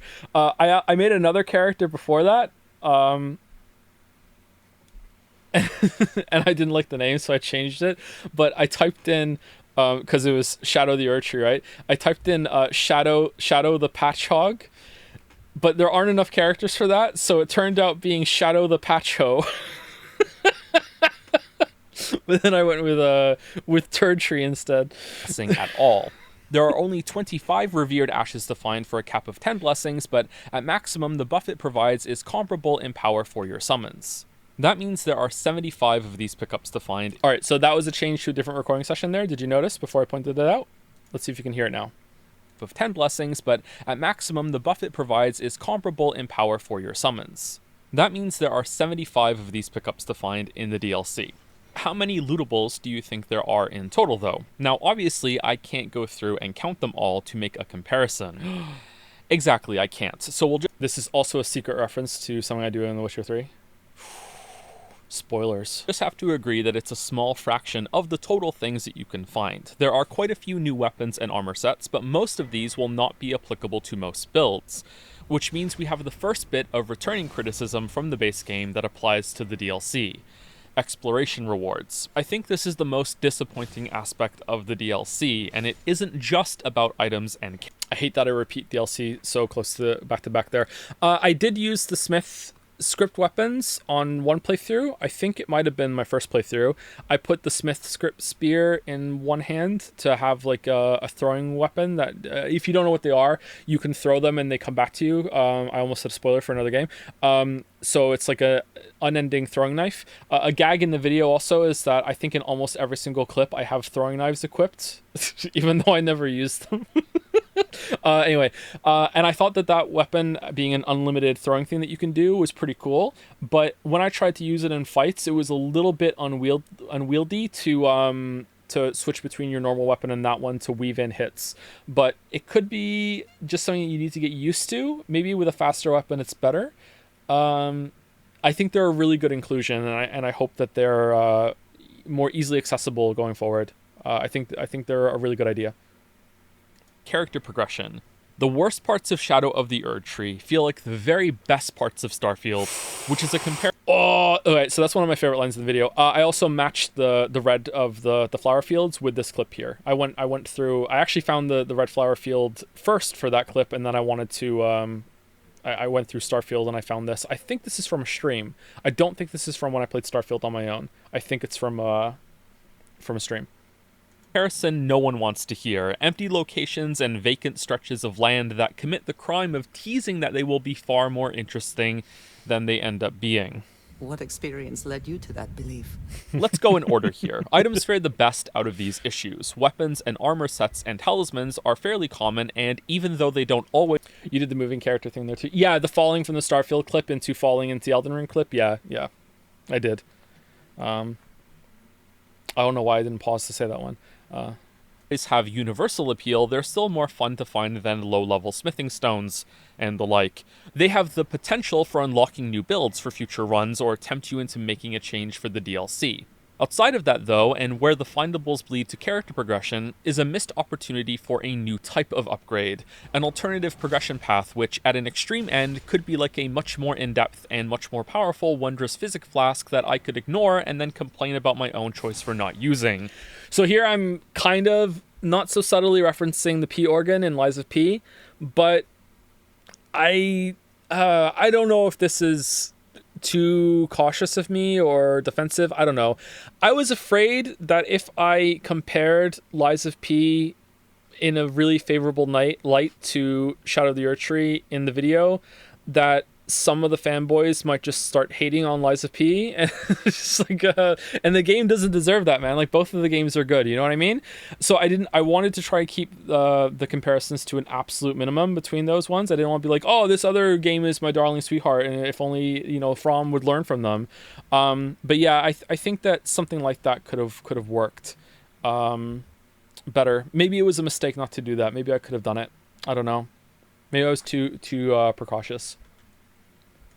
But no, seriously, a new tier of weapon upgrades would have been great here, and a new level of Crimson Flask upgrades would have worked too. Maybe there were worries about PvP balancing or that a spike in player power would ruin the end fights of the base game, but they're bad already, and I think there could have been ways to mitigate that concern. Can you hear the smile on my voice there after I say that?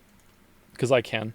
They're bad already, and I think there could have been ways to mitigate that concern by putting limitations on the power buffs like the Scadu fragments work today. They only function in the Shadow DLC realm. It's a bit clunky, but if you're already in Clunky Town, then just kind of go crazy with it and build some more. At the very... That's an improv, believe it or not, the Clunky Town bit. I don't know where that came from. At the very least, there should have been a new upgrade stone that allows you to improve any Yeah, weapon this was in tedious as one hell. shot from whatever level it is to level 25, or 10 if it's a somber version, as a cool new thing to find that also alleviates a lot of busy work in getting another weapon up to snuff.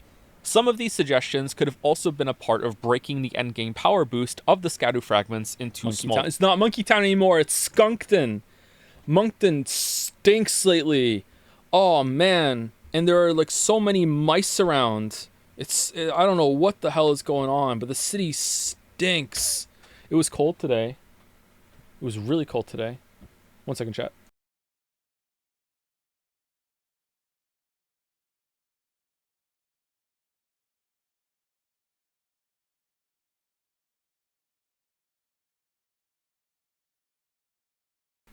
All right, back. I thought Canada hated rodents. Like, what do you mean? Like, specifically?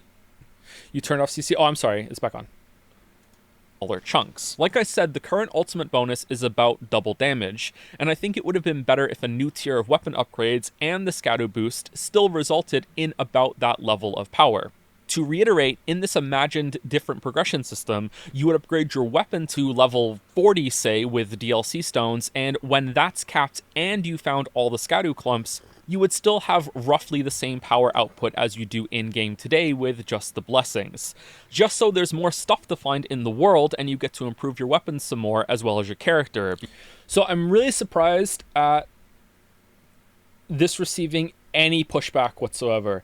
I can completely understand that some of the alternatives I propose getting pushback because like the idea, like whatever, it's just, again, usually when I propose something, it's just, I just want an example of what it could be. You know, there's just some potential here in some way, if it's not exactly this, something in the way. But like, this is, like, man, this is the biggest missed opportunity of the DLC. Just like, fuck, there's just not really much to find at all. And some people say, well, it's the reward is like finding the place itself, and it's like, yeah, true, like finding the new place and like the fights in there, like, yeah, that's definitely part of it. But at the same time, it's also fun to find things. That's why the base game has like the room progression and the finding what weapon and selling on your build and some of the talismans, and also like upgrading it. Like that's a big part of it, is getting stronger as you explore more. And like the DLC really does not have that at all, and the Scadu is not enough. I do wish that you could just play this game by itself. I think it was Iron Pineapple. I saw Iron Pineapple did a video yesterday.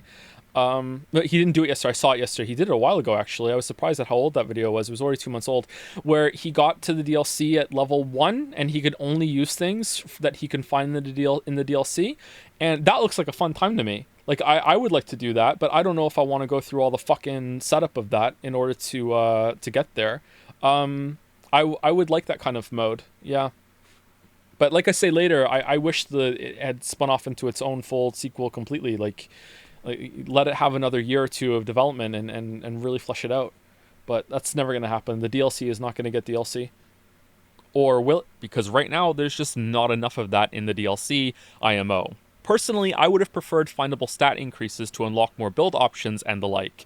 Scadu fragment of endurance for 1 free point, Scadu fragment of dex, and so on. Maybe these even push the soft cap up so again, this is sort of comparing it to Lies of P that's Lies of P dropped all the stat requirements that you need for all weapons, and I just think it works beautifully. I feel like you definitely want to have scaling on the stats, and equipment weight I think is good to have as well. But when it comes to using all the things that you can find, I feel like the series has moved past that now and just needs to let it go, and it's just about boosting your capability with it rather than unlocking the ability to use it at all. I think it would encourage a lot more experimentation, and using the larval tiers, is that what they're called, to respec is kind of clunky again. More Clunky Town, right? I don't know. Maybe I'm wrong here, though. You can still improve your character in the stats that you like at the same time, and there could have been a lot of these to find because there are a lot of stats, and it would always feel like a little bit of cool incremental progress when you find them. But it seems like that suggestion wasn't well received from the first video. Now it makes low-level builds interesting. Yeah, it's true. That is a good thing to have an option there. It encourages replayability. Maybe. or at least didn't hit people as exciting enough. Who knows though, maybe people need to feel it to understand what it would do. This was a cool One weapon. thing I feel way more strongly about, however, is that there could have been far more fragments to find, but this could be coming from a place of disappointment from my first run, something I think most players will share, which was that hoping that every lootable they found was the one thing worth finding and then being let down when it wasn't. Instead, this place is Gordon Ramsay's worst nightmare, a land where everyone knows how to cook. They could have doubled this number for the same boost in power. So I knew I wanted to do that when I was making the video, which is one of the reasons why I went through meticulously and clipped out everything that I wanted to have. I had to go through all 40 hours of my footage and, you know, scan through. And whenever I found I picked something up, I would color it, I think, brown if it was just a normal thing. If it was like a weapon or an armor or just a smithing stone or whatever, I would color it tan if it was anything to do with Scadu or Spirit Reared Ashes. And I would color it orange if it was a cookbook. And then at the end of it, I had all the cookbooks like labeled orange, and I could just drag them in and show them like 1 second for each one, you know? That's what I did because I wanted to have that. Wouldn't that be Gordon Ramsay's greatest dream? No, because then he'd be out of a job. Everyone knows how to cook. Yeah, you could have made the joke the other way, right? It works both ways. Spread over 40 blessings instead of 20, and I think it would have worked. Honestly, I was surprised you didn't take the opportunity to replace the spells bit in the first video with the cookbook. But yeah, because someone on Reddit fucking said that they thought I was going to do it. And I was like, well, fuck you. Now I can't, can I? Thank you very much, Redditor573 or whatever the fuck your name was on the subreddit.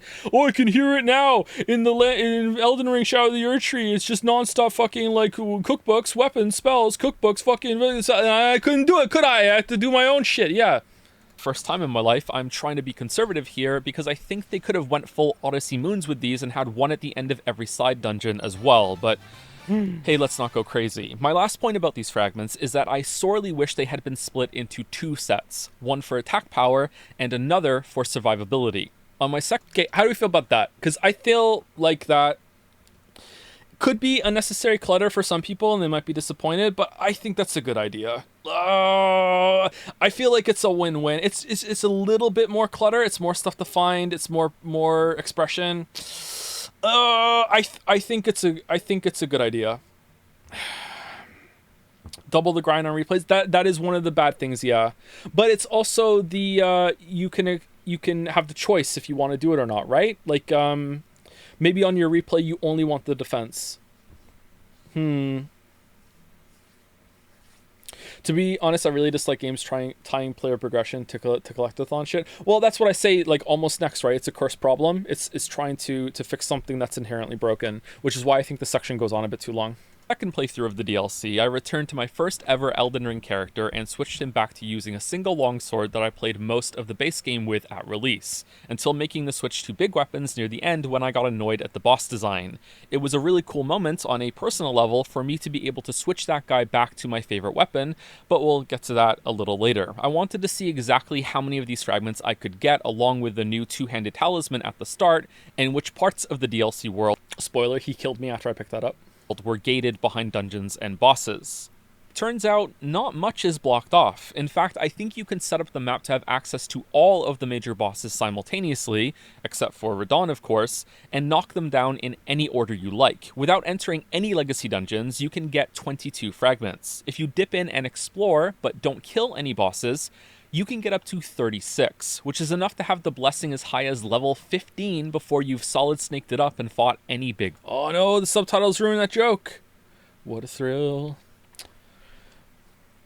So solid snaked it up and killed any big boss is a pretty good line. I like that line. What's your opinion on holding left click on the YouTube player fast forwarding? Definitely something I knew about before now. Just not a fan. Not a fan. Not a fan. Someone wants me to clarify on Monsters University and Monsters Inc. We're doing a thing. In a later stream, we will talk more about Pixar. Boss. And this is also with me not looking at any guides for secret routes I might have missed, so it's possibly even easier to do than I think. To be clear, and I know I should make this kind of disclaimer more often, this is not criticism. Knowing the way on a second playthrough, so you're running around robbing banks all whacked up on Scadu snacks, can be a How many people don't know that reference? Stand forward, be judged. How many people don't know that reference? I almost cut this line so many times.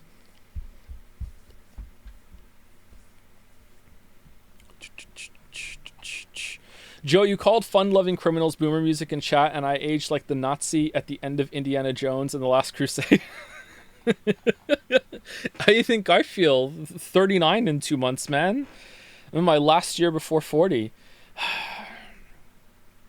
So this is a reference to, is it called Scooby Snacks? Is a song called Scooby Snacks by the band Fun Loving Criminals. And they say running around robbing banks all whacked up on Scooby Snacks. So again, this joke was for me, but I'm glad some other people got it too. Fun, perhaps broken experience, but is doubtful to be your first experience with the content. So it's a choice. But as I use these fragments, I desperately wish that I could have just applied the damage reduction to make fights easier in a way that made them more forgiving to learn and not accidentally blow my damage potential to the moon and burst everything down.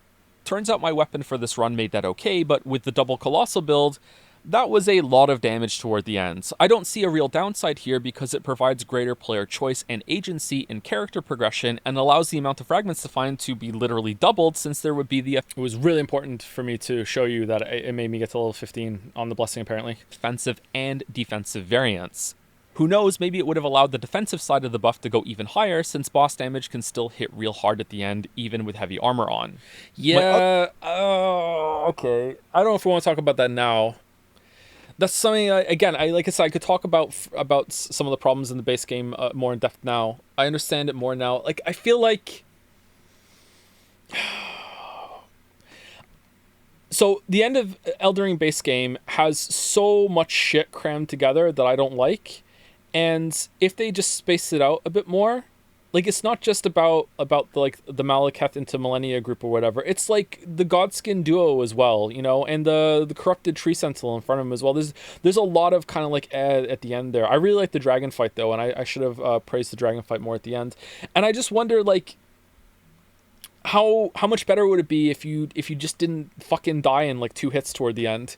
Is that really all the difference it would have needed? Because Radahn is like that too. Like, if Radahn Phase 2 didn't fucking one-shot you with all these moves that are like, what the fuck is he even doing? Oh, I'm dead. Like, I wonder if that would have just, like, been like, oh, it's better. You know what I mean? Like, because now it's, like, more chance to learn. You can go through it. Just that little tweak would have been all it needs. I don't know.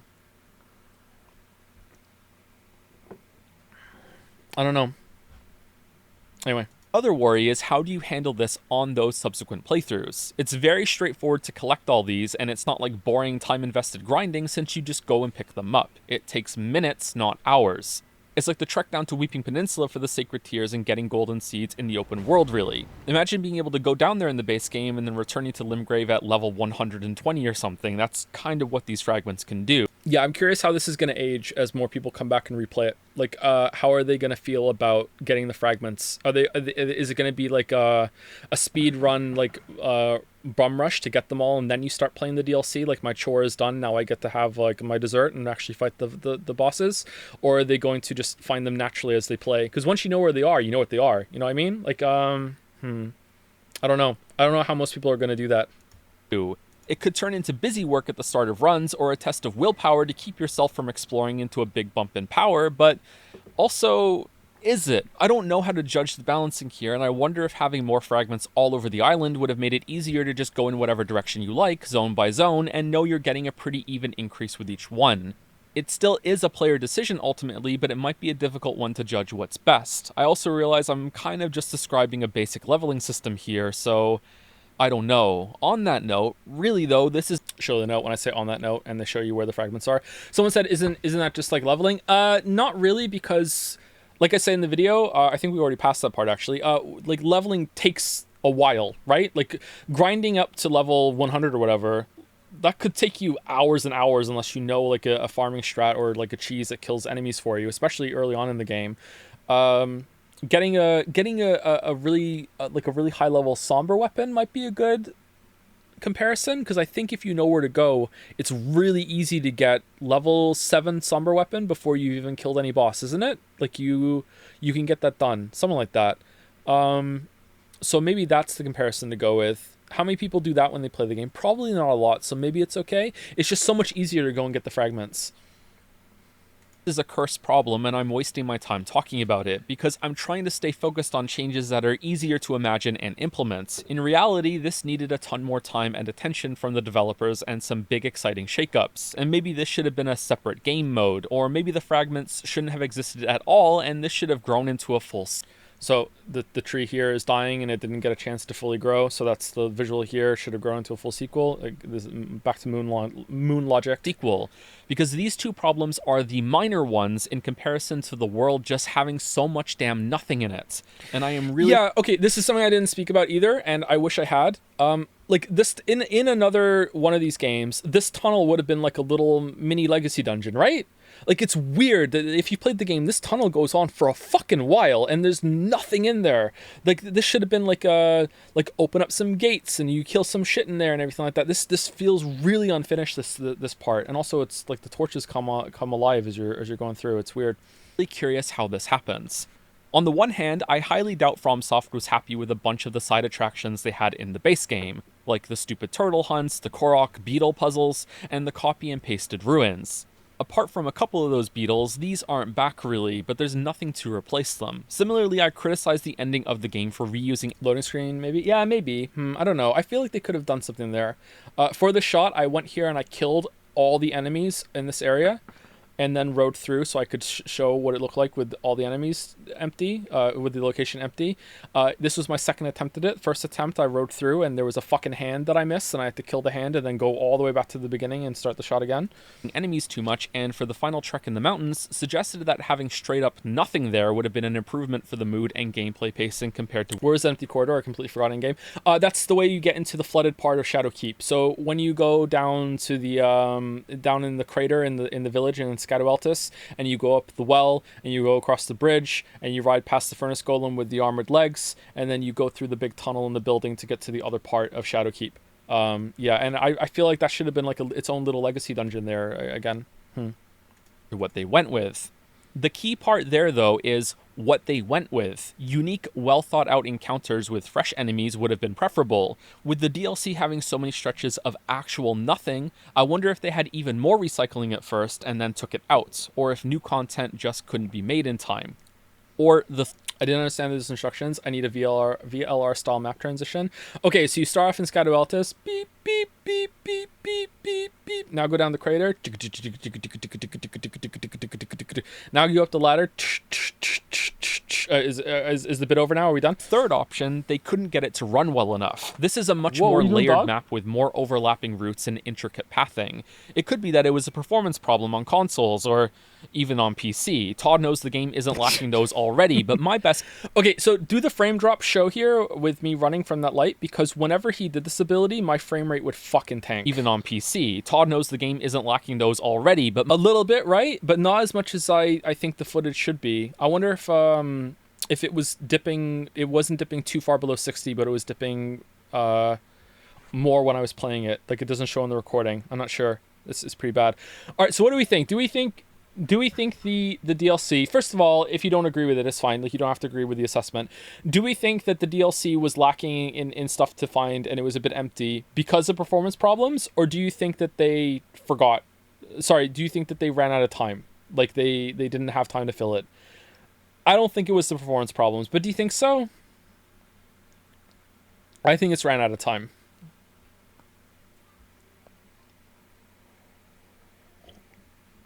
Is it as bad as on consoles as everyone says? Because the console players sound fucking miserable. Both?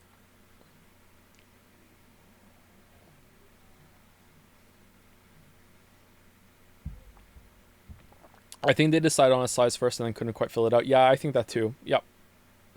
My best guess is that this world was so difficult and took so long to develop that they ran out of time to properly fill it with stuff to do. True. Take, for example, that the expansion still manages to have so many moments of stunning beauty that you suddenly come across as you exit a cave, or follow a turn, or emerge from a building. Let me tell you, man, when you replay all the games, or you like immerse yourself in like all the Souls games, and then Elden Ring, Bloodborne, Sekiro even, it becomes pretty apparent that this might be the reason why From makes their games. Like, it is so it is the thing they nail constantly, is like coming out and being coming through a door and just being like, holy shit, this area, like it's like this is their like favorite thing to do. I wonder if they like doing that more than making the bosses, to be honest.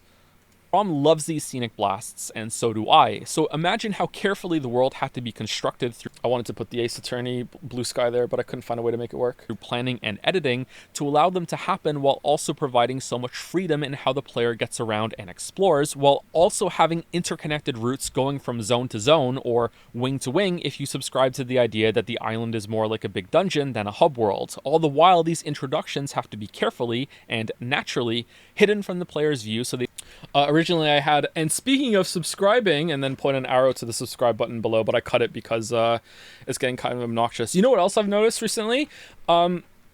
Fucking like no one can make a YouTube video anymore without being like, and let me know what you think about this question in the comments below. I'm looking forward to seeing what you all think about it. It's like, fuck off. You just want to push the algorithm up. Shut the fuck up. Like, come on. It's so obnoxious. The ads are getting bad too, right? So many ads all over the place, and they're long because I watch a lot of YouTube on my phone. So I can't skip them, you know, because not that I use AdBlock, I'm a good boy. It was just like, god damn. It got to the point where when I watched my video back and I say at the end, maybe some people commented before getting through the introduction, maybe you'll find them below, that my brain went, oh, you just want me to go down and fucking add to your comments section. I know what you're doing. And I'm like, dude, it's you. You weren't. You know your intention. You're fucking fighting with yourself. Like, they still get the perfect shot with the title card as an introduction. Cerulean and Charos is one of the most beautiful double zones that From has made. It had a really enticing, infectious aura when I arrived there, going from the whiplash of repulsion from the mammoth dragon carcass to the alluring beauty of the contrasting flower fields. I love the shot. It felt like a reprieve from the rest of the DLC's mood so far, tucked away as far from the dying tree on the skyline as possible, and made me feel like I was back at the Fountainhead Palace in Sekiro. It was serene in that way. Yet this place is, now that's what I call Elden Ring and... Alright, so this is what Marek made for the video, because I did this part, made it, showed it to Lily, and she was like, I don't get the joke. And I was like, what do you mean you don't get the joke? And she's like, what? I'm like, those albums that we used to have when we were kids, you know, now that's what I call music. Did you have those here? And she's like, yeah. And I'm like, well, that's what that is. And she's like, what do you mean? So I was like, okay, I'll add a visual. I think it works a lot better with the visual, so it worked out. But yeah. Oh.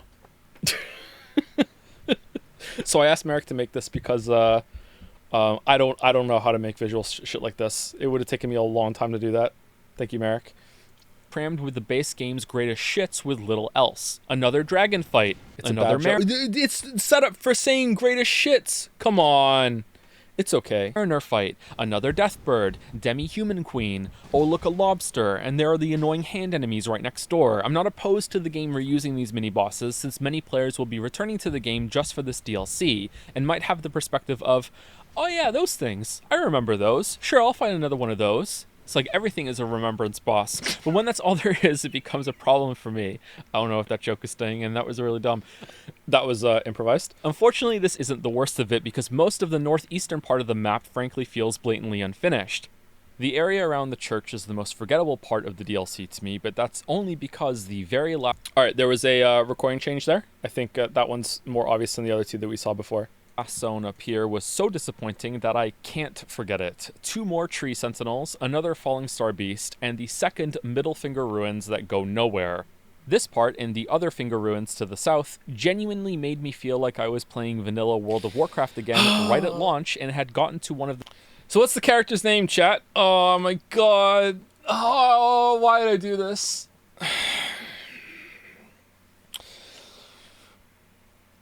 6 seconds. This WoW example lasts for 6 seconds in the video.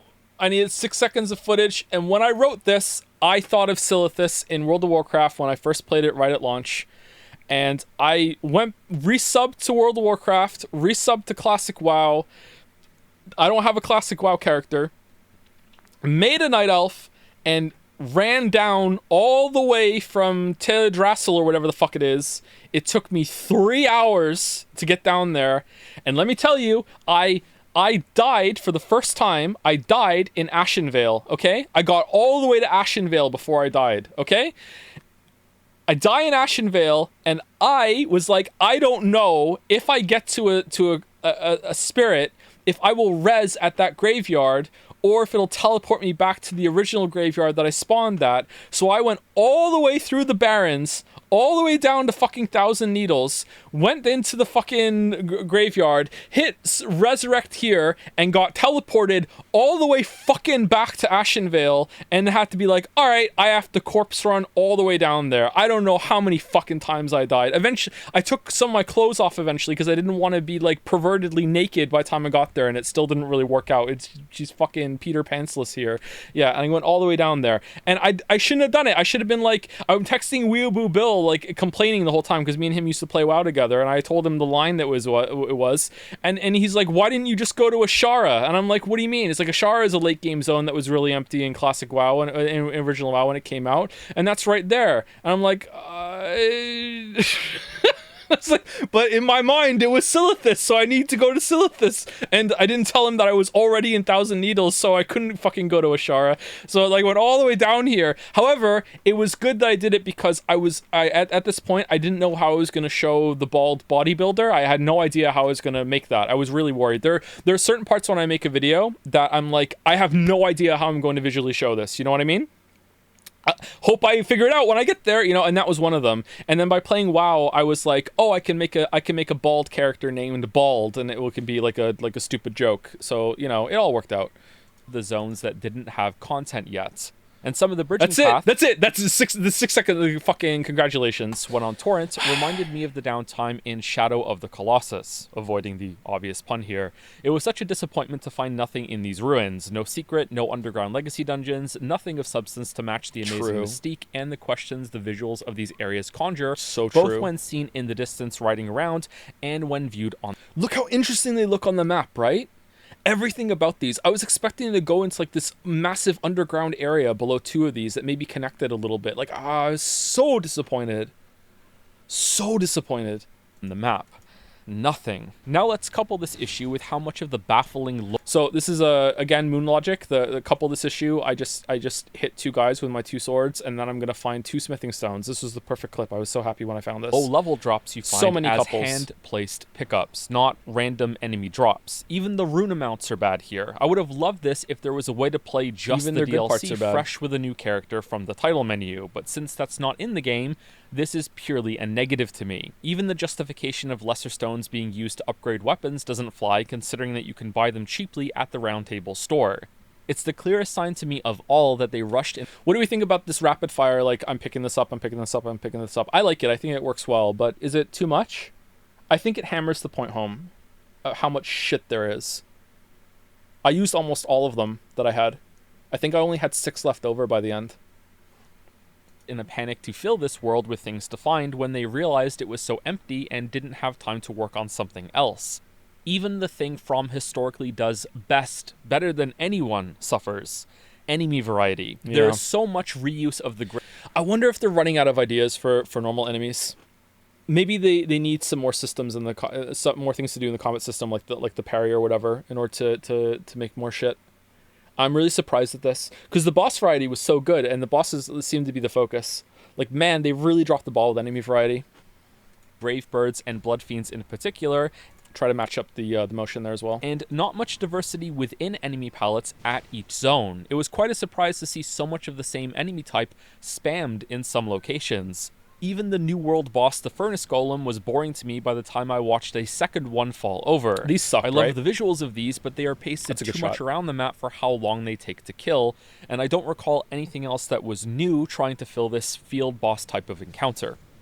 Let's pump the brakes here. That was 10 or however many minutes of constant criticism. Didn't I say this was my favorite deal? So pump the brakes, he's pumping me full of fire. That was intentional, but I don't think it comes across, actually. That's probably a bad example there, but it's fine. It looks flashy. DLC From has made. How can I do this in almost every video? Foreshadowing. Well, first, I'm the special type of asshole that likes to pick at what they love to make it better. Thoughts and prayers to my children. I genuinely think good criticism is a gift to creatives, and I have benefited so much from it myself in this YouTube video work, streaming, writing, and so much more in my personal life. This isn't just dishing it out, I like to receive it too. So dishing it out, cooking. And I think I did the writing award when I said writing with the streaming, right? I think that was it. And because of that, I know full well that I haven't always provided good criticism to these games. There are some parts and some... Hey, my parenting, my boy, my older boy, he beat Absolute Radiance and Path of Pain, all right? It's working. It's working. Leo's on Radiance right now too, not Absolute Radiance. On my Dark Souls videos in the past that I don't really like anymore. I've been learning as well, and it's a really good thing when you look back at your past self and see shortcomings, because it means you've grown as a person and can see those mistakes now, whereas before you couldn't. But pushing all that aside, this isn't me trying hard to find a flaw or nitpicking the game to a bald scalp. Speaking of bald, picture a man that has been... All right. So speaking of bald, and the guy was bald, named Bald, stupid joke. All right. So this is what I settled on for the visual example. However, this whole section, should I say this? I don't know if I should say this because it might ruin it for everyone else. I have to say it now. Fuck.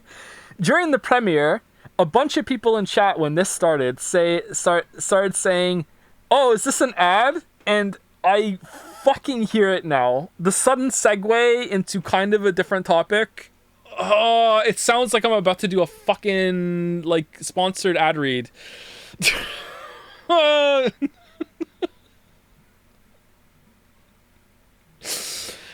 shit. I like the footage I used here, too, of him doing, like, squats and stuff with the dumbbell. Killing it at the gym recently. Great workouts, nailing the diet side, sleeping well, the muscle like Winter, and Arnold is coming. Delectable shoulder work, impeccable... So the wordplay here, I don't know if it lands. So delectable shoulder work, so is deltoids delectable. It's really a stretch, but that's the best I could do. Impeccable for the pecs, and make a man tri-curious for the triceps instead of the biceps. I thought that was better. Chest progress, and arms to make another man tri-curious.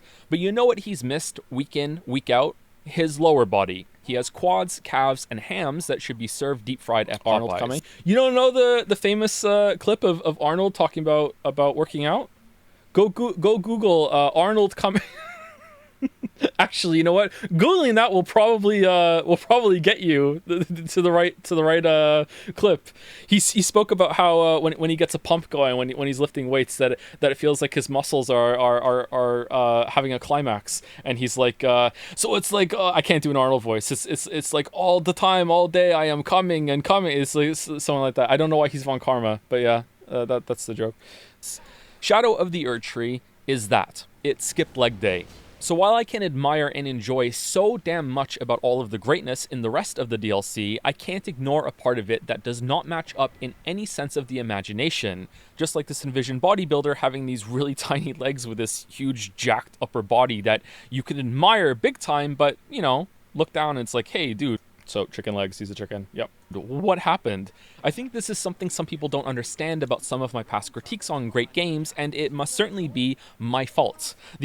I just so happened to have some of that footage on my hard drive for some reason, so I was like, oh, I can actually show part of God of War here. I don't know why that's still there. Some of my files have gotten corrupted, and I don't know what to do about that. None of the Witcher ones, happily, and I have like 2 backups of all the Witcher files, so it's fine.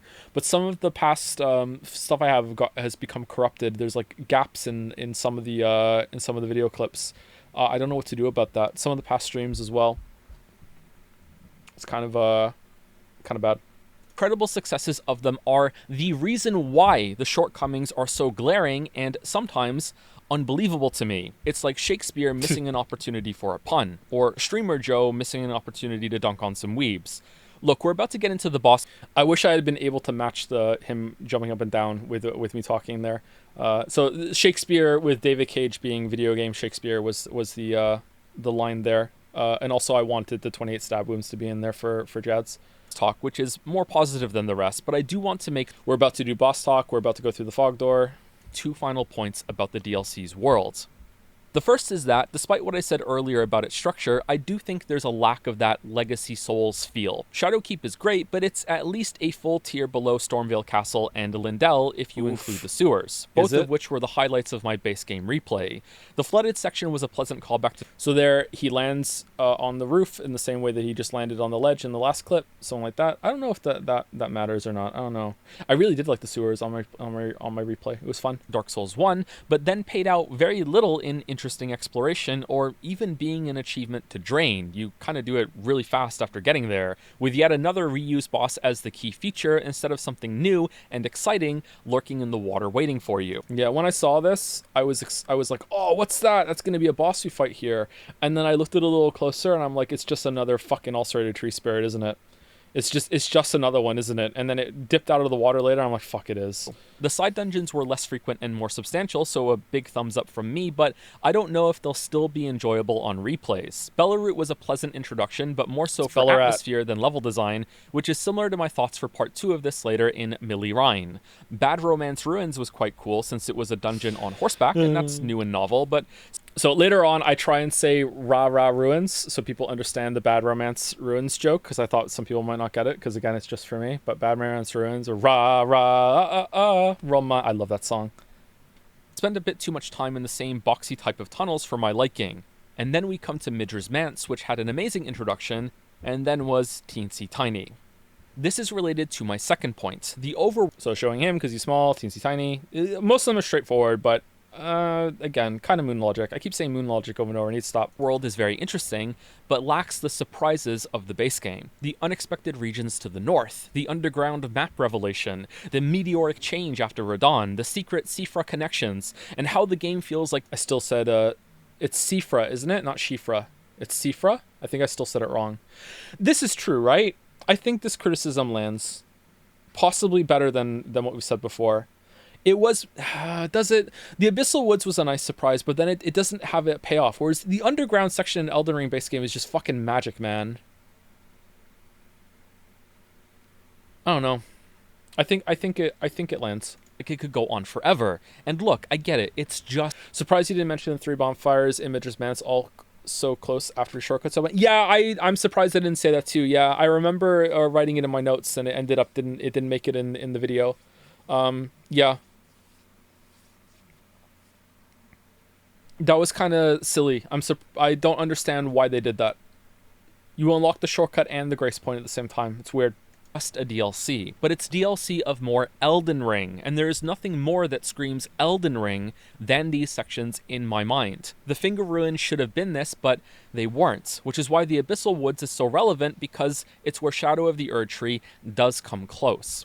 At some point in my exploration, I vividly remember thinking that I was seeing an empty area of the map when I looked down at this. Some inaccessible pit for lore reasons, how poetically apt for how I view the story of these games, with decorative foggy treetops that some other YouTuber will speculate on for hours. You can barely see them with the encoding. They were more clear when I was putting the video together. So getting here was a great surprise, made even better by what I think was a purely intentional misdirect of a side catacombs being the way you access it. The atmosphere is incredible. I love the gameplay jump scare of getting dismounted like a slap out of nowhere, and the twist of Torrent not coming back after that because he's scared. So I didn't see that line when I first got here on my first playthrough, I don't think. Or maybe it's when I came back later and tried to summon Torrent. Because after I got knocked off, I thought it was just... I went to an area that I just got dismounted from, and then I was like so busy looking around being like, oh, that's cool, that when I tried to resummon Torrent, I didn't see that message pop up. It wasn't until I came back later. And then the disappointment cascade began. What are these tutorial messages doing in a secret endgame area in a DLC? Why is there a forced stealth section? I can't... I'm sorry for the hyperbole. I can't believe how bad this was.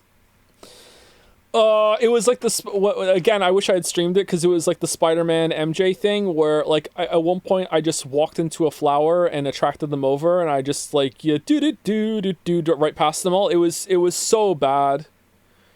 Oh, and is there a third one? Because to me there was only 2. I feel like I skipped one over. Like, it's, like, I can understand what they're doing with Radon. I understand that they want to make it like difficult, whatever, I can get there, you know? Like, I don't agree with it, but I can get there. I don't know what the fuck they were thinking with this one, man. Like, this is such, again, hyperbole, I'm sorry. This is such a, like, amateur fucking, like Nintendo making their first 3D Zelda move. Like, what the fuck are you doing? This was so bad. There's 6, is there really 6 of them? Really? What was wrong with the messages to you? I think they were pretty atmospheric. Made me even more spooked. It was the payoff. If I went through here and there was some like fucking like Ludwig monster from Bloodborne that I'm like, holy fuck, like it's like really difficult, like really like chasing you around, or the snake from Sekiro. If it was something more that lived up to it, then I think, okay, the messages are fine. But it was just these little shits that even when you get caught, it's like, okay, I guess it's a little unsettling that it's getting so in your face, but not really. Oh, and then you just get teleported back. It's like, all right, whatever. It just it's the payoff doesn't match the setup for me. Section with enemies that don't look nearly as scary as the introduction here set up. Why is this it? There's nothing else. 2 short, not fun stealth sections and a big empty forest capped off by a small legacy mansion. Then when you're done, you still... So the clip here, then when you're done, shows I'm walking in, then I'm walking out. I have to go back and get this one because I missed the cookbook. Can't call Torrent to explore it properly because then you'd find out even faster that there's nothing here to see except another 2 goddamn cookbooks that you have to hoof it around on foot to find, and it's not worth it and so drawn out and so tedious, and here I go. I'm sorry, I'm going to stop.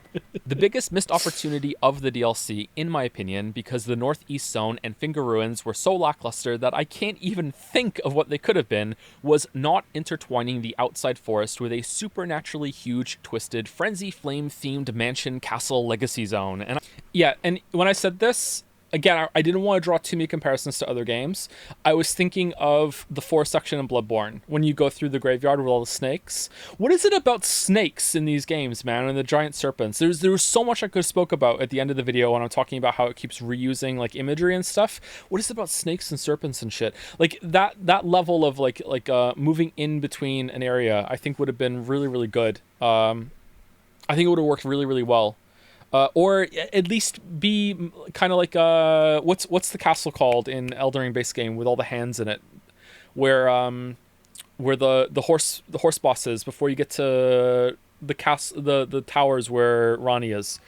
Caria Manor, thank you. Like something like that would have worked really well with certain, like if that was in the middle of the forest and there were like walls around that you couldn't get through, and then you had to go into the manor, and then you go out of the manor and you explore like a wing of the forest, and you go back into the manor, that sort of thing. If they had that sort, I feel like Caria Manor in terms of structure was better than this, and this is like a big part of the DLC. And this area was so short, man. It looks so good too. And I can think of no better fuel than this for a different fire. The DLC, so fuel for this different fire, this kiln is not lit. I wish we could light it, you know, isn't finished. Probably due to time constraints. And this the sword looks like it's gonna like bind over you when it moves over. That's why I thought constraints when I showed it. I don't know if that tracks though, maybe. The stealth section was a quick fix to fill up space that needed to be filled. This couldn't stay completely empty like some of the other zones. There is a boss here. There needed to be something on the lead up to it. I wish it was something more, and more as I'm writing this, I wish this had been allowed to grow into a fully priced and fully developed Elden Ring 2, or Elden Ring spin-off. This world design deserved to be finished. And honestly, it still does, but I don't see From going there.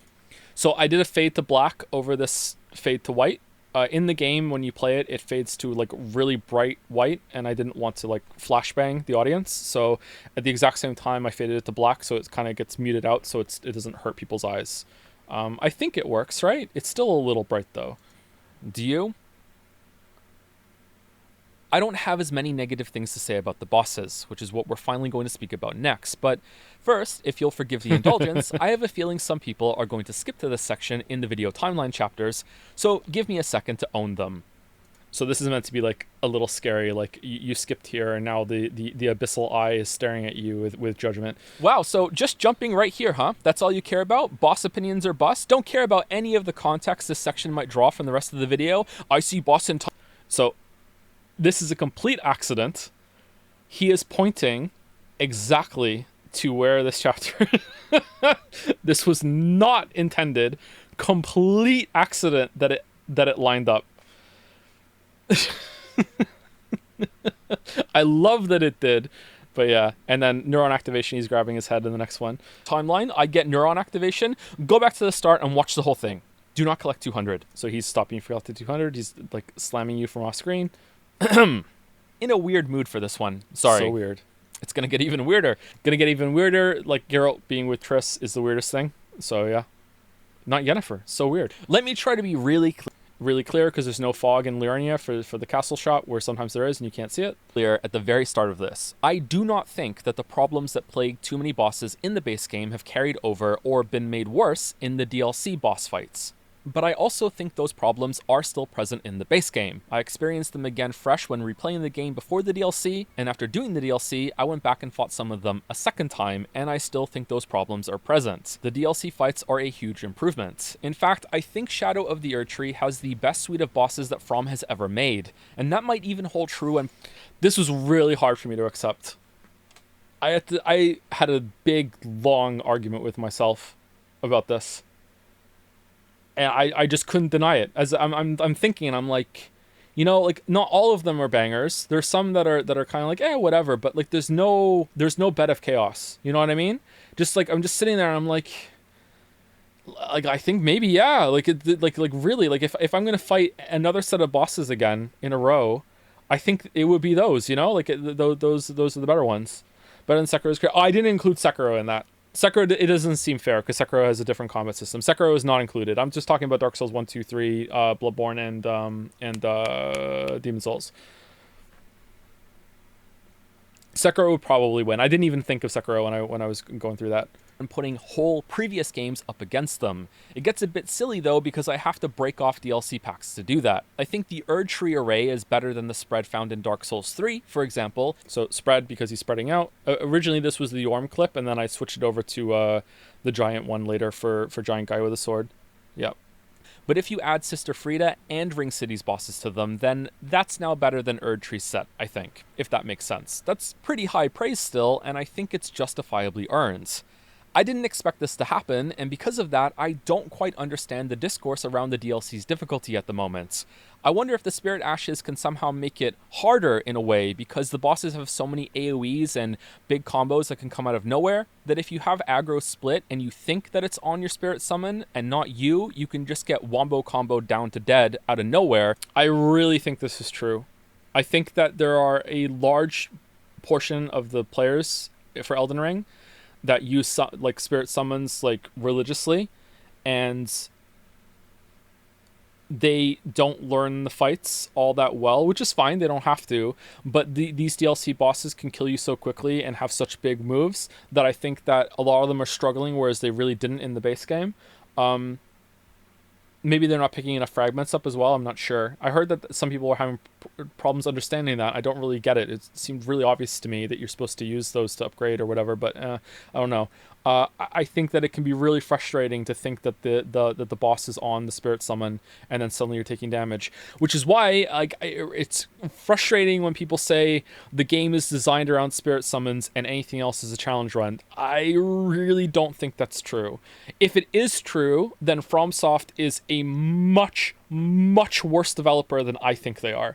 I can't agree with that. I'm sorry. Like, it seems like they did no work whatsoever for the fights being built around you fighting it with like a partner in that way. Like a lot of the moves don't work that well. You don't know when there's aggro on you or the other guy. You know, it's not all balanced all that well. And I could keep going, but let's just just move on. You know, fairly quickly. But I definitely think that going melee only with no shield and rolling only, that is a challenge run. I don't think that is specifically the intended way to play, but I don't think the normal quote, air quote, normal run is with spirit summons. I don't think so at all. I think the spirit summons are there as a fun thing to collect and also as a supplementation for summoning for co-op if you don't want to summon or if you don't have online or whatever.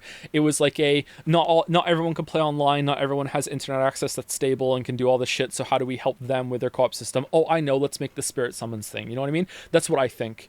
I cannot get on board with spirit summons being the intended way to play. Does it become normal if most players do it? Maybe, but it wouldn't be. It wouldn't be normal from the design space, right? Like if most people sped run the game, right? I wouldn't say it wouldn't become the intended experience from the devs, right? But it would be the normal way that the community engages, and then the next game would have to be built around that, I guess. Yeah. So maybe that's where some of the difficulty talk is coming from. Or I'm worried it might be my fault a little bit, which is another reason I'm making this video when I really shouldn't be. It's similar to how people were speaking about the end gauntlet in the base game. This is a little arrogant of me. I'm not sure. Thinking that I swayed opinion enough that some people are bitching about it when they wouldn't be because of my video is a bit arrogant. Not sure about that. I agreed wholeheartedly with the majority back then, but this time I can't see those issues. Can't see those Bosses issues are, on the by dark and room. large, exceptionally well animated for telegraphs, have clear punish windows in addition to... That boss is awesome, by the way. The flower is a really good boss. It's grown on me as more time has passed. Opportunities to slip in hits in the middle of combos, and don't chain attacks forever in unclear ways. And even when they do have these big, long, spectacle explosion attacks, if you deal with them, they usually have a big punish window as a reward for getting through. Growing on me. Yeah, let me do a react to the stream, and I'll say that was my intention there. Moon logic there was the flower was growing. At the end without getting hit, knocked down, and having to heal.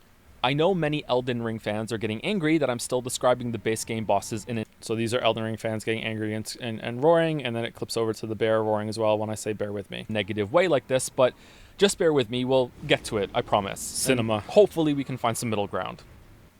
It's cheesy, but I like it. These 11 bosses felt like the best fights in Dark Souls 3, taken up a notch or two in complexity and dynamic reactions that still felt largely fair and reactable, all with Elden Ring's far better game feel for basic movement and attacks, plus the jump as a new addition for defense and offense.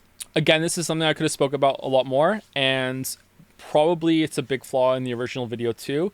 Although I can't remember, did I talk about it in the original video?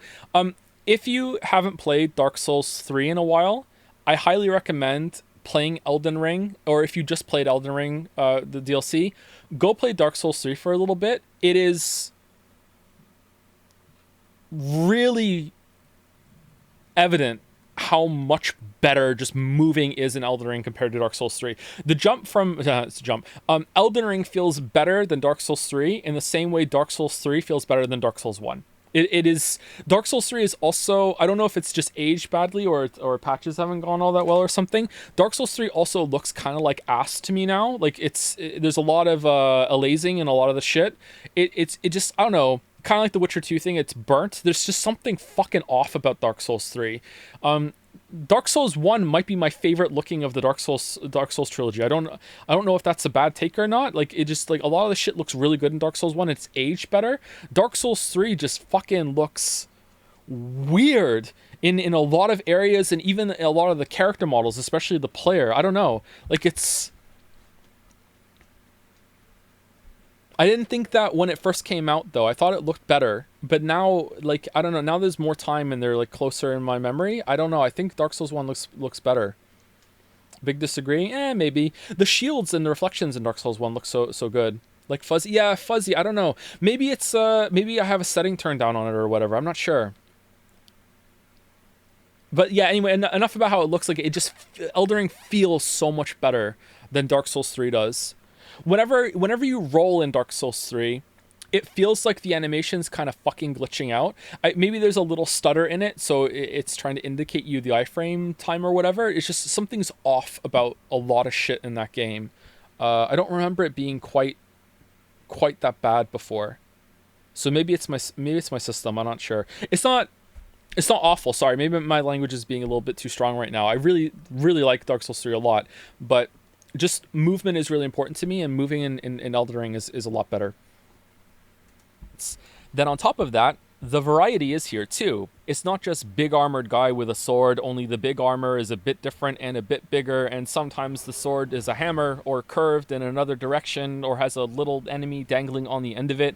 Artorias 3.0, 4.0, 12.0, and so on. They're visually... So two things. I was really happy when I found my Dark Souls 3 footage upstairs because I didn't want to replay the game for that. And secondly, I didn't mean for that to just be Dark Souls 3. I put those bosses in the timeline for Dark Souls 3 expecting to run out, and then I would go to Dark Souls 2. But then I just didn't run out. So I'm like, okay. That's it then. Sorry, Dark Souls 3. And thematically fantastic and lots of fun to fight against. My least favorite fights of the main ones are Commander Gaius and Matir, and I don't even think these two are bad, just kind of meh compared to the others. Maybe Matir's Let's bad. go through them one by one for some commentary, but we'll keep to at most one paragraph for each since we're already 20 minutes. Merrick said he told you Redditors would get mad you called the Mesa Hammer, and I did exactly that on my stream. Did he? Oh, yeah, Merrick has a DM that I haven't read yet for me. Yeah, I thought the exact same when I put that together. I was going to show Smo, but then I just had the Dark Souls 3 footage, so I'm like, yeah, that's close enough, and then I don't have to go find Smo. Yeah. Did they get mad at me? I wonder if anyone else got mad at that. It's overtime. I'm so bad at this. What do you mean your stream? You stole your React Andy? Jelly. Wow. Was it fun? How long is left on the video? It's another 20 minutes after this, isn't it? The Lion and Rolana are the only two here that make me worried that I lucked into having a good time with them. For my first few attempts at Lion, I was thinking that all the comments I read about the DLC boss designs were right. I really did. It was a difficult boss. Yep. Hold on. Let me see if I can find it.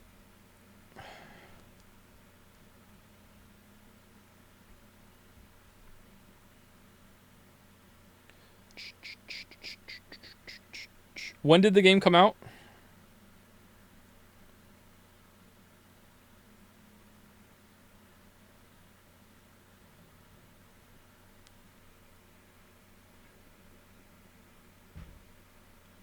(21st of June).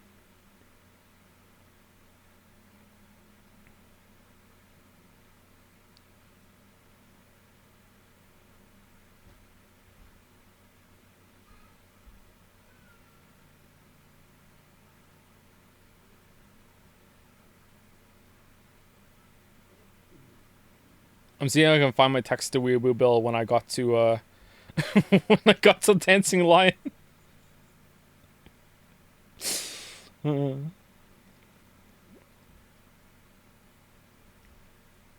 My weebs, you sell infinite amounts of them for a pittance at the Round Table shop. All right, bitching about the fragments. That's good.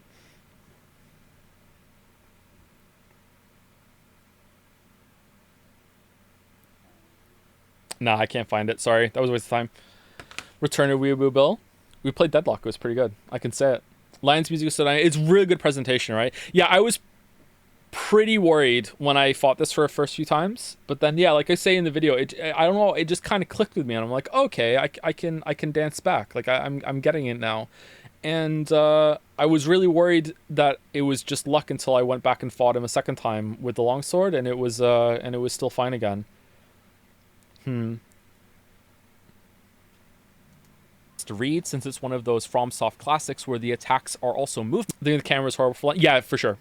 And so it can be hard to gauge. But it suddenly clicked with me, and I was able to intuitively feel out enough timings that I could rumble with the boss and dance back, kind of like the corrupted tree beast things in the base game. I loved the design, the music, and the elemental switches as the fight progressed. Fight chugs on the PS5. I think I had some drops for me too on PC.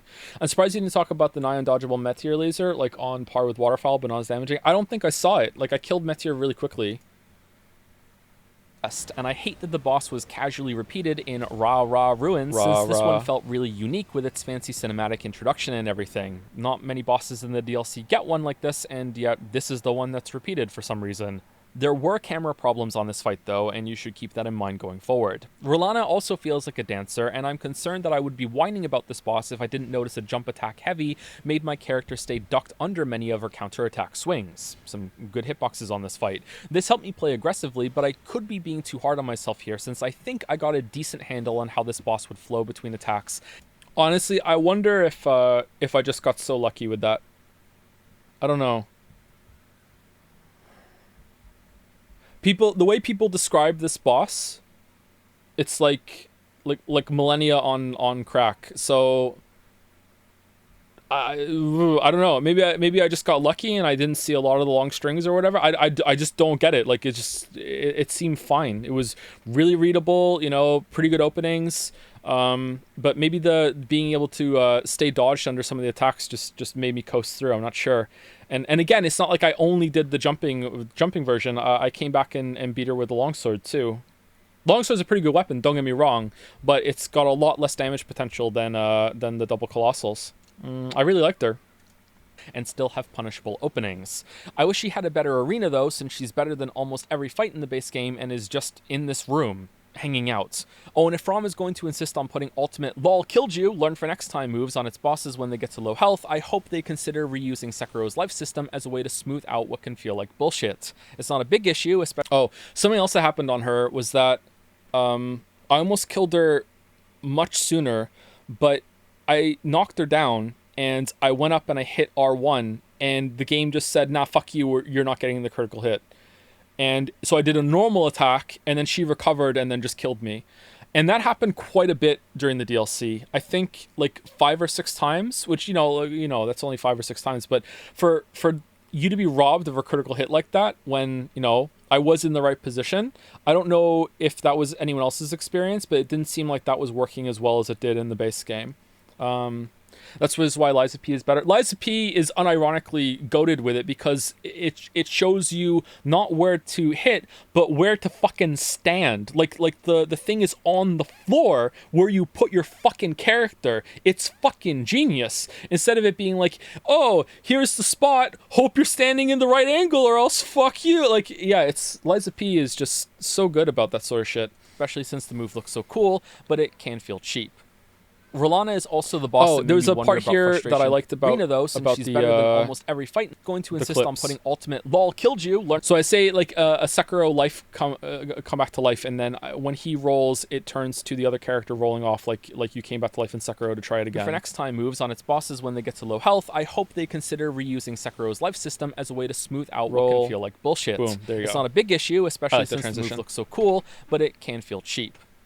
R'hllana is also the boss that made me wonder about frustrations when fighting in tandem with spirit summons, because when I tried out my mimic tier here to see how the DLC bosses handled them, it almost soloed it. I started to get really worried that I wasn't going to be able to fight this boss legitimately after this because, yeah, it came really close to killing it on its own. So I don't think the spirit summons are lacking. This whole bit was an improv.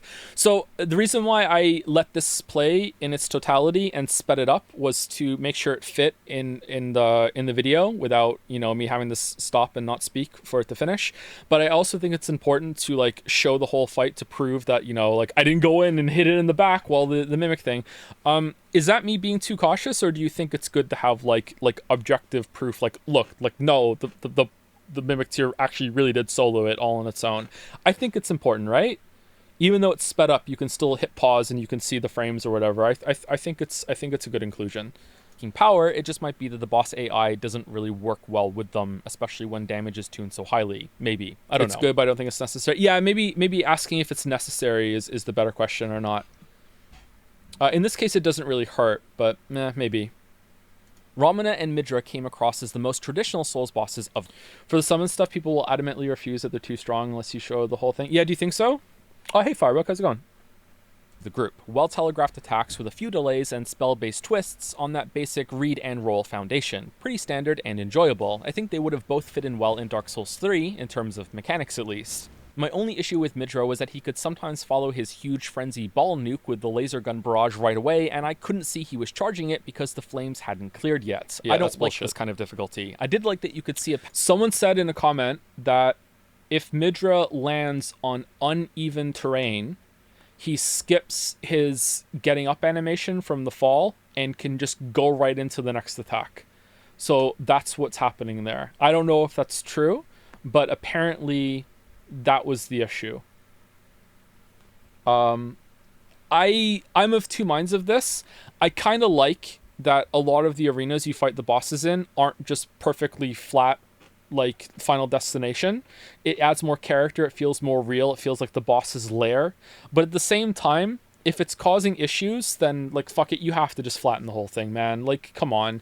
I also dislike that for Radon Phase 2 that it's more interesting to fight him further into the room, like closer to the decorative thing in the backgrounds.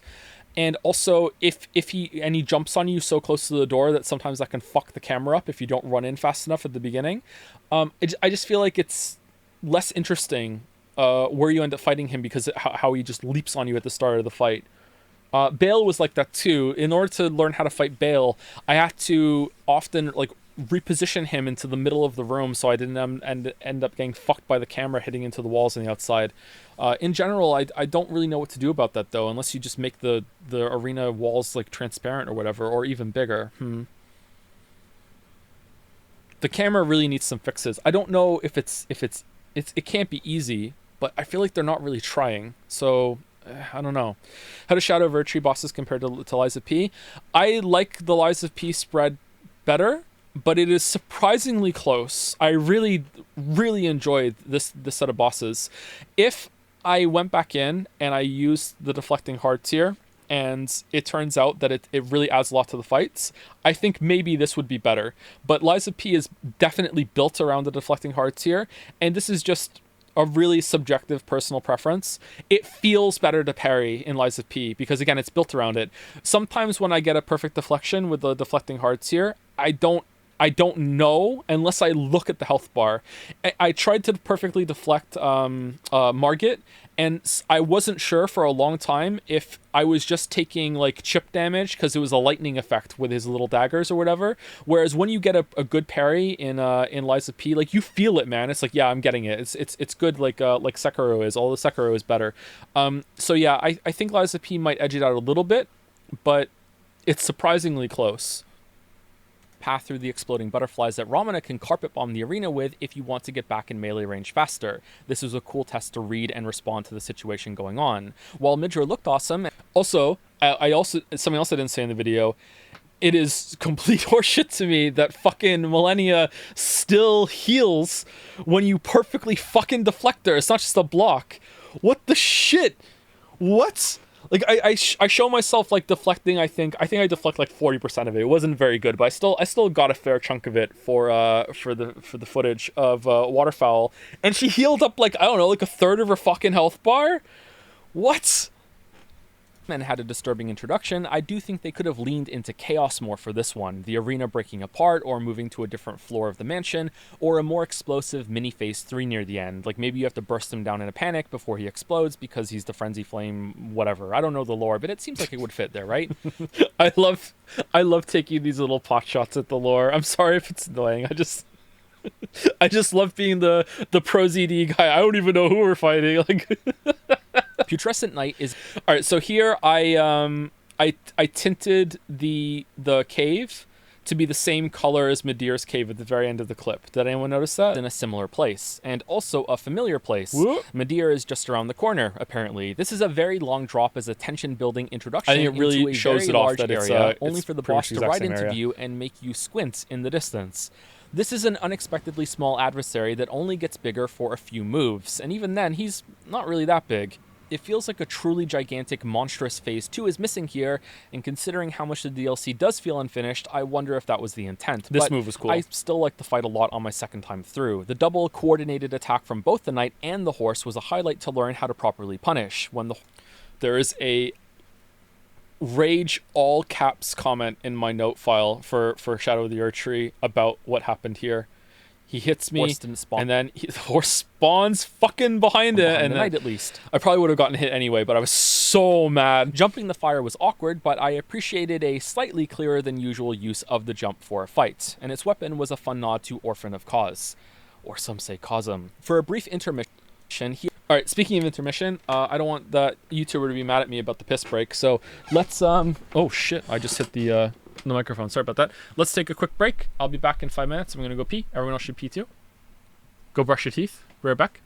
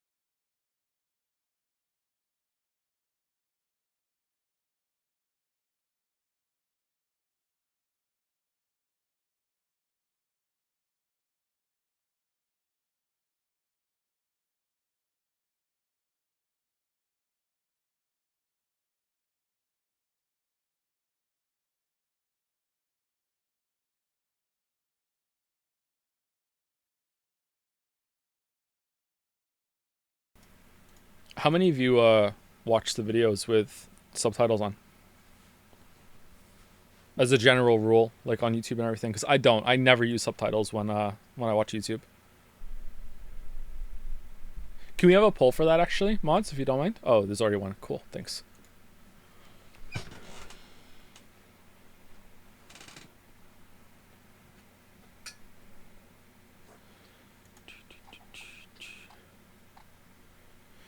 Just curious, do you actually dislike From lore? Just asking because I heard some authors like Brandon Sanderson say that they really enjoy it and the way it's delivered, and I tend to agree that it's a fun way to take advantage of the video game format to tell stories. I don't dislike it. I do suspect that there isn't as deep a story there as a lot of people think, but that doesn't mean that it's bad. It's more... I say this word a lot lately, and it annoys me. It's more just vibes, man. And the more you vibe with it, the more you might start to like build it more in your mind, and that's fun. That's fine. Like, there's nothing wrong with that. I like the vibes too. I get some sort of impression. I'm not blind to what's going on, although I am confused about a lot of stuff and I don't really care. But like the way the world is constructed, like in my mind, there's like a cycle to this world where a giant tree grows and eventually like becomes the big cavern that you can see in Shia for a river or whatever the fuck it is. And there's just like an endless cycle going on, and like, and then another tree grows and another tree grows and another tree grows, and it's just trees all the way down and everything like that. That's interesting to me, and I like it, but at the same time, I seriously doubt that anything in any of these games stands up to any amount of scrutiny. Wow, I can't speak. When it comes to like making sense, like plot construction, like that sort of thing. I don't want to like be dismissive, because I know a lot of people like it and I'm happy for them, but I just don't care. But it's not I don't care, it's like, oh, that's bad, therefore I don't care about it. It's just like, it just doesn't really, I don't think there's going to be something there for me that I'm really going to enjoy, so I'm just not bothering, you know what I mean? Yeah. I do think that when it comes to environmental storytelling that some people look into, that you can't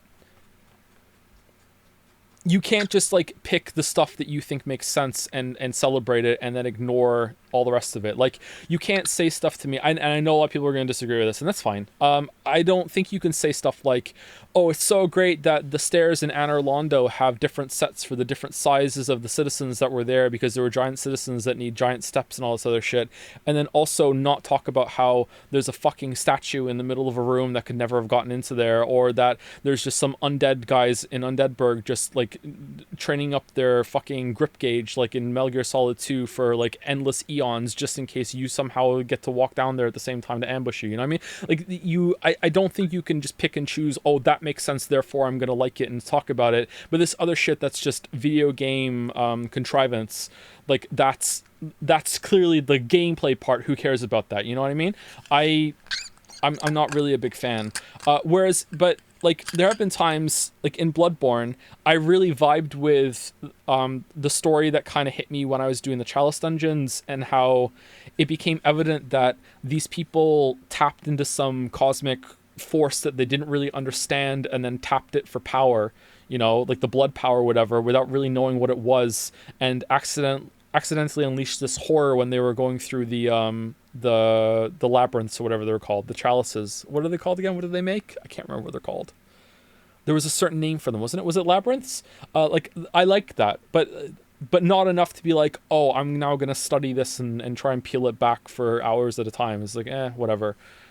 Chalice, aren't they called something else? Didn't they have a different name in the story?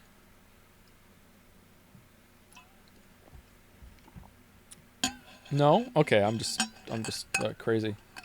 I thought they had a different name.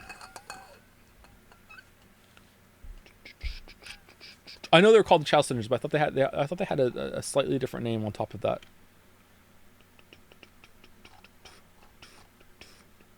They're called Labyrinths as well. Oh, are they? Maybe that's where I'm getting it from, yeah.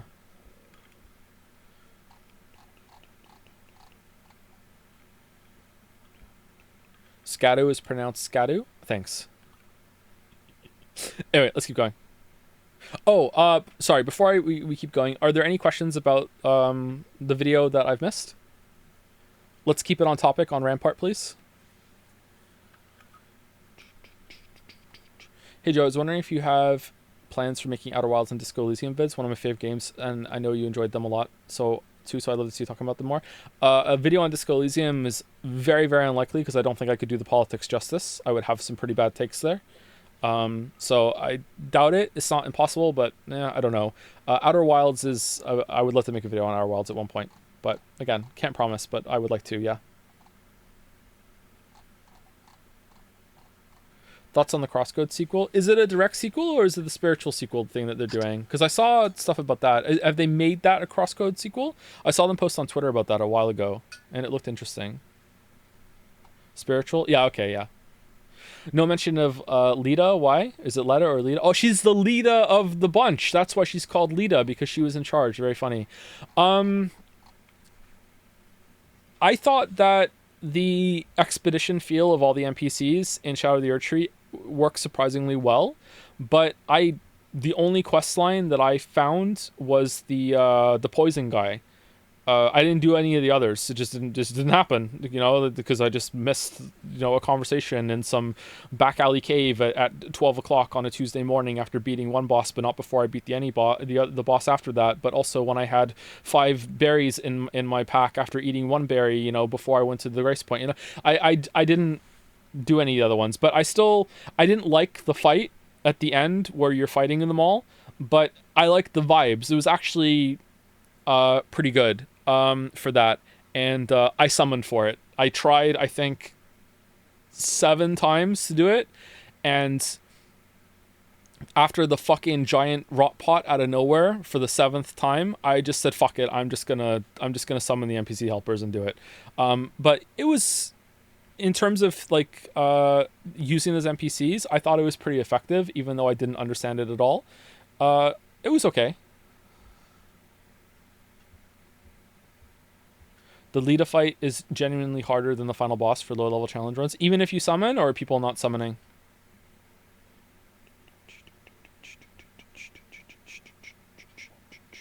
Joe, can you explain the missile and Siri scene at the end of Time of Contempt? It made me sick. Nope, I can't. I agree with you. The fucking yikes for me, Chief. But, maybe. Oh, you got me witchering again! You cunning fox. If you liked Outer Wilds, you should play Tunic, similar knowledge base. Not only have I played Tunic, I played it on my Steam Deck. Tunic was okay. I liked a lot of the surprises and secrets and the cool things about that, but the combat was kind of Bit off topic, but how many times do you usually replay the game before, during making the video? I almost always play games twice for videos now. Sometimes it'll be 3 times. If it's a very linear story-based game, I will only go through once, but that's pretty rare nowadays, just like videos in general. Did you find the items in the DLC that let you turn into a dragon? Just the dragon hearts? I didn't use them, though. How many times did you play Lies of P? I think 4, didn't I? Once on stream, 3 on my own, I think. Just watched The Expanse recently. Would you ever consider making a video on the show? Okay, alright, that's what we're doing? Alright. Here are some passing comments on side bosses.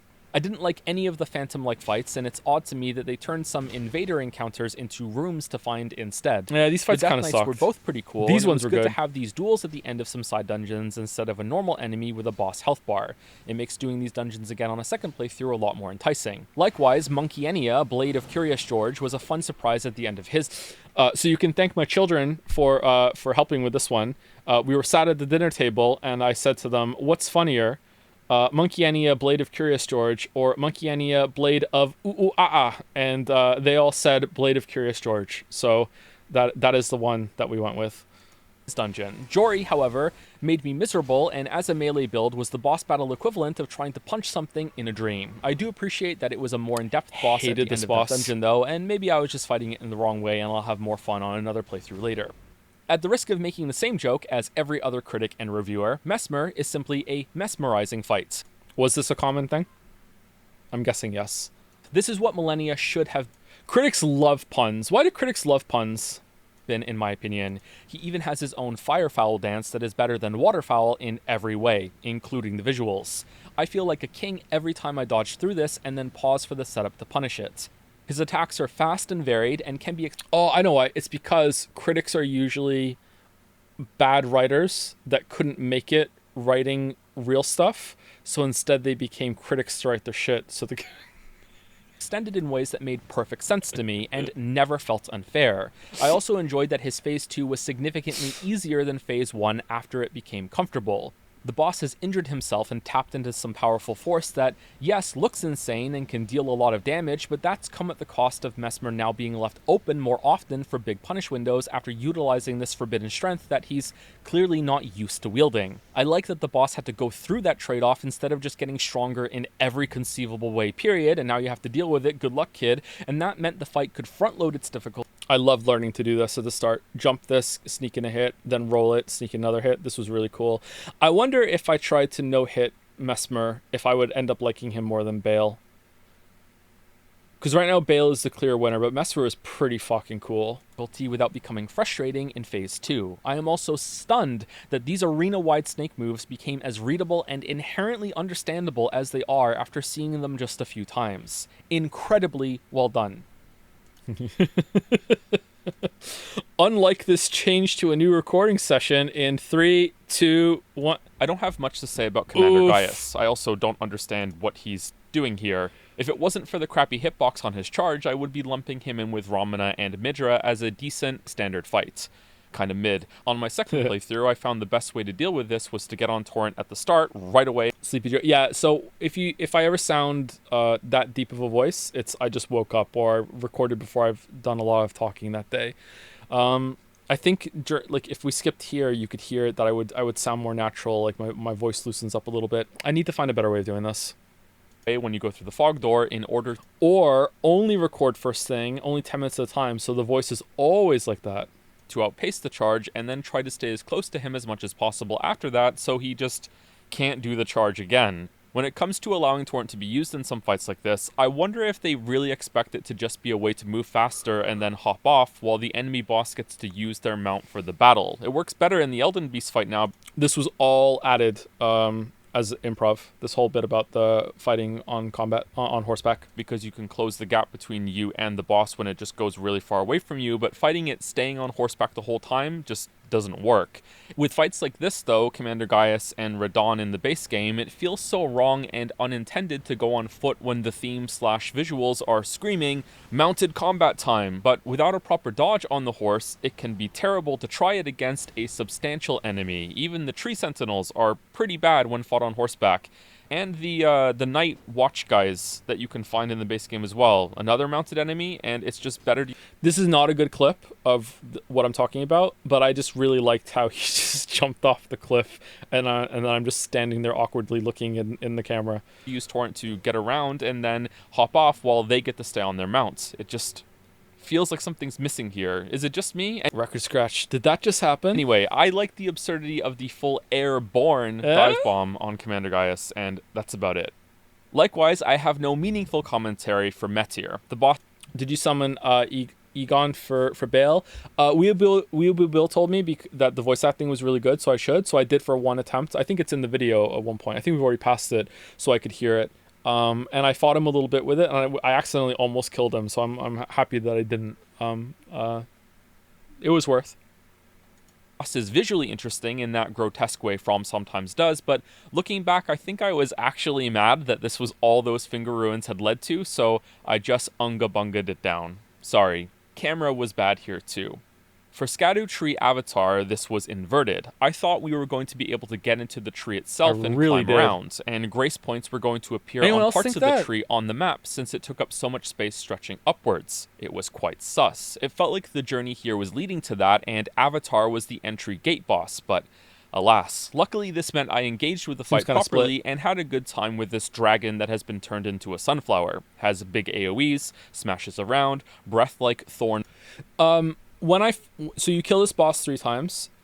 Is this the part where there's a cool transition? I bleed from one attempt to the next here, I think. Conal attacks, and you are rewarded for hitting.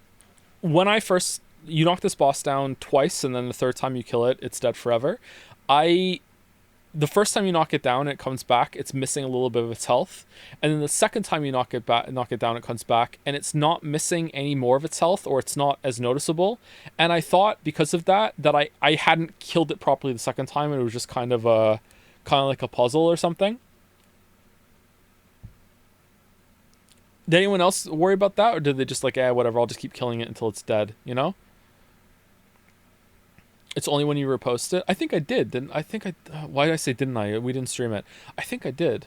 I was worried that I was fighting the boss wrong, and I was going to have to, like, every single time it came back, it should be missing more of its health until finally, it's the last time, and it's just like you only have to hit it a couple of times. That's what I was expecting. And then the third time I killed it, I was like, oh, it's over. That's what I thought.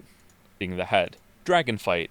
I enjoyed the twist of needing to kill it 3 times, and I think each phase is appropriately squishy to account for that. It also has some odd timings to learn that match its unusual visual design, and it's another boss I think you have to respect and play on its terms to learn to land headshots in order to enjoy it more, but you still have the opportunity to go in and hit the stem if you want, so it's not like you have to do that. I think this boss was great and could have easily ended up as a stupid gimmick fight in a darker timeline. Instead, it flourishes as a great alternative boss type from the usual archetypes. Flourishes like a flower. That still functions as a normal fight. It was also nice of From to have Witcher music for this boss. Really makes me feel the overwhelming sense of dread about a ridiculously overdue project weighing down on the fight, just like the dying, overbearing tree above us. Next level gameplay and ludonarrative harmony here, 10 out of 10. It really did sound like Witcher music to me. I should have played a little bit in the video. That's a good question, actually. I think I asked Merrick this because Merrick got to watch the video before everyone else. Was it fine that there was no music backing it? Most of my videos usually have just the OST just playing randomly in the background, and for this one I didn't put any music. Is that preferable, or is it like, yeah, whatever? Sometimes I use the music well. I use the music in the Witcher videos purposefully, especially for the transitions. It's the same for the Witcher 3 video. There's music all throughout the Witcher 3 video. But I'm curious if going forward, if I should not bother putting music. Has more of an ASMR effect without the music, right?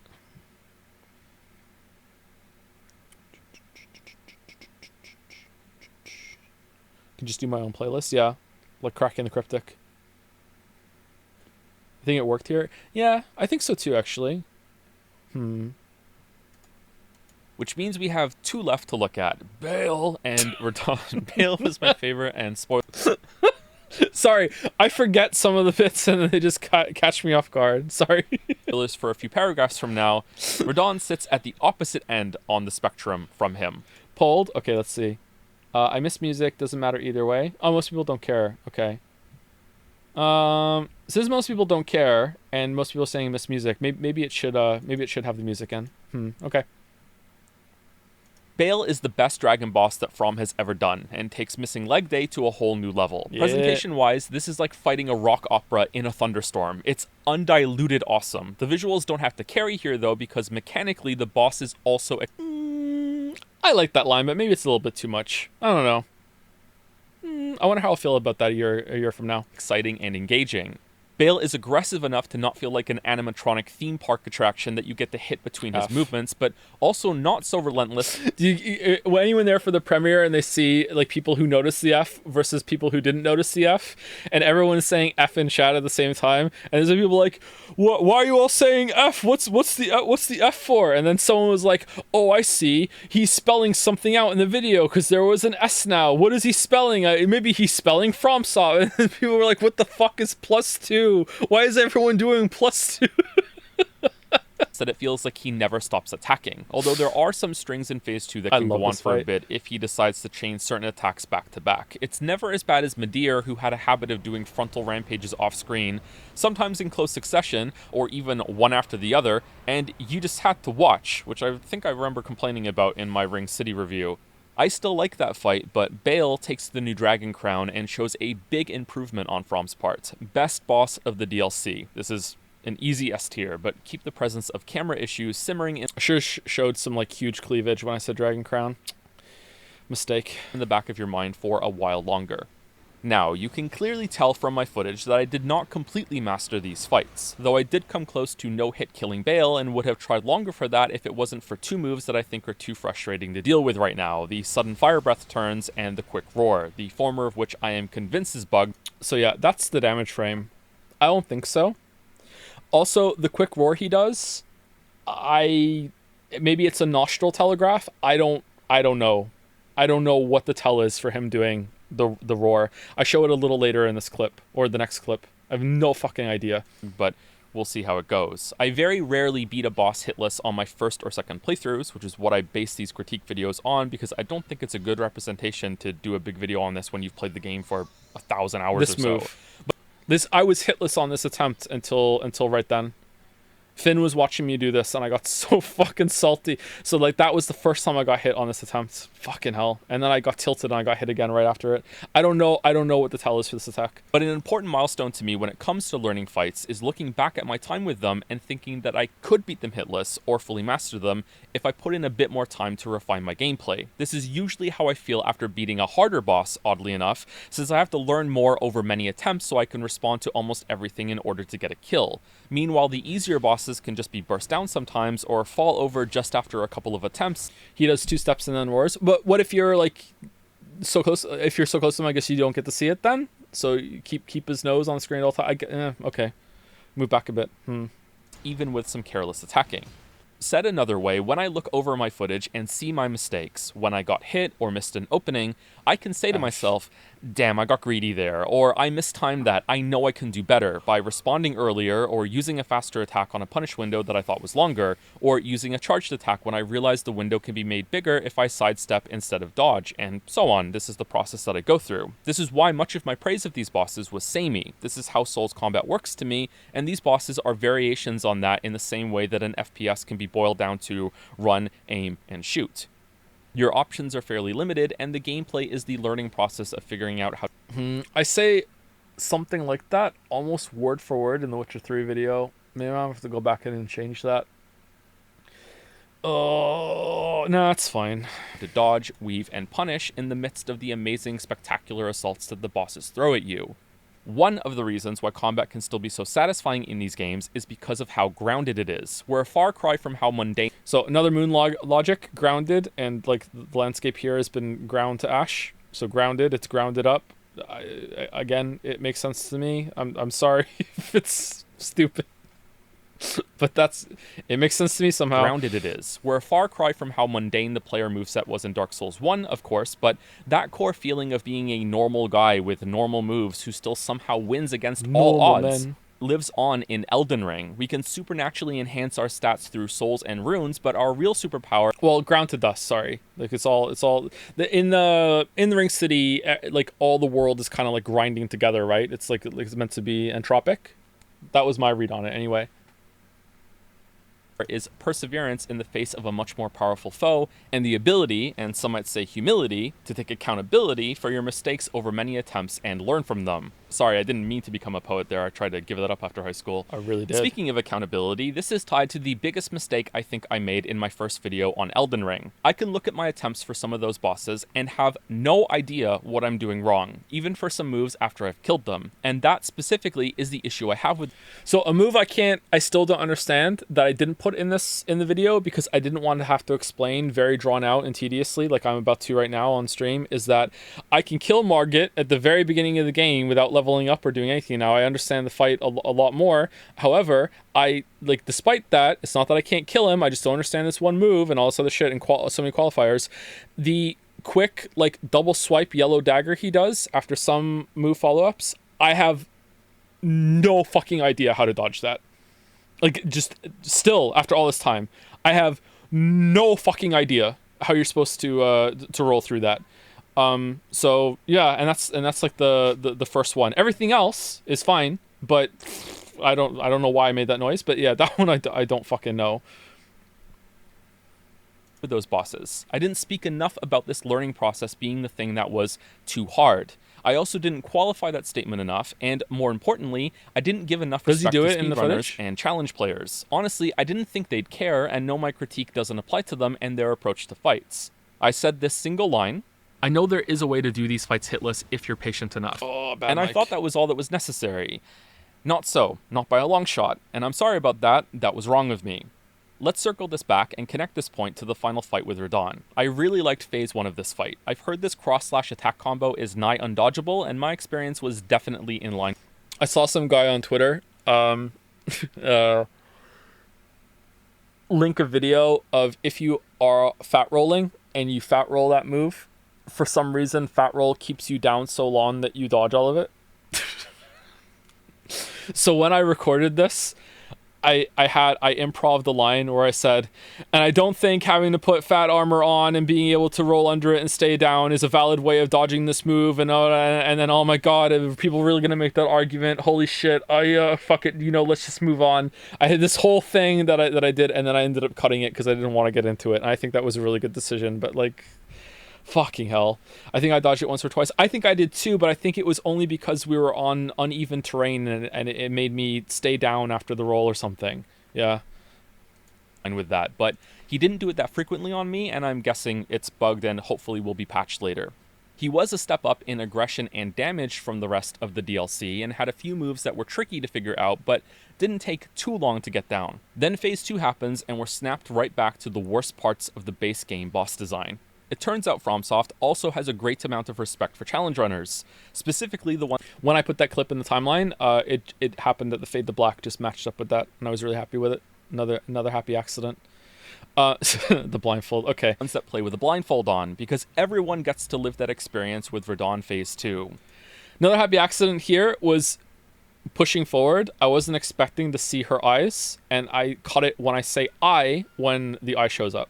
The issue here, much like the blindfold cloth, is threefold. I earnestly, sincerely, hand on my heart, have so much trouble seeing what he's doing for most of this phase. The melee swing after effect light pillar vomit is so obtrusive that it was more of a learning process to play around it not getting in my eyes by keeping it off the screen with movement than it was not getting hit by it with my character in the game. There's a cut there. After that, we have some of the most confused the screen with movement than it was not getting hit by it with my character in the game. After that, we have some of the most confusing attacks I have ever seen a boss do in a video game. Both for how it looks with these projection clones appearing like the light show has become possessed, and for what the expected response is from the player in order to avoid it. Remember, this is in addition to the pillar flashbangs. Lastly, these attacks do a tremendous amount of damage, and Radon isn't exactly a quick pushover in Phase 1. And so we have, in my opinion, the perfect recipe to make it frustrating to learn. A perplexing mix of poor visibility and experimental moves that require an equal amount of experimenting for responding to them, with the risk of instant death if you don't get it right, and then a fair amount of time to get back to... When I killed him, because of how I stunned him, I think, he didn't do that move on my kill attempt.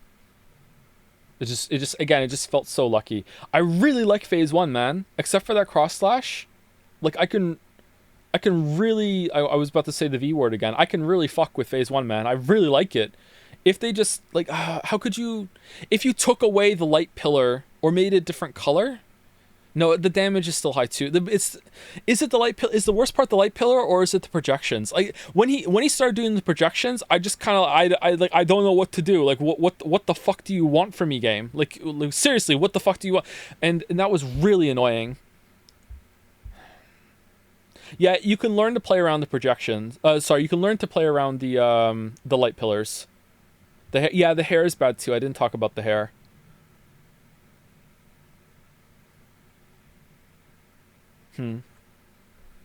Phase 2 to see it, where you might encounter completely different moves instead for many attempts before you get to practice the original one you were having trouble with. Viewed this way, Radon has one of the longest runbacks in the projections don't deal damage. The projections deal damage, don't they? I'm pretty sure that weren't they damaging me earlier? It's a little damage, but it's still damage, isn't it? Series history before you can potentially make progress on learning him, and that specifically is the part I don't like. I also think his arena nuke is about half a second too fast to have a fair shot of getting out of. So this really pissed me off. This is the kill attempt actually. So sometimes, I don't know if my controller needs to be replaced. Sometimes from pressing just L1 once in the air, my character would land and then just immediately just like, yeah, I'm attacking again when my feet hit the ground, fuck you. And because of that, he attacked again, and I didn't get my riposte through this sort of critical hit through with immunity through the nuke, and that was really fucking annoying. Out of it in time if you're attacking in melee range.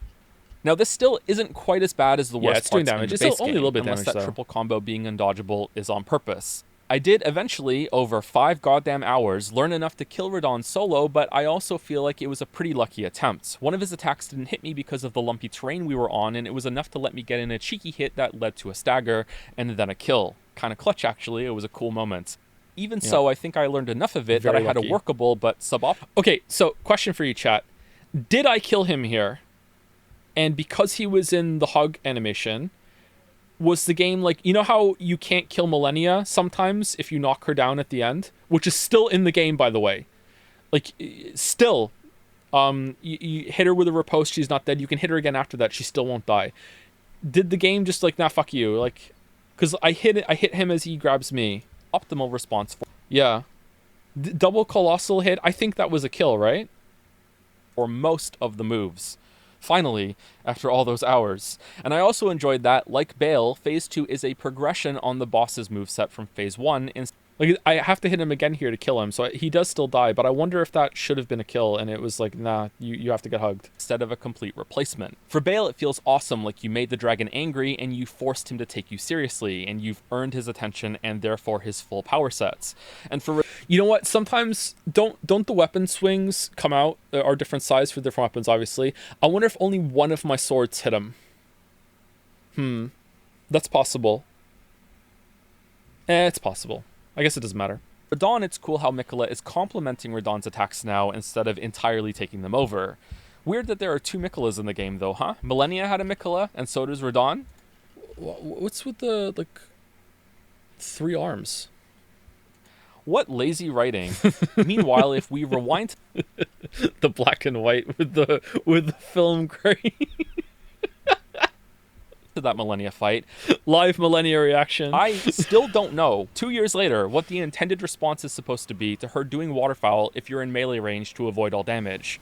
Which means I'm in good company and right in line with all the FromSoft devs because they don't know either. So I make the health bar go bigger here so you can see it. Let's see. How much was this heal? How much do I parry? Like 40% of it? Waterfowl if you're... Here we go. You're in melee range to avoid all damage. Which means I'm in good company and right in line with all the FromSoft devs because they don't know either. Consort Radahn was not this bad. Nothing in the DLC was this bad, but that doesn't mean it was all good either. It's a slightly lesser version of the same issue I said in the first video. It's too hard in a way that's not fun.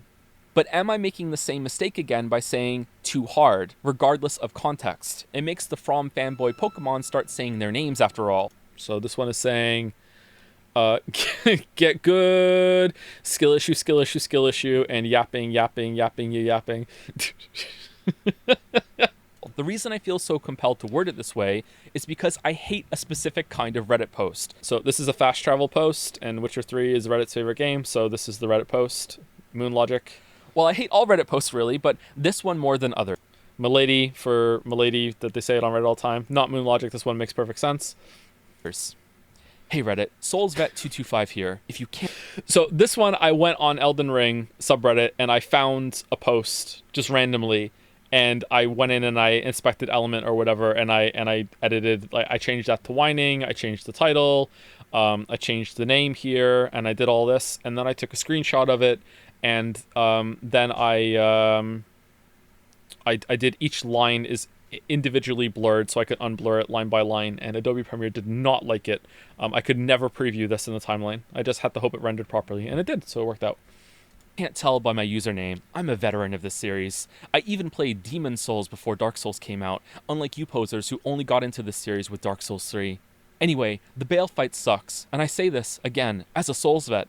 I've beaten Dark Souls 1 at level 1 with an unupgraded club and a banana up my ass. I beat every boss in Dark Souls 3 on my first try. I haven't had any trouble on any of these bosses in years, and somehow, I still love each new release. Anyway, I can't kill Bale, and it's not even that he's too hard or anything, it's that he's too tedious. He's not fun. He's actually pretty easy. It's just so boring that I can't bring myself to kill him, because I'm so bored I get greedy, and then I die, but it's not that it's too hard, it's just so tedious that I play too risky, and yeah, he needs a nerf to bring down the tedium so I can kill him without getting so bored that I die of boredom. It's not too hard though. I'm a Souls vet. Top comments on this post. I agree, and I beat the game's fist. So I changed the names too, so... I forgot about this one. Blade of Pickle Rick. Only with 2 bananas. Get good. And then it's SoulsVet226. Skill issue. Curse you. And then there's Egon Musk. So KG4U2000. I can't remember what boss this was bitching about, but it was bitching about a boss. So sorry for KJ for you 2000. But that is I didn't change it. That is a real Reddit comment, a real Reddit account, and he gets to be in the video because it fit with the thing here. So that's just there. So good luck. To Bale, I don't want to be this person. My complaint is tied to tedium. I like the combat in these games, but not enough to do the amount of practice required to learn some of the base game fights. They're not too hard for me to kill, because I know I could just use spirit summons, or co-op, or go for magic, or put on talismans that are based around their weaknesses, or anything like that. They're just not fun to learn in the way that I like to play. And my goal isn't really to kill the boss, it's to have a fun and interesting time while fighting them. But that doesn't mean they're not too hard, and I want to own that. Was that rolling clip edited or looped? I legit cannot tell. It wasn't edited, it wasn't looped. That is legit the fight. I went on the pillar, and I expected him to stop, and he just fucking kept doing it the whole entire time. That is just a real fight in the game today. Yeah. And also when I kill him later in the video, and I just have to run around for, I don't know, is it 6 seconds before the other one spawns again? Just like I don't understand. Challenge runners collectively did enough labbing hours on these fights to cure cancer and then come out with reports and guides on all the intricacies present in them. No, this move actually does have a telegraph. If you look at the boss's left nostril a quarter of a second before the attack comes out, you clearly see an upward twitch, and got to link the nostril thing to AI Somnium as well. I was happy about that. And that's your cue to roll. If it's the right nostril though, then you need to do a jumping attack and then you get a punish. So make sure you keep the boss's nose on the screen at all times. Or, during this frenzy of 15 attacks in a row, there are 2 player-shaped holes under these swings that you can balance. I could have picked a better clip for that, I think. He's attacking a little slowly there, so it doesn't match with the frenzy, but I wanted the ballerina pose on Margit for the next one, so I went with it. Ballerina pose through, and another that you have to hit the left stick on to do a duck in order to get some free hits in if your weapon swing is sub 1 second. Charge heavy afterward for a free stagger. And yeah, I'm exaggerating, just a little bit for fun, but only because I think this kind of thing is awesome. Kudos. Sincerely, I get to have only little fragments of this kind of feeling when I discover new ways to punish fights on attempts in replays years later. But that's my central point here. I discover them. I want to do this myself, on my own. Is this one of the moves that's flagged for ground damage instead of the hitbox thing? Because I feel like I jumped super late there and it still didn't do damage to me. I wonder. Terms with my own process without guides or dozens of hours of my time on just one fight, and that was my central criticism that I didn't make clear enough in the base video. Some of the fights are too hard, sometimes for different reasons, for me to be able to do that. So here, this is the last boss of the base game, pushing something into the ground during the phase transition, and then we clip over to the last boss in the DLC doing the same thing without Google. Boom. 2 examples of how I got into this myself and really had a good time in the DLC can be found with Radon and Bale. Elden Ring Ganondorf can sometimes follow up this jumping attack with another jumping attack, and there was no discernible reason that I could figure out for why he would do this only sometimes. But it didn't matter because it was timed so well that I could do a jump and not have to commit to my attack until I was sure he wasn't going to do the follow-up. And if he did, I could just land, roll, and jump again this time with the attack queued. It was one of my favorite things to learn in the DLC and added to that flow state idea of the player reacting to the boss's reaction of what you're doing. I could anticipate this behavior and hold the attack until the very last second and get my damage in no matter what. Bale, on the other hand, shows how much. One thing I don't like about the jumping attacks out of rolls, though, you can see me fucking it up a couple times in the video, I think, at least twice, is that you can't buffer unless you know you're going to be still facing the boss. You can't, buffer, dodge, jump, attack. You have to dodge and do not jump at all. You have to wait like a frame or so after the dodge is over for your character to refocus where the camera is locked on, then jump and then attack, or else your character will jump in the direction they're facing at the end of the roll, and then you will whiff your whole entire attack. I don't know if it's good or not. On the one hand, it kind of adds a little bit of thought into making sure that you're queuing the attacks properly, but I don't know if that's something that, with the way you can cue attacks and motions in this game, is a good thing, right? I'm not sure.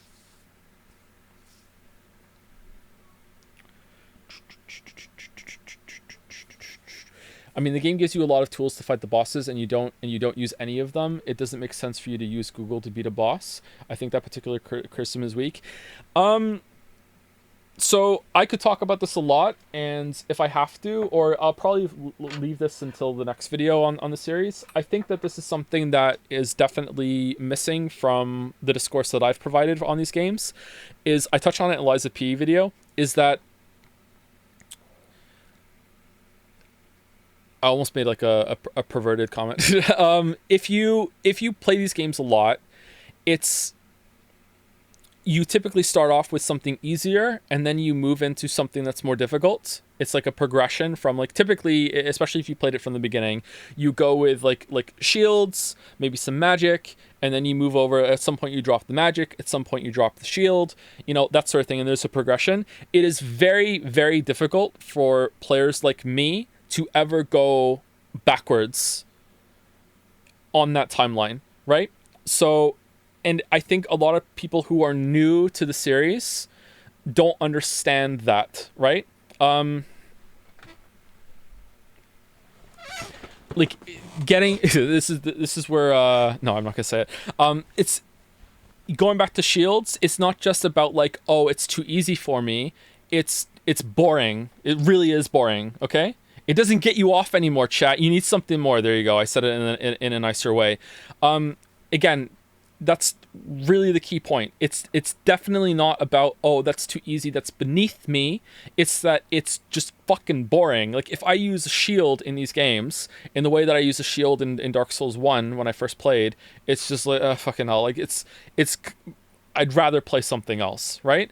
And I think when people look at it, it's like, well, why aren't you using the summons? Why aren't you using magic? Why aren't you using shields? Why aren't you using guard counters? And it's like, well, again, I know I keep repeating myself because it's the only way to say it, especially when I don't have a script to follow here. My weakness.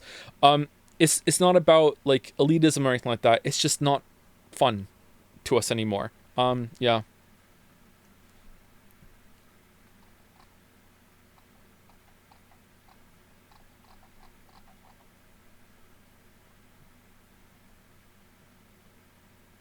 How about blocking with your sword? You take damage from that.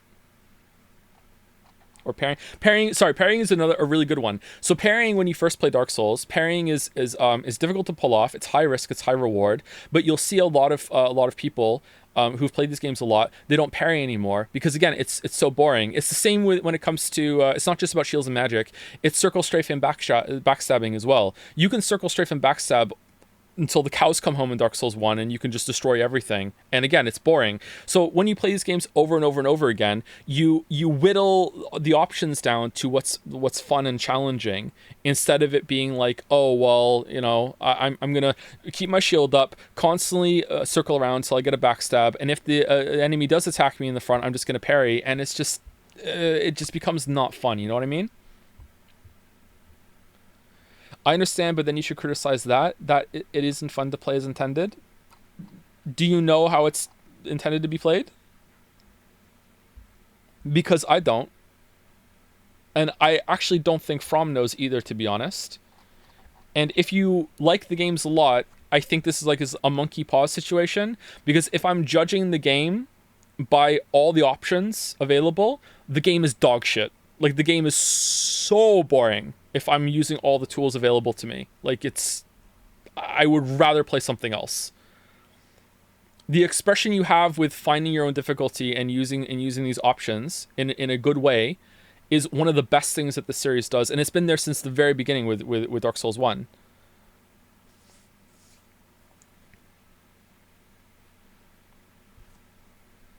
And I did go into that in the first video when I played the game with spirit summons and magic and the I can't remember the name, the Soul Edge, the moon whatever, right?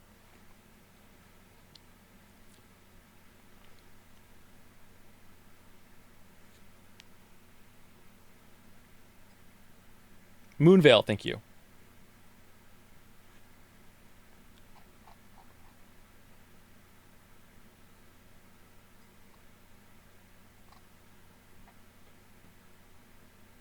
If they put it in the game, they intended it to be used, no?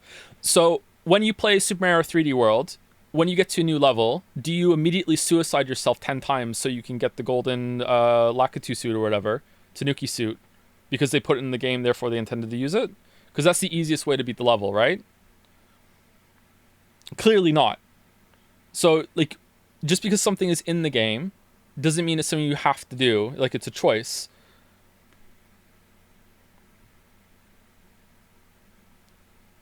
Things are only in the game so Miyazaki can beat it. Oh, is Miyazaki bad?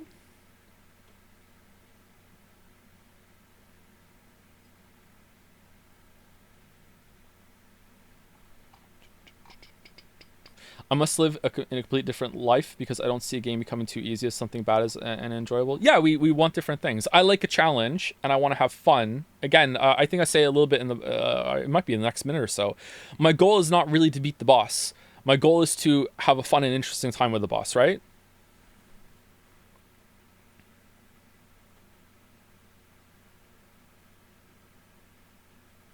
Miyazaki has gone on record saying he sucks at the games and not to play like him. Lol. Uh-oh. Uh-oh. I think using everything, if you're having fun using everything in the game, I think that's great. Like, you go for it. Like, sincerely have a great time. I hope you enjoy it. I think as you play the games more, most people, maybe even you if you play the game a lot more, you're going to start whittling things off of all the things that you use. Maybe you already have and you haven't even noticed. Like, are you always using the right spirit summon for each boss? Are you upgrading it every single time and changing it to a different one that exploits the boss's weaknesses? Are you reinfusing your weapon for the best one, changing your whole entire build to larva tier or whatever? Are you putting the right talismans on? You putting the right armor on if this one needs a fast roll or a slow roll or doesn't need to roll at all? Like, what kind of shield for the elemental? Like, it goes on and on and on and on and on and on and on and on. Like, are you eating all your fucking turtlenecks for the endurance buff or whatever the fuck it is, or I can't remember if it's a defensive or endurance, whatever. Like, if you're not doing like all of that, then you're already in that phase where you are willing some stuff off and you're trying to calibrate your own fun, and that's a good thing. It's fine. There's nothing wrong with that. Is it boiled crab?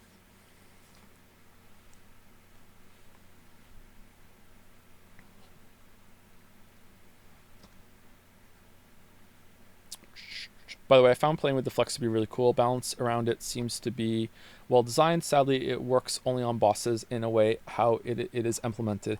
Yeah, I hope that they make it more accessible in whatever they make next. It kind of, I know this is going to be a Joe original problem or just a me thing, but it also rubs me the wrong way to walk into the boss room and the first thing you do is take out your drugs to have some borrowed power in order to fight the boss who didn't need to do that. I hope I'm not completely alone with that. It just feels kind of bad, like I played The Witcher enough, thank you. I don't need to do it in Elden Ring as well. It just rubs me the wrong way. Like, whereas if it was a talisman, I'd be completely fine with it. I don't know why. I completely concede that is me being too particular. You know what I mean? But I just not a big fan of that. Anyway, let's keep going. Much better the DLC fights can handle changes in a boss's behavior based on the player's positioning. It makes perfect sense that if you're closer than usual to the dragon's head while he's breathing fire, that he would cancel it into another attack, instead of stupidly continuing the fire while you just wail at his eyes. Just like exhaling fire at the ground below his torso would be a perfectly reasonable response if you're trying to stay under his claws for free damage. These make sense to me in a way that some responses and extensions in the base game did not, and they're also timed better for proactive play in my opinion. I understand more now what people were saying about... Yeah, I really, really need to get better at that. Fuck. About these bosses being awesome if you put more time into learning them in this way, because the DLC provided enough of that experience with challenging encounters that were far more approachable and fun to learn. Undoubtedly with a ton of refinement in punish windows and movement for me to get into when I try them again later on more playthroughs. The fights I didn't like in the base game...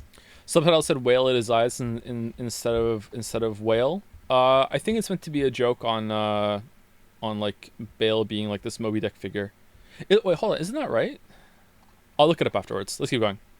Didn't allow this for me. So while I am sure I would have enjoyed fighting them in this way if I put all that time in, Would that enjoyment have been enough to justify the time investments? I didn't think so back then, and I still don't now. It's like crushing a pineapple with your bare hands. The juice ain't worth the squeeze. Relatedly, some people might be confused why I say I can appreciate this stuff while not wanting to do it myself.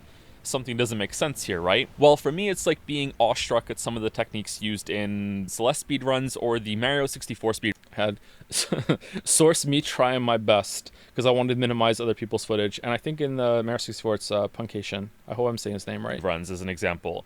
The Hazy Maze Cave Red Coin Star in particular is an amazing clockwork-like procedure. It's almost surgical that some runners can do flawlessly. The amount... I probably could have cut this. Sometimes I think I get it in my head that it's a good thing to reference other games in this way, and maybe it is. Maybe I'm being too harsh on myself right now. I do it in the Witcher video a lot too, the Witcher 3 video, but I don't know, maybe it goes on for a little bit too long. Oh, it's people in chat seem to like it. Okay. The amount of work that went into fine-tuning that and then practicing it to perform it live each run is astonishing. I love seeing it every time, but I have no desire to do that myself or put the time in to learn, and I doubt I would enjoy a game built around demanding that. While the Elden Ring bosses I have issue with aren't close to that, of course, they are still too unintuitive and too unfun for me to commit to learning fully. Especially when placed next to the Shadow of the Erdtree set, because here's a group of bosses that do it better in every way for me. That does not mean I don't understand why other people may like the fights in the base game still. But with... So it was an accident that the butt lined up with killing him here, and when it happened in the timeline, I let the clip play. I was pretty happy with it. I think I do okay against Malekith here. I still... don't really like the fight all that much. It was more fun this time than the others, but this is my 5th or 6th time killing him, and it took that long for me to finally like click with it a little bit. Like, I don't know. This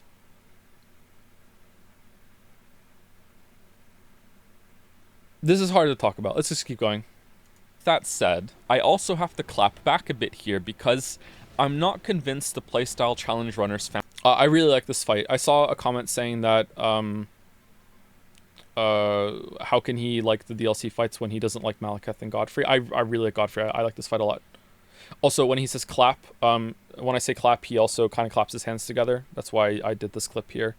He's not really clapping though, but yeah, whatever. I also have to clap back a bit here because I'm not convinced the playstyle challenge runners found for these bosses is actually intended. This is probably the best fight of the last boss rush. Yeah, again, sorry to repeat myself, but it's like after you get through Lindell, it is damage spikes hard. Commander Nile is shit because of the summons he has. It's really annoying. Nile himself is pretty good. Like he has some good spectacle to him. He does a lot of damage, and that can be a bit much, but if it wasn't for the summons, I think I would like Nile a lot more. So that's like a bad boss to me because I fucking hate having to kill those summons at the beginning every single time. And then after that we have Fire Giant, which is awful. My mouth just farted. That's great. Fire Giant, which is awful.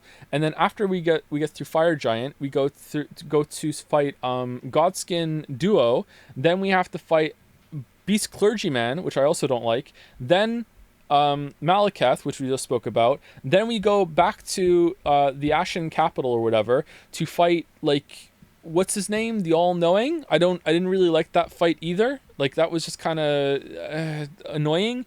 Then we go into Godfrey, good fight. Then it's Radagon, which I think I like a little bit more now that I understand the jump a bit better, but I still don't understand what makes Radagon teleport. But when I killed Radagon on these playthroughs, I never like really had any trouble with that because I just had so much damage, so I don't know about that. And then Elden Beast is really bad. Then we go to Millennia at the end of all that too, who, you know, I think Millennia is a pretty good fight except for Waterfowl, but I'm also not a fan of the whatchamacallit.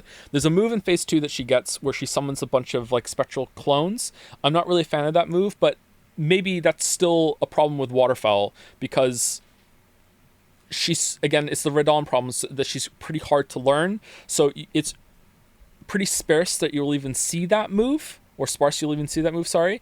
And so then that makes it kind of difficult to get a good handle on. So the end of Elden Ring to me is just a bunch of like shit all stacked in a row. And even some of the like the lesser encounters or non-boss encounters get kind of meh around there too. I Every single playthrough I've ever done of Elden Ring, I have forgotten about the shit show that is that little Shadow Realm town that you have to go through to ring those fucking bells or light those fires before you can get into the Erdtree. Fuck, I hate that part. It's such a bad part, you know what I mean? Yeah, and then there's like no more enemy variety once you get to the Erdtree as well, which is a real shame because I love that zone. I love the idea of them building this huge brace around the tree that's dying, and that's where the rot is spilling out of, and you're going through the decay. That was fucking awesome. Like, I really like that. I wish it had some unique enemies, but yeah, I wonder if you spread that out a little bit more, if I wouldn't have felt such despair at the end of my Elden Ring run. I played through again recently, and you can do the lamps in multiple tries. Was it always like that? I think it was. Yeah, I think it always was.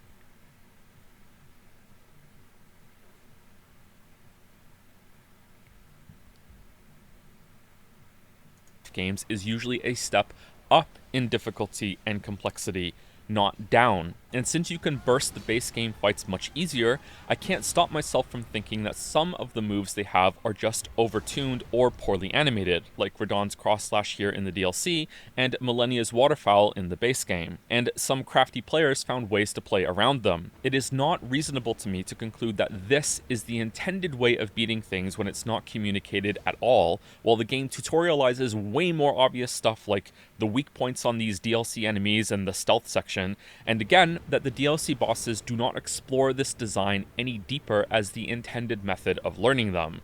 I was really worried about this, and it seems like most people have responded to it well, although time will see if that holds up.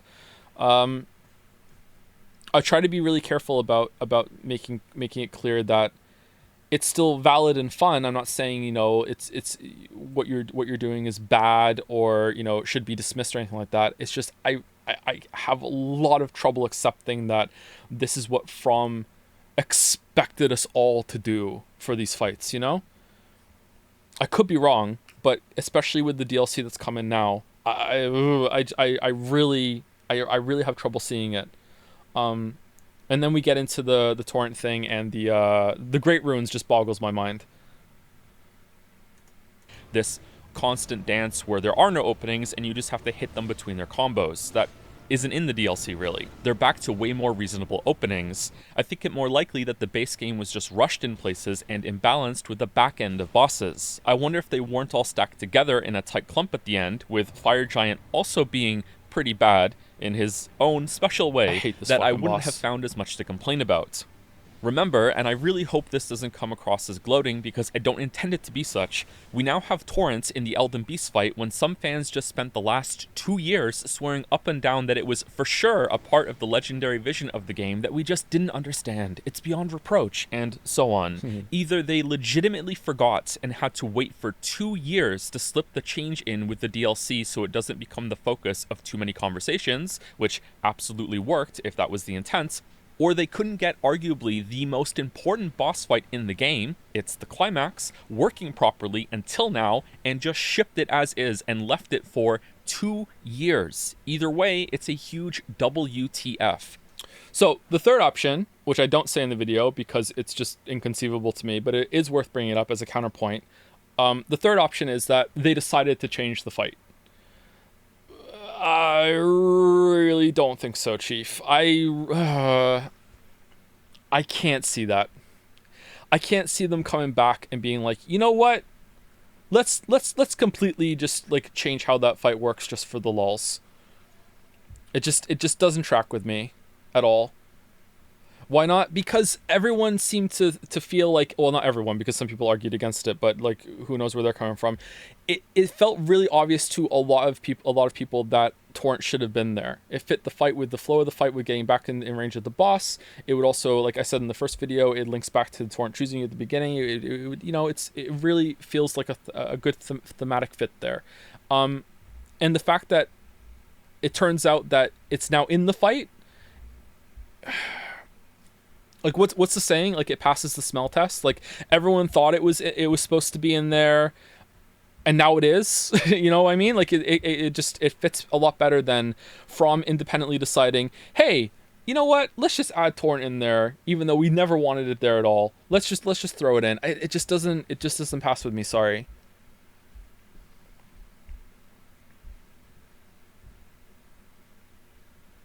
But could be wrong. This is a part, like, it links to the criticism part that we speak about at the end of the video. Like I want to take what people say with charitability, but at the same time, I know firsthand that everything will be defended to the death no matter what.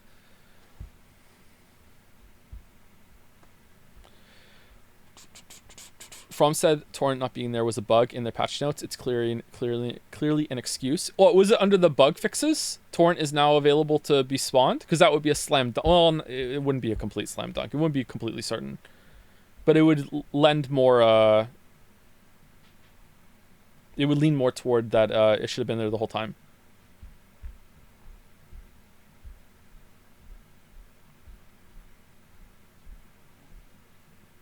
Credence, yeah, sorry. I'm getting a bit tired. It's been a while.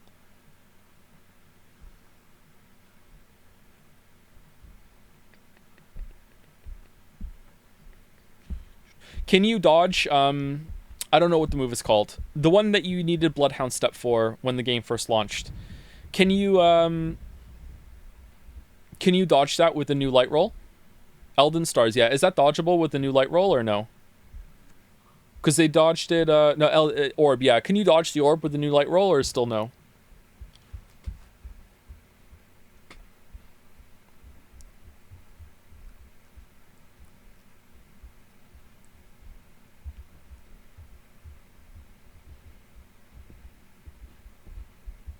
It's dodgeable 20. Yeah, that's the point. That's why I'm asking. Yeah.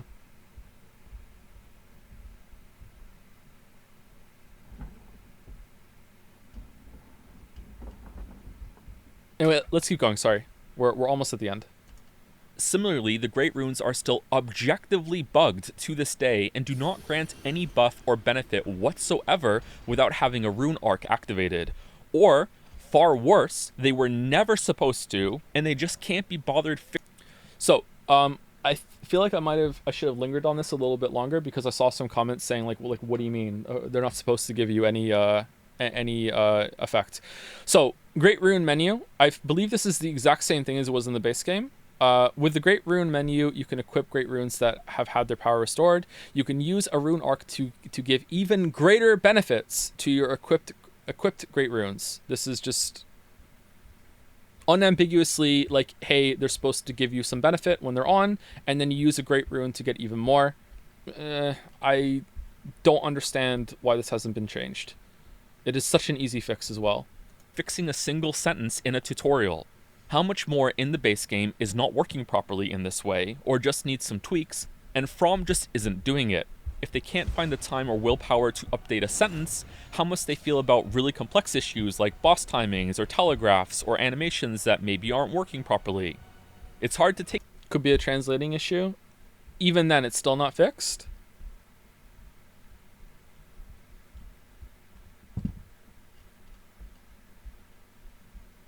Like I don't think that's a good defense for this long. If it was like a month afterwards, like okay, yeah, whatever. But like this long, like come on. Even with that, it should have been fixed by now.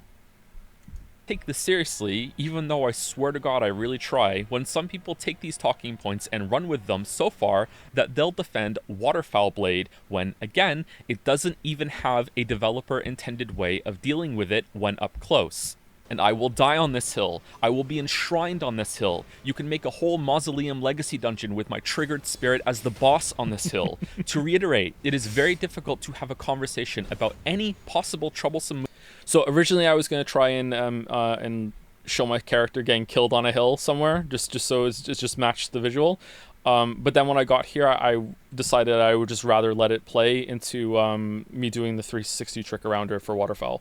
I just thought it worked better. But maybe I was just being lazy at that point because toward the end of the video, I was starting to be like, I just want to get it done. Let's get it done.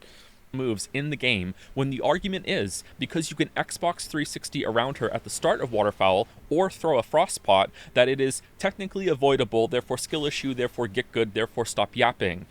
Does the attack have to have a way to avoid it perfectly? That is an interesting question. I think, with the way that these games work, that the answer should be yes. However, if I was to do a Phase 3 video, or Elden Ring 4 years later or whatever at some point in the future, I would definitely spend some time exploring the idea that base game Elden Ring FromSoft was experimenting with the idea of putting in unavoidable damage to see if the player base would tolerate it, how they would handle it, and if they could use it a way to like wear the player down and use the flasks as like a resource of attrition rather than just a mistake meter. Because there are a lot of fights and moves in the base game Elden Ring that are very difficult to avoid unless you like really know all the positioning tricks that are there, that sort of thing.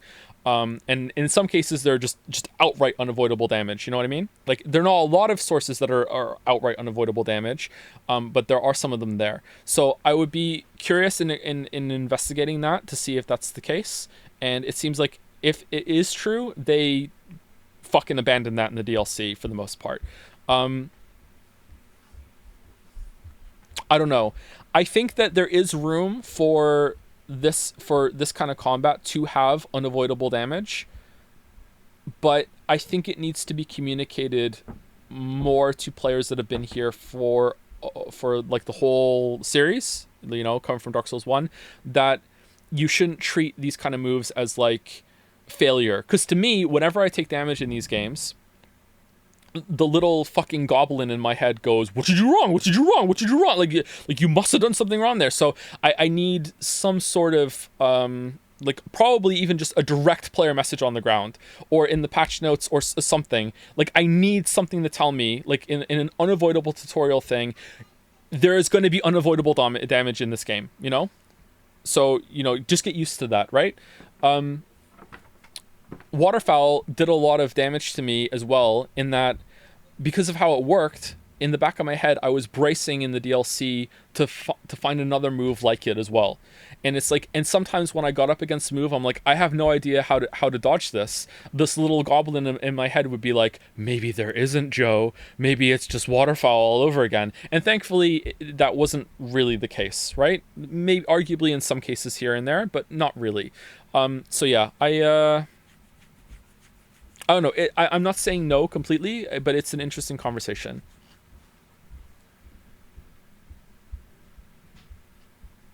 It is the inquisitive players that deserve the respect here for finding a way to out-bullshit this bullshit. Not from making an attack that 99.99% of the player base will never learn how to deal with on their own, so the game comes across as more difficult than it actually is. And it seems like From understands this too, because the DLC is almost entirely devoid of this method of difficulty. To cool down from this, I want to be clear in saying that I'm not proposing the way some people have found to like, I don't know, sometimes I wonder if the way we play these games isn't really right. And now we're just coming to something of a breaking point. But I don't know, the DLC brought that back a lot for me, so I don't think so. But I was feeling that a lot more with just base game Elden Ring, for sure. So like how with Moog, unless you're hyper bursting him down, you'll always take some damage with the phase shift. Yeah, even if you find the flask thing, which I actually did find when I first played, luckily enough, you're gonna take a little bit of chip damage there. But if you don't find it, and why would you ever think to, if you got there without finding that, why would it even occur to you, oh, there must be a wondrous physic flask tier that's gonna make me immune to this damage, better go find it? Like, no, you're just gonna sit there and just pop 3 flasks to heal through it, right? I think it's an interesting twist on that fight, and it makes me wonder what their idea was for the rest of it as well. It's definitely possible that they were experimenting with, hey, maybe we can put some unavoidable damage in. Like, maybe even some of Margit's moves are meant to be trying to communicate that to the player, but they're just not full on it with enough, or not clear with it enough. And also they don't really do all that much damage, so which makes it more likely, right? Like some of the little dagger swipes or whatever that he can do that I still don't know how to dodge, but maybe I'm just bad. Sorry, I'm wilting right now. I'm getting really tired. Sorry. I feel like I'm not being that coherent. Engage with these bosses isn't legitimate or not fun. It's just maybe not intended, and those are two different things. From someone who is just starting to dabble in no-hit runs. Like, I've seen it argued that Malekith isn't even supposed to be fought without the parry dagger that I didn't even know existed until I saw that argument. Apparently, when he glows, you can use an item to parry him, and yeah, it's or whatever the fuck it is. Yeah, I don't know. I've never fought him with that. It's not very good though. Oh, it's not? I thought it was like you get a free hit if you do it.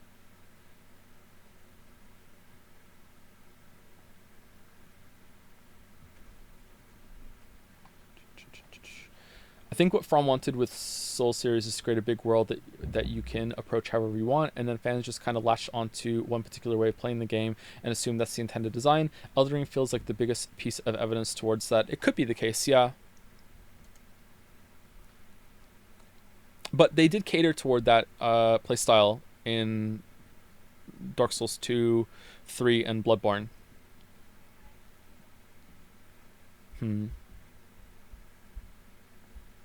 And in Elden Ring, for the most part, I think. Anyway, let's keep going. All the way up to Ongbal, hope I pronounced that correctly, schooling every boss in the game in multiple ways to the point that you start feeling sorry for them. Mad respect. Deep respect. I hope that the DLC fights aren't too easy for you after all the base game ones, because I want you to have a great time with the game too. But that doesn't mean that the base game bosses weren't too far for most players to learn, which seems to be the case since most people agreed with my original critique for quite a while after it came out, and it wasn't until they played the game many more times or looked up guides to learn the fights that they came back and said, you know what, I kind of like the boss design now. I think this new DLC set of bosses is in a great place between base game Elden Ring and Dark Souls 3. Most players aren't going to have to resort to looking up guides and can learn the fights themselves. It might take a while because they're hard, but they can still do it. This is a wonderful happy medium. Did you know the lion is actually 2 people in a costume? I thought it was 3. Is it only 2? Okay. That's kind of cool. Except for Radahn Phase 2. I don't think I'll ever bother fighting him again. Yeah, I still think that, you know, because this video came out so long ago, so why would I change my mind? Yeah, I don't know if I ever want to put myself through that again. Maybe if I hear they do some changes to him or something. Like, I did not have a good time. And I think this might be the... did I feel that way about Millennia? Kind of. I still, again, like I said like a few minutes ago, apart from Waterfowl and that Spectre move, I really like Millennia's moveset. It's pretty good to engage with. Like, I like it a lot, but I don't know.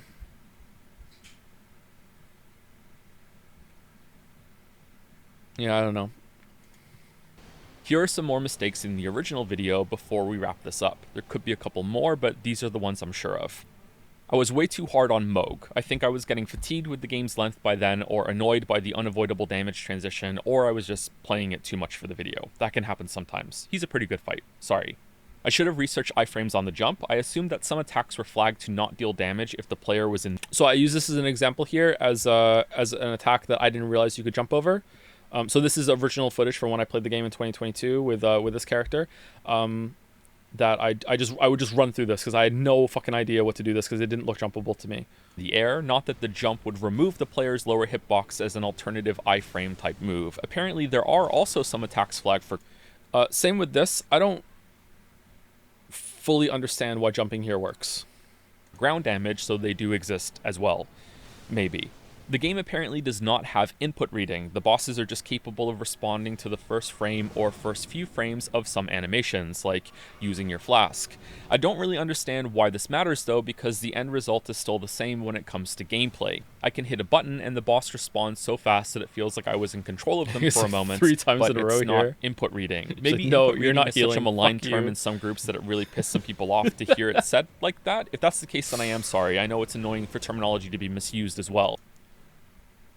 Why heal in neutral? I don't know if that was because I wanted an example of the input reading for the video, or if I was just spamming heal to see, because sometimes she doesn't always heal like the attack you for that. Nice Zuli hat reference, thanks. I'm glad someone got it. To close out the video, I have 2 topics left that I want to discuss. The first is to state plainly that I am now excited for another game in the series again. The DLC showed me enough progression on boss design that I'm no longer disinterested or disheartened. So, I use this clip here because in the original video, when I said I wasn't interested anymore, I showed the burning capital, and this seemed like the counterpart shot to that from the DLC compared to that one. By where the series seems to be going, and it's like a shadow hanging over the base game now instead of the other way around. Man, that tree looks gorgeous. But I do have a couple stipulations on that, and I still think... So a couple of points here, like he's raising 2 hands, like I have 2 points, and also I showed the structure in the background after the Radon fight when I said there was 2 things left to talk about, and it looks like 2 pillars. More moon logic, or is it Mars logic now? We're past the moon because we've gone so far. As good as these fights were, that there's something far better that could be made with all of Elden Ring's parts. By now, some of you are probably wondering why I haven't brought up the deflecting hard tier yet. It's a wondrous physic flask buff thing that grants you a temporary Sekiro-type perfect guard for about the duration of a boss battle. I haven't tried this extensively yet because I wasn't sure if the fights would be balanced around it, and I knew I'd end up making some video about them or talk about them at some point, and I wanted the base experience and not this modified one. Either way, it makes me quite hopeful about some more options coming in the next game. I wish that it had been a foundational power added to the player character throughout the DLC, so I would know for sure fights were fairly built around it. Maybe some system of replacing body parts, like a second set of armor, so you could have a Mesmer type. I really wish I had put footage of Godric cutting off his arm in his phase transition here for like replacing body parts, the grafted thing. Because it kind of thematically fits as well. I wish I had used that there. Type eye that shows you the boss's stagger bar. Another eye for telegraph symbols for whether an attack can be jumped over or has to be perfectly blocked or parried. Your legs could give you a double jump and a stomp on an enemy head after jumping over some attacks to deal high. Why are you Scarlet Rot against that boss? Because I just ran through the Halig tree right into the boss fight, and I still had Scarlet Rot from being hit on the way there. Dagger damage. And what if your left arm got replaced and you got a grapple line for quick world navigation? Or, so the joke there, I feel like most people got it, but some people seemed a little confused in the premiere. So the joke there is that I'm just saying, what if the game was Sekiro? That's it. I'm not actually saying like I wish all this shit was in the game. I'm just saying, what if it was Sekiro? That's it. The game still doesn't use some of its systems enough. The depth is set of armor, so you could have a Mesmer type eye that shows you the boss's stagger bar. Another eye for telegraph symbols for whether an attack can be jumped over or has to be perfectly blocked or while, but I don't think we should have to. Imagine how miserable Sekiro would be if the perilous warnings were stripped away. How much tedious, protracted learning about what attacks can be jumped, demand a perfect parry, Mikiri countered, or have to be dodged or ran away from. That's what Elden Ring is right now. Or for an example that's in the game. So, 2 things I could have clarified there and expanded on that I decided not to because I didn't want the runtime to go even longer. It doesn't have to be a perilous system. It could also just be that the animations are more clear about what you can like dodge and jump over and all that sort of thing. Like if they did that work in, or if they said if they did something like they almost did this in the DLC actually. It's like all fire-based attacks, no matter what they are or what they look like, you can jump over fire-based attacks. You know what I mean? That's it.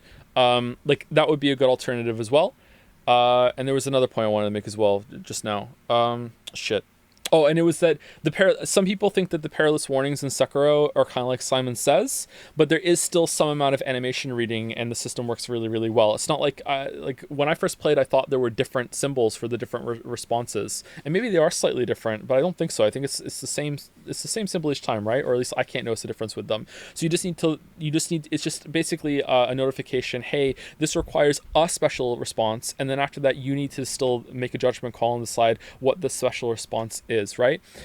So I think that's a really good system. So it doesn't always have to be like, hey, we're gonna flash the jump symbol so you can jump this one. It's like, I think that would be bad. I don't think that every single jumpable attack in the game should have a jump flag on it in order to let you know to jump, because then it is going to turn into Simon Says. That is definitely not what I want from the suggestion. Hopefully that's clear, but if it's not, then maybe I should have added that.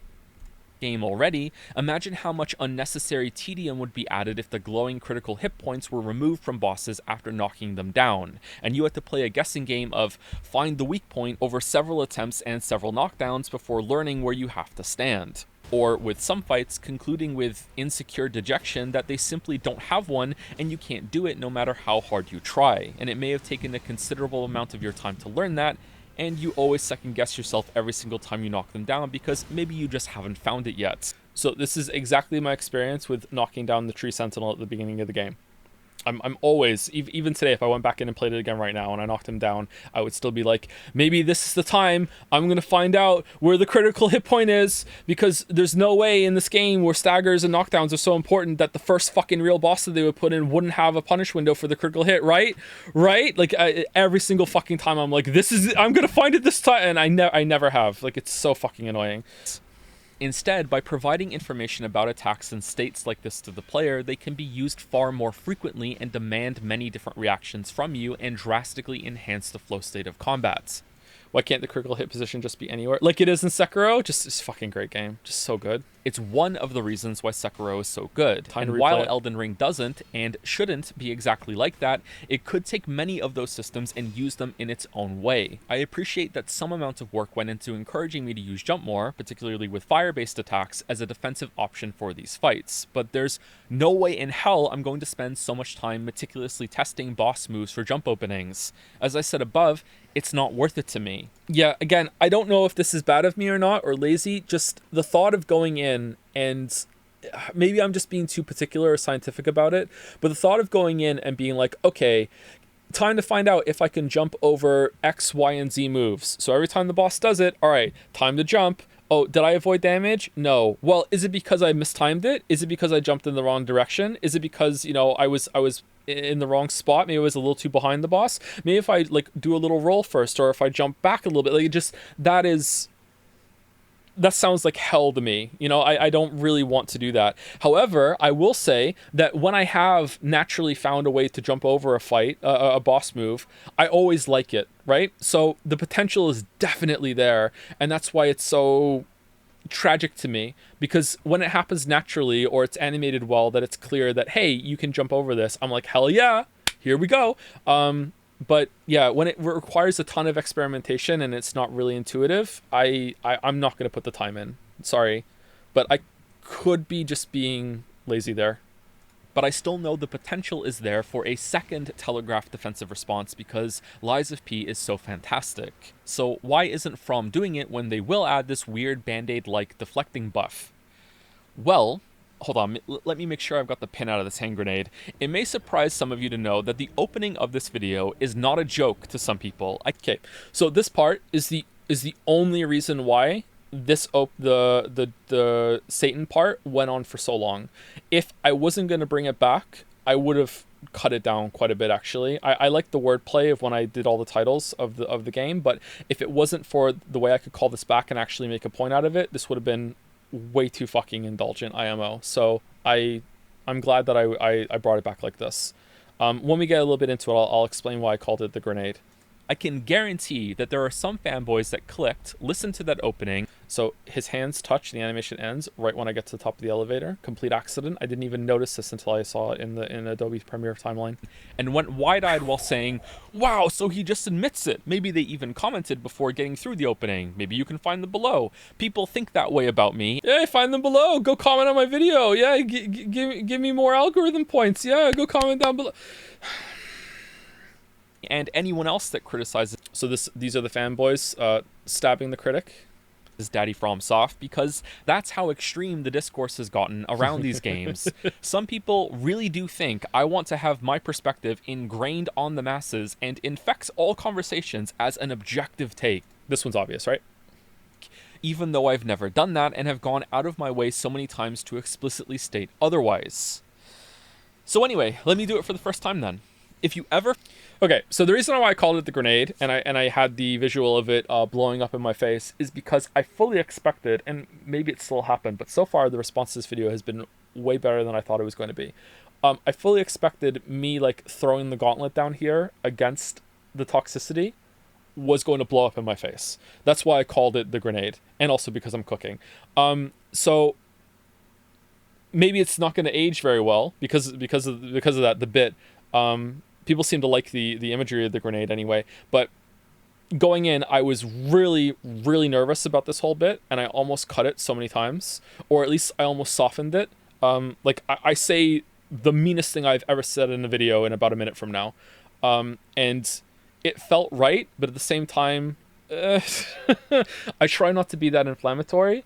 I'm not trying to say it as an insult. I really am trying to go to bat for the series here, but like, man, I was expecting this to go a lot differently than it did. Or find yourself interacting with a FromSoft fan who just dismisses criticism and conversation with "get good." So these are supposed to be the Pokemon dancing, the repeated imagery throughout the video. Skill issue, yapping, etc. Then I want this proposal to be the default mindset going forward. You need to ignore them and remind yourself that you are dealing with either 1, a kid. Kids are allowed to be dumb. They get a pass. Just ignore them. They'll grow up, hopefully. 2, a troll. Get good never used to be that serious. It still isn't to some people. We all do a little trolling. Ignore them. 3, a loser. Someone who actually, literally, no exaggeration, is a full-grown ass adult and thinks that their biggest accomplishment in life is beating a Dark Soul and sees nothing wrong with that. Ignore them. I am breaking my keyboard to quickly type a follow-up. So mother fingers smashing the keyboard, that's what it's supposed to be. I really like a Dark Soul. It's like it's like Lucille in Arrested Development. Go see a Star War. Any discussion happens at all, you are not talking to this kind of person. So don't ignore them, well, based on this advice at least. I do not want to be seen as trying to dismiss criticism because the exact... So here, she's saying, wipe away the letters, like wipe away the criticism. That's why I use this clip here. The opposite is my whole point here. People who disagree with my takes and put work into rebuttals and defense of a game they like... This is kind of meant to represent, like, I can't believe he's saying that, but it's kind of a stretch. I don't know. It made sense to me at the time, but I don't know. Awesome shit. Keep on it. Really, people who like what I don't like obviously deserve to have their argument out there, and vice versa. That should go without saying, and I could very well be wrong about where I want a game to go, and most people would prefer otherwise. But these toxic assholes that have latched onto this series probably... So, I don't... Is it Saint Trina? Is it Saint Trina, or is it linked to Saint Trina, or is it Trina? Is toxic, so that's why I use it here. So kind of an accident that I came across this clip when I was putting the end of the video together, but I think it works quite well. Because it's the first time in their life that something held them accountable, so now they view a game dev as a surrogate parent. Oh man, it's so fucking harsh, but I'm sorry, it's true to me. It's so true to me. Holy shit, it's so mean. Need to stop being a dominant voice in all of these conversations. I love FromSoft. They are probably my favorite developer. Do you know who else I used to love? Bethesda. Do you know what the climate of gaming discussions was like about Bethesda around the time Skyrim came out in 2011? Very much like what we have about FromSoft today. If you're a bit younger than my average demographic, it may absolutely shock you to learn that people were scared to criticize Bethesda when Fallout 4 came out. That game was when things finally started to turn for them. But yeah, Bethesda, the clown dev of the industry today, people were scared to criticize them back then. So let me add one qualifier to this part because I wanted to add it, but I didn't want to ruin the flow of this as it went. I don't think Starfield is a terrible game. I don't think it's a great game, but I don't think it's a terrible game. I don't think Bethesda makes terrible games. However, for the status that Bethesda has and what they're capable of doing and how good they should be, there is a huge difference. Do you understand what I'm saying? Like an average game from Bethesda isn't good enough, right? It should be way better. And a lot of the bad things that are in their games are such repeated problems that I think, and this whole toxic positivity mutation is definitely why everyone just clowns on them all the time. But I felt bad like listening to this back again because I felt like I was like you know, they're complete trash. They're not. They should just be way better than they actually are, if that makes sense. So you know, I wish I could have found a way to qualify that a little bit in the video, but it would have ruined the flow of this part. Journalists had negative feedback, and man, the fear and backlash they weathered. That doesn't mean people didn't have problems with Bethesda's games before this, it's just that when it was voiced, it was often swiftly extinguished by the fanatics that didn't realize they were doing more harm than good with their toxic positivity. Elden Ring, as I view it, is FromSoft Skyrim. So this is meant to kind of look like the underground in Elden Ring a little bit, but most of the footage I'm using here is just leftover footage I had from these games from doing recording sessions for different ones. I had to do a bunch of recording sessions for the Witcher 3 video for Skyrim, so this is where some of it came from. Congratulations, Todd, you got another one out there. Not because it's open world, but because it feels to me that their player base at large is finally starting to get tired of the same problems being in the games that have been there from the start. Or maybe it's the huge influx of a new audience since Elden Ring was a staggering and truly deserved mainstream success. And I'm not talking about influx of materials coming through the pipe. I know, again, it doesn't really make sense, but whatever. I was just like going through footage at this point at the very end, and then a big group of people, huge audience, it fills some hole at least. But much more subjective things like boss design here when it comes to these problems. I'm talking about performance issues, especially on consoles, technical limitations, unfinished sections, a camera that is sometimes worse than it was in games they themselves released years ago, online guides being a requirement for basic boring quest content, and the beginning of memes ridiculing how they keep reusing the same themes and imagery. Miyazaki, forgive me. Not to mention even the lore people seem to be disappointed in the DLC's ending because there was nothing there, and they're usually the champions of seeing so much when there's nothing. I love the Bale fight. I don't really feel like that's a fair condemnation on my part because I'm not into the lore, but maybe I'm put too many assumptions there. I do see that sentiment being passed around a lot, but maybe it's not going to hold up. So maybe that's like the weakest part of that whole tirade that I just went on. But even me, who doesn't really buy into it a lot, like Elden Ring could really just be a prequel to all of the Dark Souls as far as I'm concerned. There is so much repetition in mood and world construction and all that shit. Like if we sat here and or if I did research on it for a video, I could probably feel so much with that shit. It didn't bother me in the base game, but it's kind of bothering me now. FromSoft is one story. Yeah, like the big thing, maybe the difference is that we played Armored Core 6 in the interim, and even that was just the same shit, man. Like even that, the big robot fucking thing. Like I don't know. Are the rest of them like that?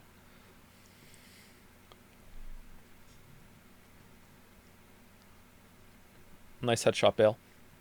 But how is the boss designed to actively get so close to me that the camera unavoidably clips inside his body? It's like it's a part of the fight, and I have to hope I'm not getting attacked while I fix it. Why are giant enemies still impossible to see one up close when Sekiro already used a simple fix for this? Do you know how much better Dancing Lion looks when the camera is pulled back a bit, and how much more fun it is to engage with his moves with that perspective? Why are gank fights still horrible for off-screen telegraphs when rings... I love the rot pot coming out of nowhere. It's just as soon as you turn your back on that fucker in that fight, here comes the rock pot. It's just every single time, man. Like,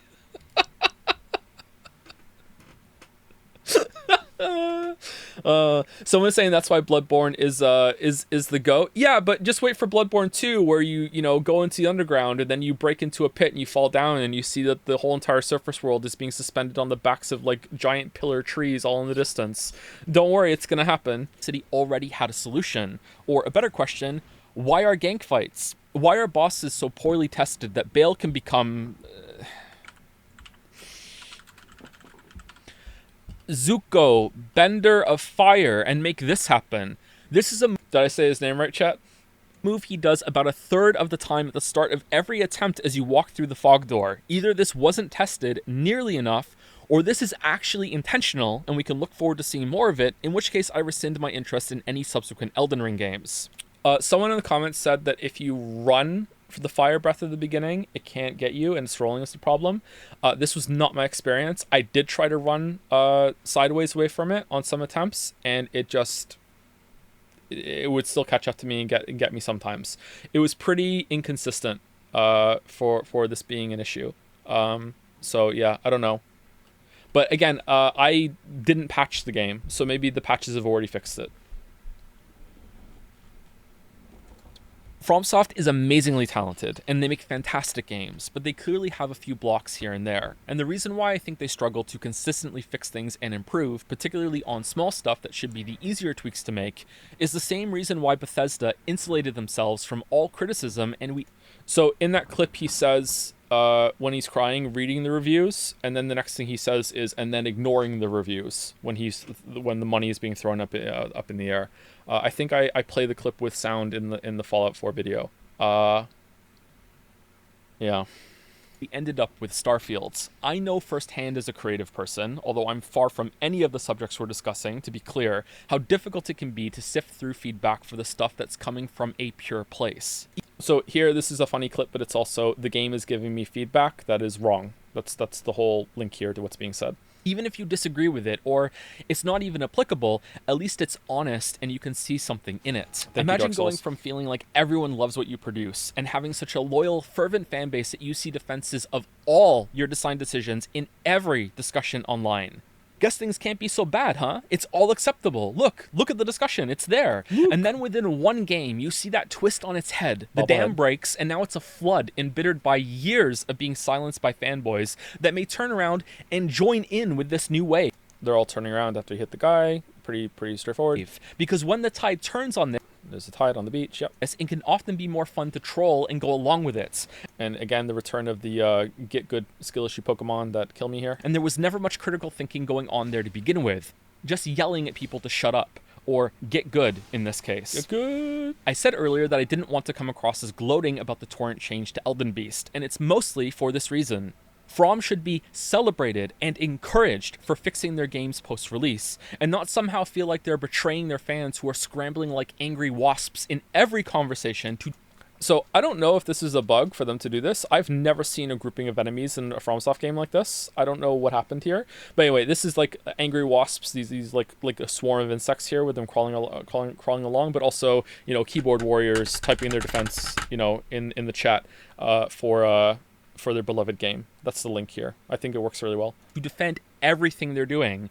Even some of the things From themselves may think are lackluster or know are broken and look awkwardly at the defensive at best or become confused and doubtful about their own decisions at worst. This shouldn't be seen as a gotcha, aha, see, there are some big mistakes in your game, I knew it, and it's... Okay, lore people, is this a placeholder enemy that they forgot to put the real one in?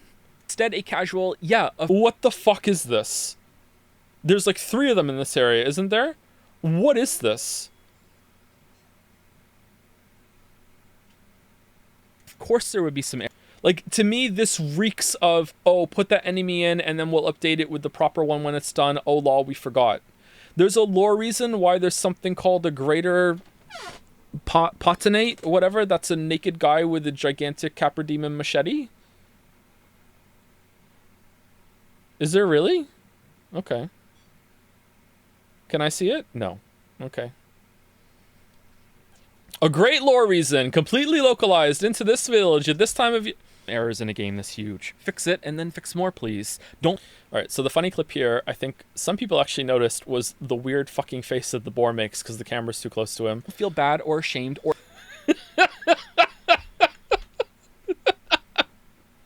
or anything like that. It should not have taken 6 games and a movie for a new item tab to be added.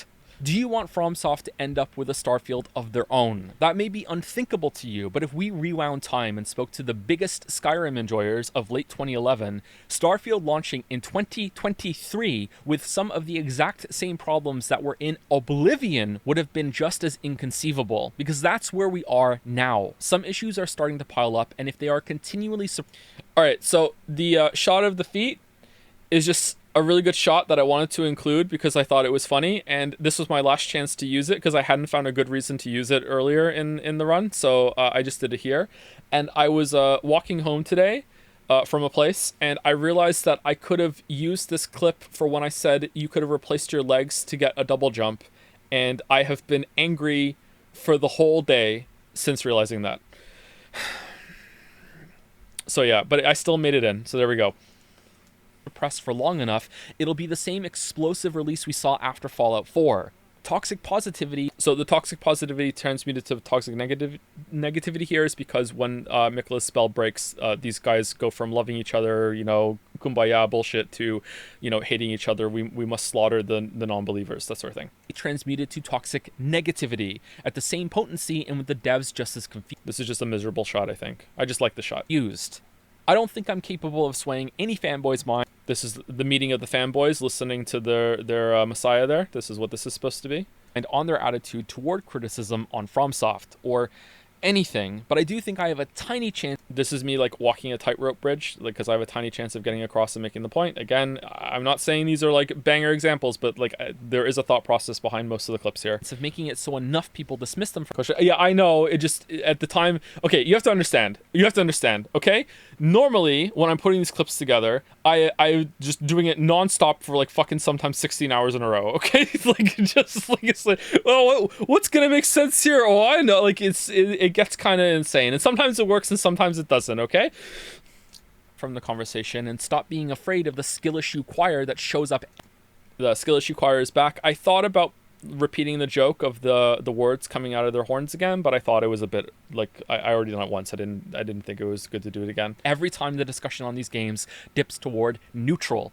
And then some of my favorite games can be... How do you even remember the reason for each clip? Well, that's one of the reasons why I'm doing this now, because I am very soon going to forget. So I thought it would be maybe interesting to go through it and give the reasoning behind them while I still remember now. Because it's a lot, yeah. Come even better. And one of my favorite game devs won't end up releasing an embarrassment. We need to let FromSoft get good. That's all. Thanks for watching. And that would be the fog door that their FromSoft would go into in order to fight whatever demons they have in order to get good. Yeah. Did you all enjoy my Premiere Chat acting when I said, oh no, I uploaded the wrong video file?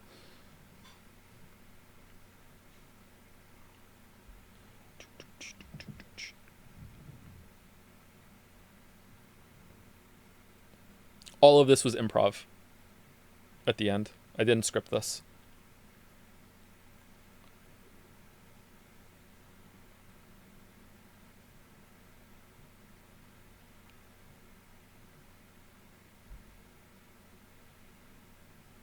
Okay, so this is the current release candidate. Just make sure that you remove this part and any other changes that you want to make from the rest of the video before you send it back. And if I get the green light, then I'll put it on the channel and it'll be uploaded as soon as possible. As per our email and our discussions that we had, I went back and I added more negativity. I'm surprised you said that, but I added more negativity as you wanted to make the positivity seem more believable and genuine. So I did that. I don't know if I went too far on it, but if I did, let me know and I can scale it back a little bit. I doubt you'll want it to go even higher. We'll see. Yeah, I think that's about it. Please let Miyazaki-san know that I miss my children very much and I love them and I look forward to seeing them again after this is resolved. Thank you. Should I have said thank you, Mr. President, at the end? I wanted it to come across as like, in a weird way, I wanted it to come across as kind of believable. You know, like in my mind, I wanted there to be, even after the joke lands, I wanted there to be like this little nugget of someone being like, wait, what? And I feel like if I had the Mr. President at the end, like it would have been like absolutely clear. Okay, it's a joke. You know what I mean? Like maybe I should have done it. I don't know.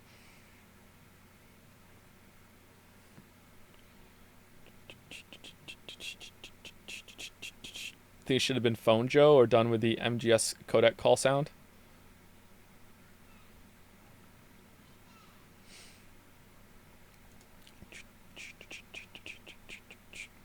It should be clear by the end. Yeah, you say that, but there's a Reddit on the, I think it's the Shitty Dark Souls subreddit. They liked the video, and there was a comment that someone said, you know, I was 5 minutes in before I realized that he was definitely doing a bit, and someone replied to him as like, dude fucking said that YouTube sends him daily helicopters full of fucking money, and bro wasn't sure if it was a bit or not.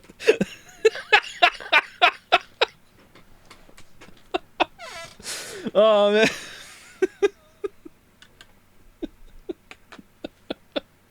Better without it. Oh, people seem to like it without it. Okay.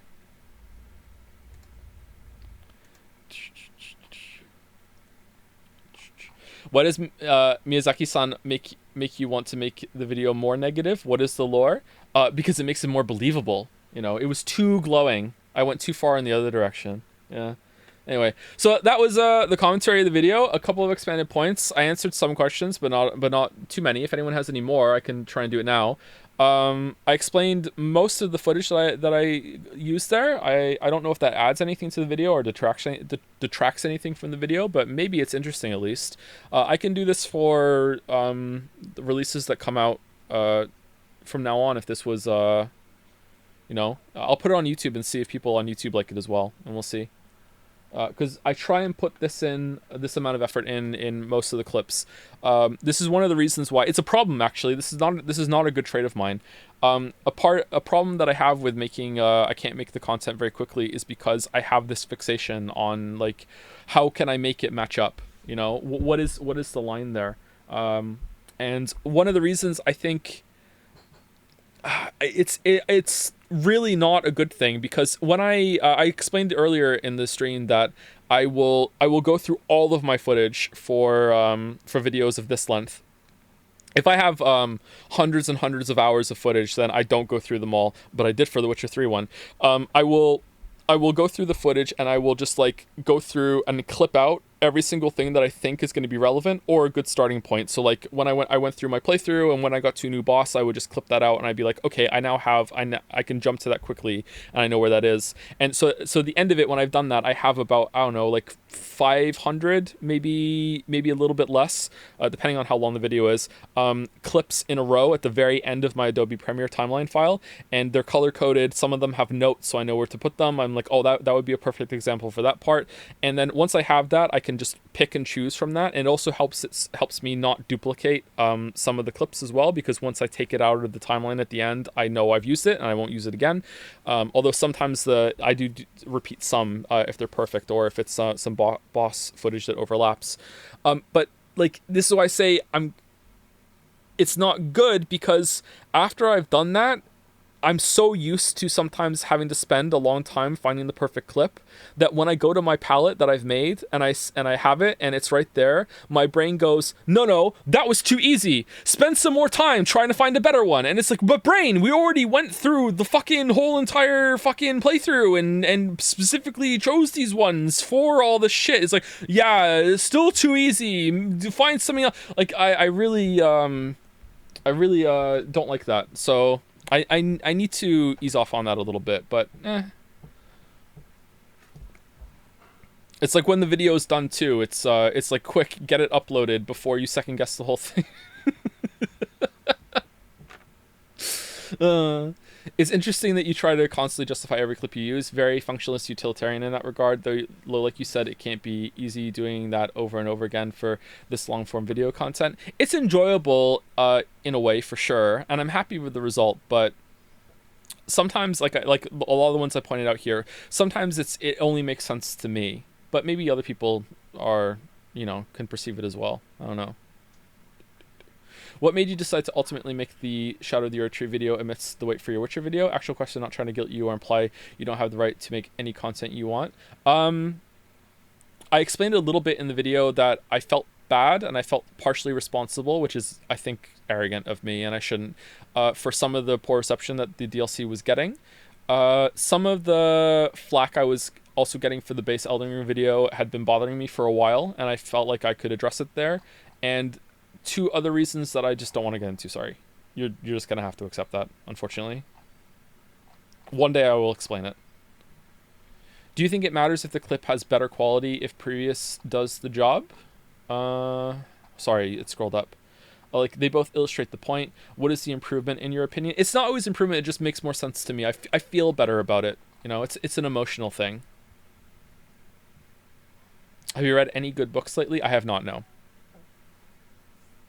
I haven't really read any books lately. I haven't played many games. I've been listening to more music.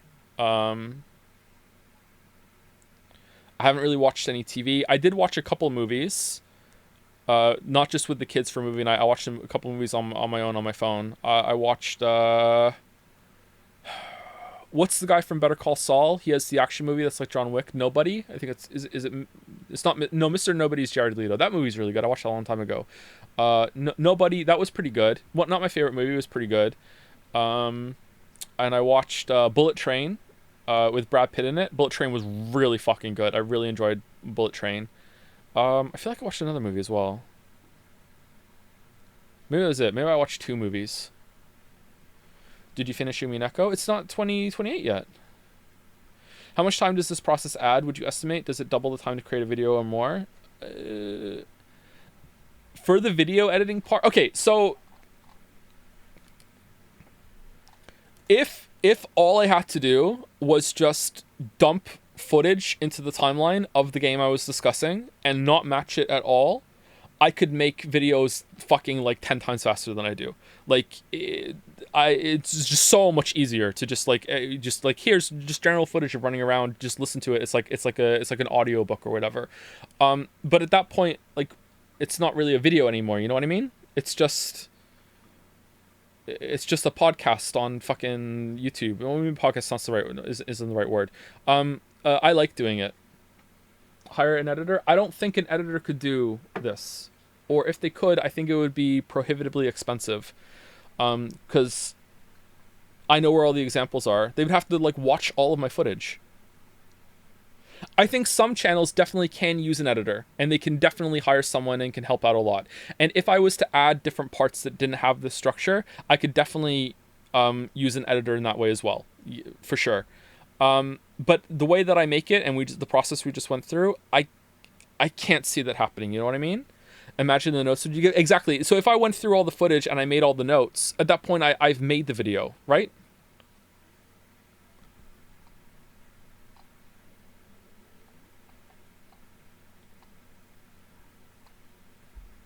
Have you ever faced any issues with burnout?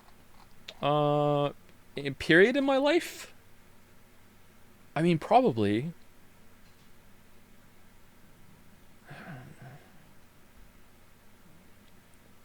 I think I might have had a mini burnout phase when we first moved to Moncton. With the God of War video, that was delayed quite heavily.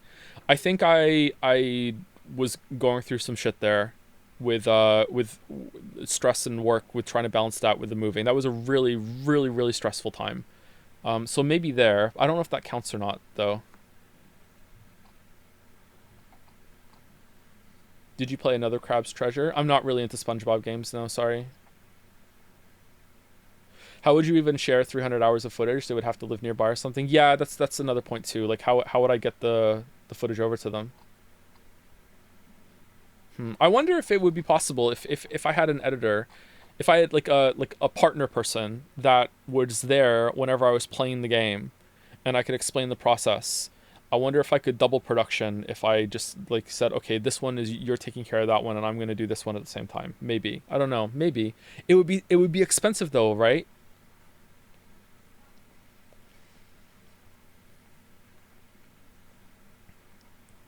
Make a clone, but then I'd just be busy all the time doing things to my clone. In all serious, these type of streams are really fun. I hope you think about doing more for future videos. Was it a good time? I thought it'd be kind of boring.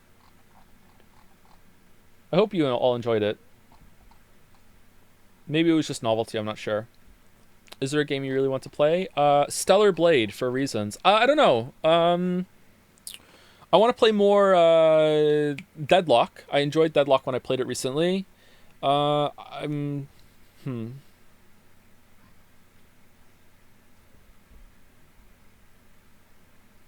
Souls. People say I like Nine Souls, but I haven't really seen anything about it, so I'm not excited for that. Is Nine Souls the new Oberdin?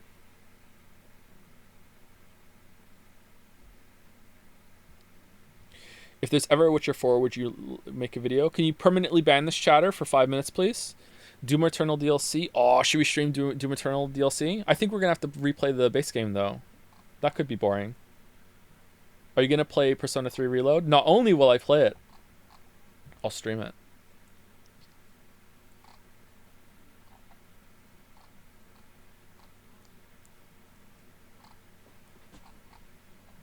Nine Souls is Hollow Knight plus Sekiro. Oh man, it's raining at Niagara Falls right now. Holy shit.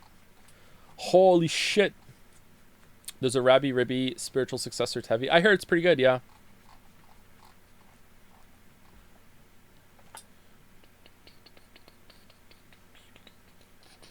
Holy, did someone did it?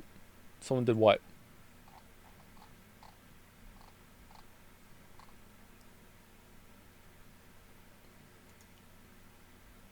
Yes, by the end of the stream. Someone redeemed the expensive celebration. Yes, by the end. Oh, what the fuck? Really?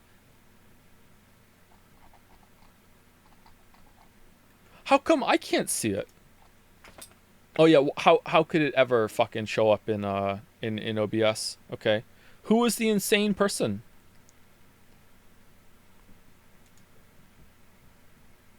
Okay, hold on. Hold on. Was this just bought monocoins?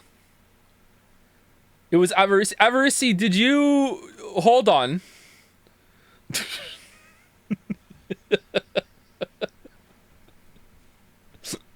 All right, well, thank you for that. And thank you to anyone else who subbed or gave bits during this. This was up on the screen earlier. For like over an hour, so... Kusuro got pretty owned.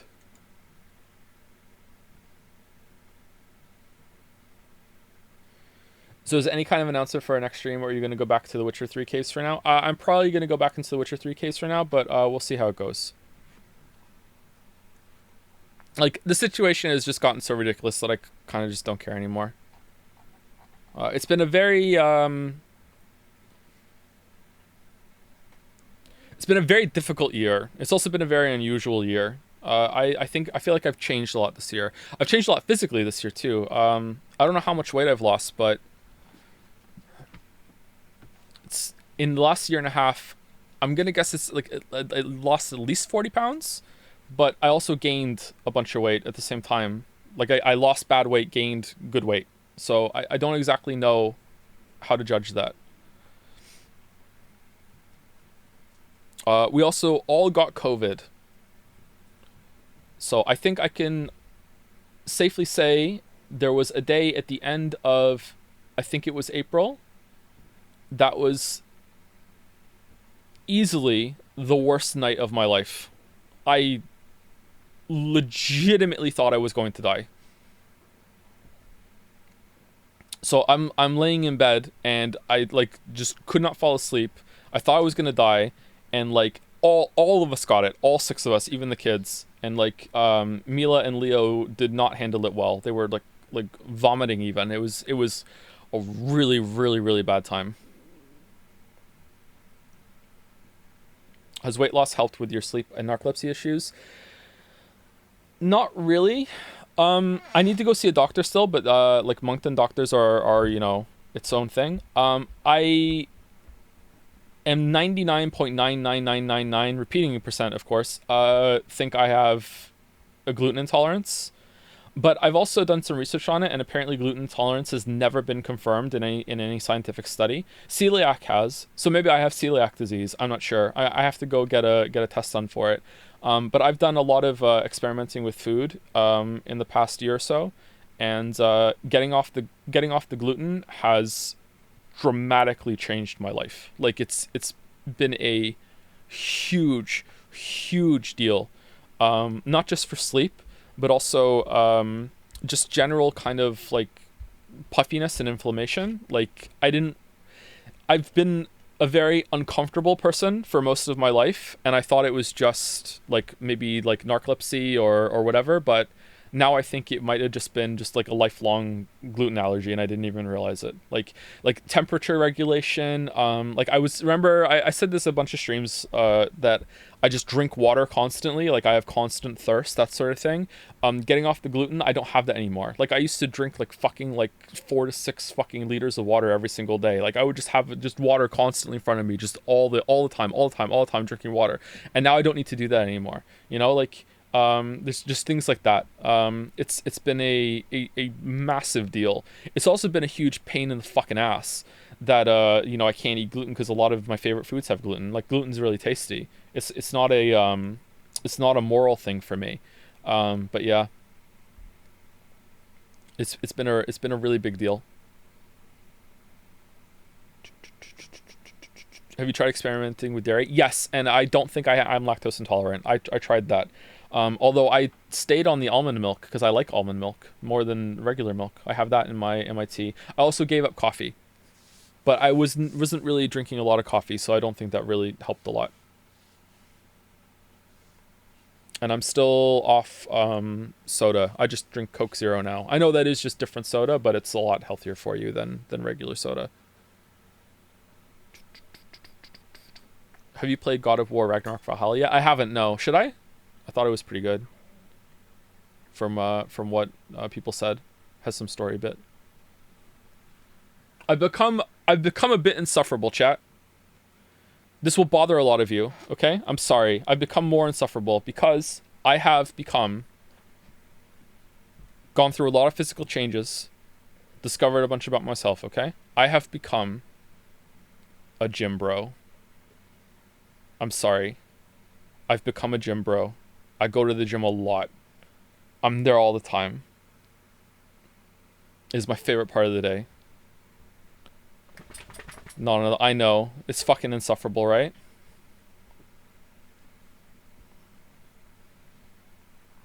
If you want to... Avarici, here's, you know... Let me give the value back, okay? Avarici. For the gym bro arc clip montage that, you know, that's gonna happen like 2 years from now, because, you know, who knows what the fuck is gonna happen with streams.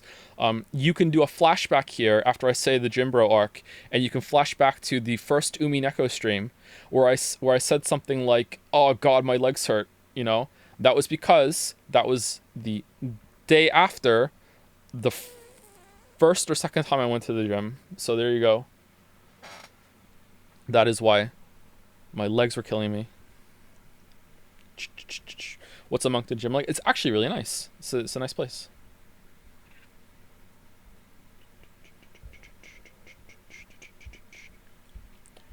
Your first like DOMs are insane. Yeah, I highly recommend it. It's one of the best decisions you can make, man.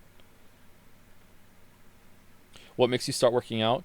Well, it was either needed some sort of escape thing. So it was either have an affair, find a bar, get addicted to alcohol or meth, and I rolled a d20 on it, and I just went to the gym. So yeah, it worked out. I go a lot, chat. I'm there a lot. Oh man. When are you getting a Peloton? I don't need one. Who needs to do cardio? Any strange people at the gym? I think I'm the strangest person that goes to the gym.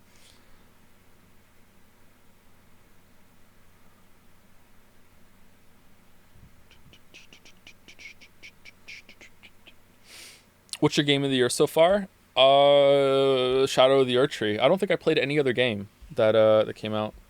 Tren, I'm not on Tren. The only thing I'm taking is creatine. I'm taking the creatine. What is the bench? Really low. I'm not good at the bench. I'm still a beginner.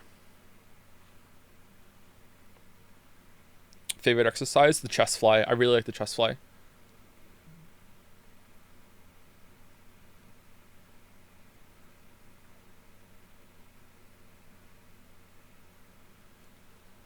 I go by myself, so I'm a little afraid of going too heavy on the barbell. So I'm like escalating really slowly because I don't want to fucking die. And I also don't want to have to do the roll of shame. So I haven't had to do that yet, and I'm happy about that, but it means I'm going pretty light on all of the barbell stuff.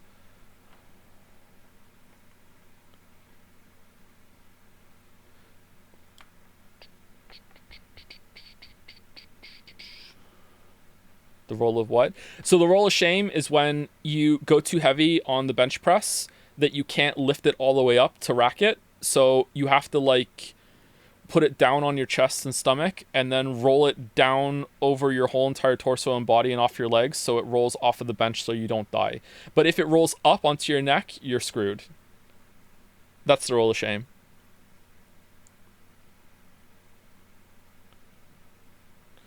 You do have to push to failure to get really good gains. Befriend someone, ask them to help you. Oh, we're gonna fight! That's not true. That's not true. You need cardio to build stamina, Joe. I'll work on the cardio a bit more. I walk to the gym and walk back, so I get a lot of steps in doing that. So I think I'm okay. My stamina's pretty good.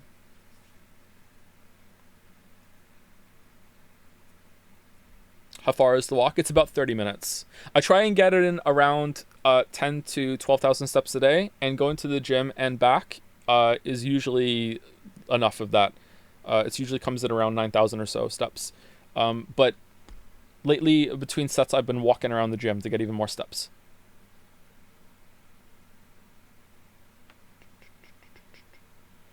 Cardio is arguably more important for weight loss. I'm not trying to lose weight right now. It's been a good side effect, but it's not the goal at the moment.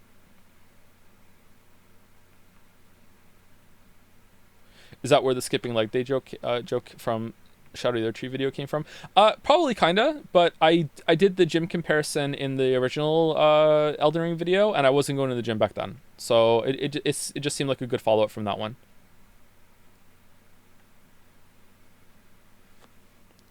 What's the goal at the moment with the gym? Just to gain strength. I'm pretty weak.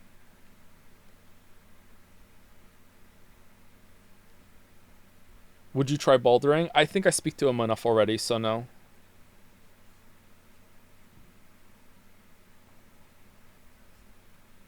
This does look more like you're exactly, yes.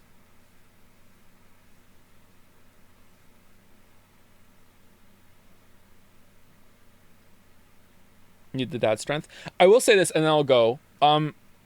If anyone is a little on the older side, you know what? This is just general good advice for anyone. If you are still young and you haven't really had like a gym phase, it is easier to do it when you're young, and you'll be able to gain faster. You know, like I'm 38, almost 39, so I'm getting into this super fucking late, and I feel like an idiot.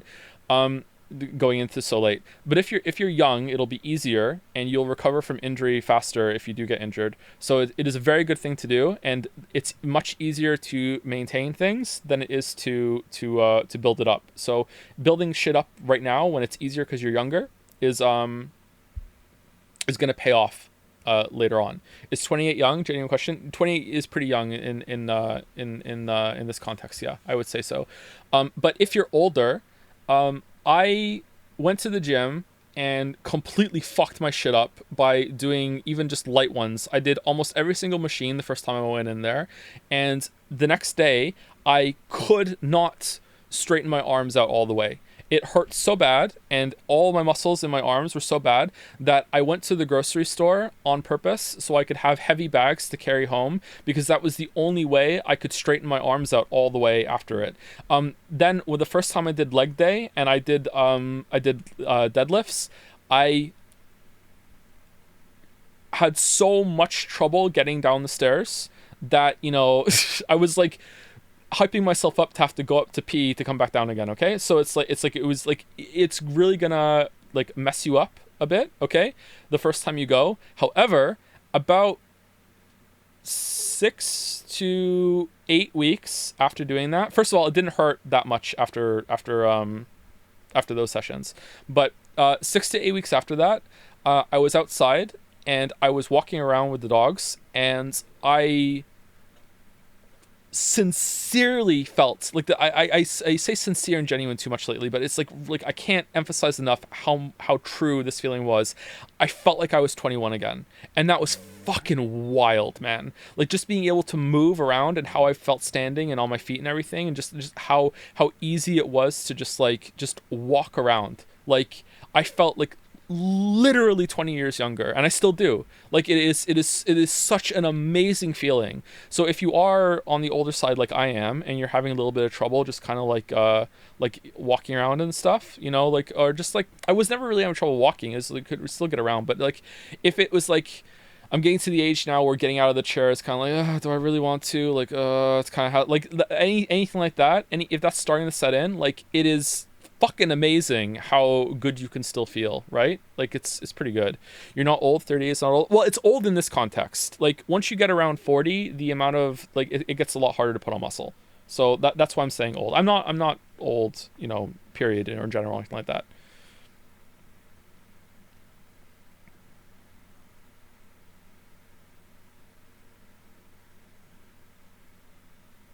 Was it hard to resist referencing Outer Wilds in the new vid? No, not really. It didn't really occur to me. Was there a good comparison I could have made, maybe?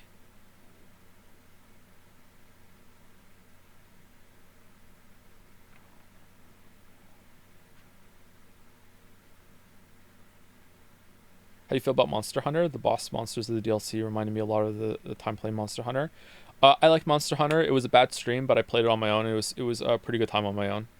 And then I played it with Sereth and Wuggy for a little bit as well, and that was fun. Definitely not my favorite game, but I still do like it. I think you've answered this already, but do you plans on making a review on Sekiro, or is it not a priority? It's not a priority, no. I don't really have any intent to do that, but maybe. How do you feel about the Echoes of the Eye DLC? You can go watch the stream if you want. I streamed it. I really liked it. It annoys me to this day that some people think I played that game wrong. I'm surprised you liked the how do I get there parts of the DLC. I felt like it made the world way too confusing, especially with massive areas being gated behind a random road and a side dungeon without any other entrances. I can see where you're coming from, but I still liked it. Maybe they could have made it more organic or had more routes around, but I like the surprises. If there were bigger surprises like in the base game, then maybe I would be saying differently, but I still liked it. Is bicycling still something you're not planning on doing? What? When have we spoke about cycling? Still play Evolve? I'm done with Evolve. I think I did everything in Evolve. I got back into it for a bit, and I did True Path, I did Spire, I did Equilibrium, I got all that. I think I'm done. They put a new, whatchamacallit in, a new scenario, and I'm not doing that. Yeah. Evolve is done until they add a bunch of stuff, which I did Witch Hunter, yeah. Excited for the Factorio DLC? Yes, I am, yeah. I think that's going to be fun. I'm hoping that I'm going to have time to finish Space Exploration mod before it, but I don't think it's going to happen.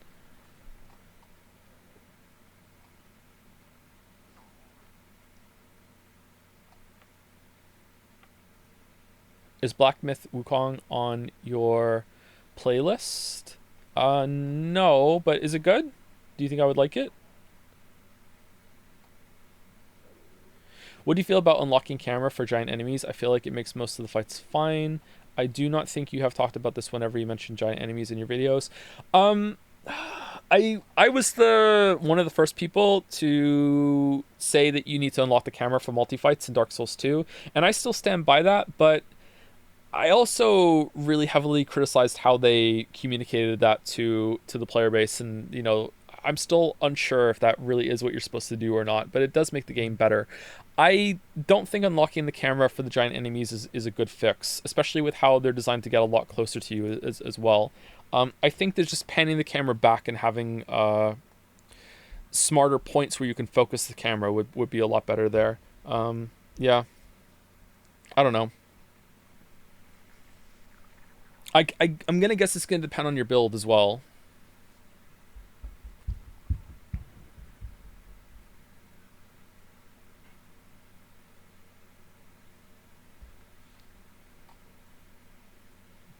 How do you feel about Shadow of the Erdtree's effect on armor? For me, it feels like the amount of damage negation you get from the Scattered Tree fragments just makes heavy armor kind of pointless. I'd like to know your thoughts on it. I didn't test it. If you does it boost the armor value you get, or is it just flat damage reduction? Because maybe because no, it wouldn't, would it? No, does it? Because the more damage your weapon has, the more the bonus is. So is it the more armor you have, the bigger the bonus is, or is it flat? How's your game production going? It's paused for the moment. Have you played Risk of Rain 2? I have not, no. Did I miss the Pixar talk yet? You missed some Pixar talk earlier, yes. Are you playing Phantom Liberty DLC? I don't know what that is. Isn't Phantom Liberty... Oh, Phantom Liberty is the Cyberpunk thing. Shit, I thought it was the Metal Gear Solid. Didn't you ask this earlier? I'm sorry. Holy shit, no, I haven't played it, no.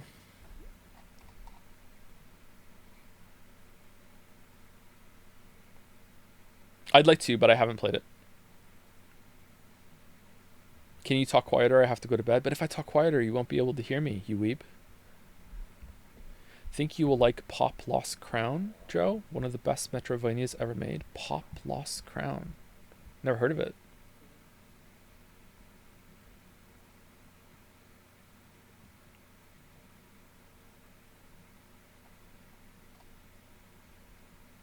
Do you believe in ghosts or do you deny the truth? Oh, Prince of Persia Lost Crown. Oh, is that the one I said I got for Finn for his birthday? I played it a little bit. It seemed interesting. I liked it.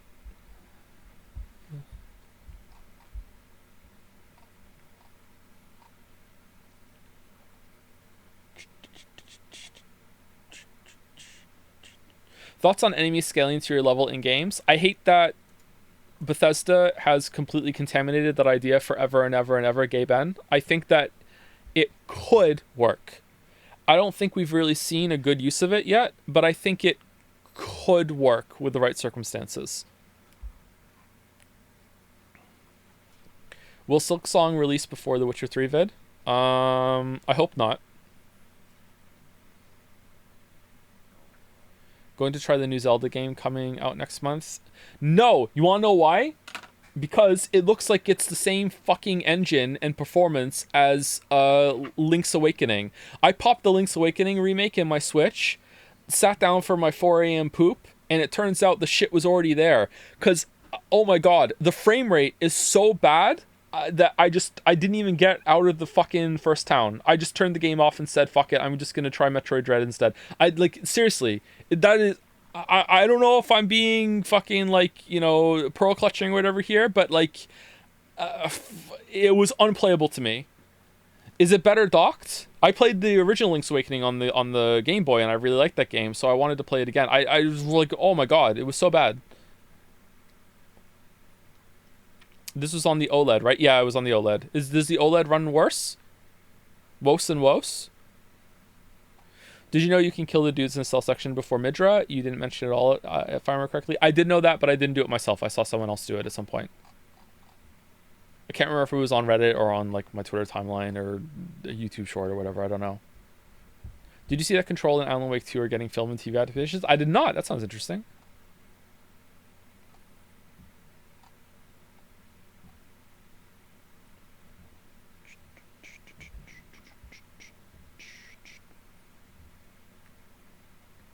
Why didn't you display Umi Neko on the screen for 2 seconds when saying you haven't played any real games? Because there's already enough weeb shit in the video as it was. And dangerously close to, like, my YouTube audience thinking I'm a scaly because of how all the dragon references. I was really feeling it at the end. I was like, oh shit, like, I hope this isn't too much.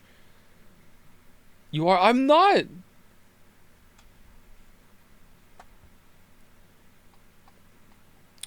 Do you know that Sifu is better than Sekiro? Wow. Wow. Skill issue.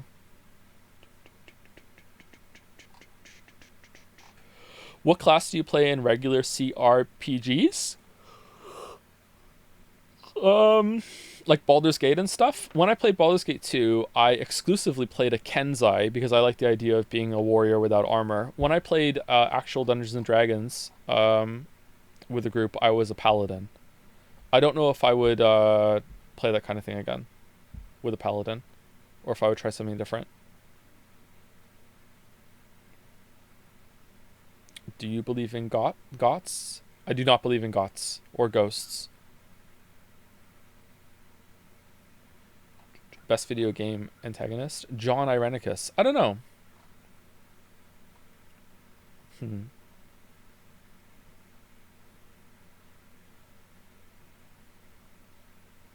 Thoughts on the AA Investigations collection? We'll probably stream it.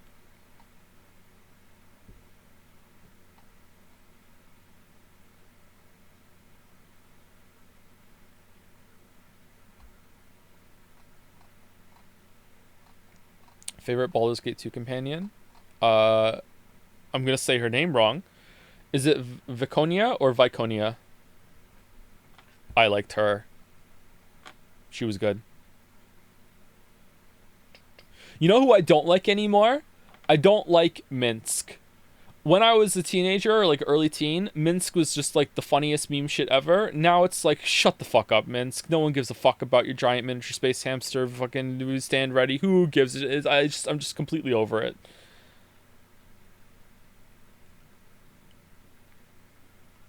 Minsk and Boo stand ready. Oh, shut the fuck up. Has Reddit ruined him? I don't know. He is kind of Reddit. But, Did you watch the direct and did anything pique your interest? I did not watch the direct, no.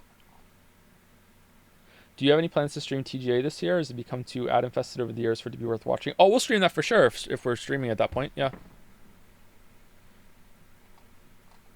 Stop streaming so I can go to the gym. You're going to go to the gym and just do treadmill cardio. Just walk around the block. What are you doing? No, we're just going to continue on. I already went today. Why didn't you go already?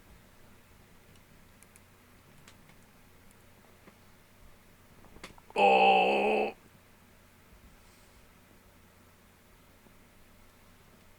Oh, good stretch. All right, I think we should end. Will you play the new Life is Strange? Talk to Anu.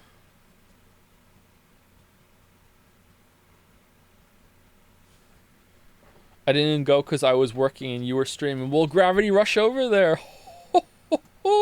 Minsk as the capital of Belarus? No, Minsk as in with a C, being the character in Baldur's Gate 2, who I assume comes back in Baldur's Gate 3 for some fan service, right?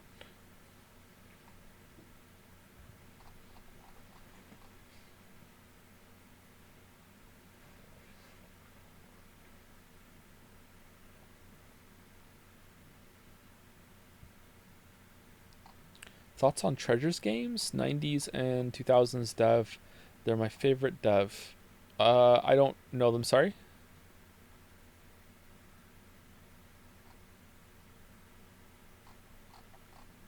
Alright, anyway. That's it for me. See you later, everybody. Hope you enjoyed the commentary of the video. I think I'll split up the talking with chat into something else or put it at the end, maybe? I'm not sure. Thoughts on Hawk Toi? I support it. Everything's better when you're Hawk Toi. Anyway, see you later. Have a good one.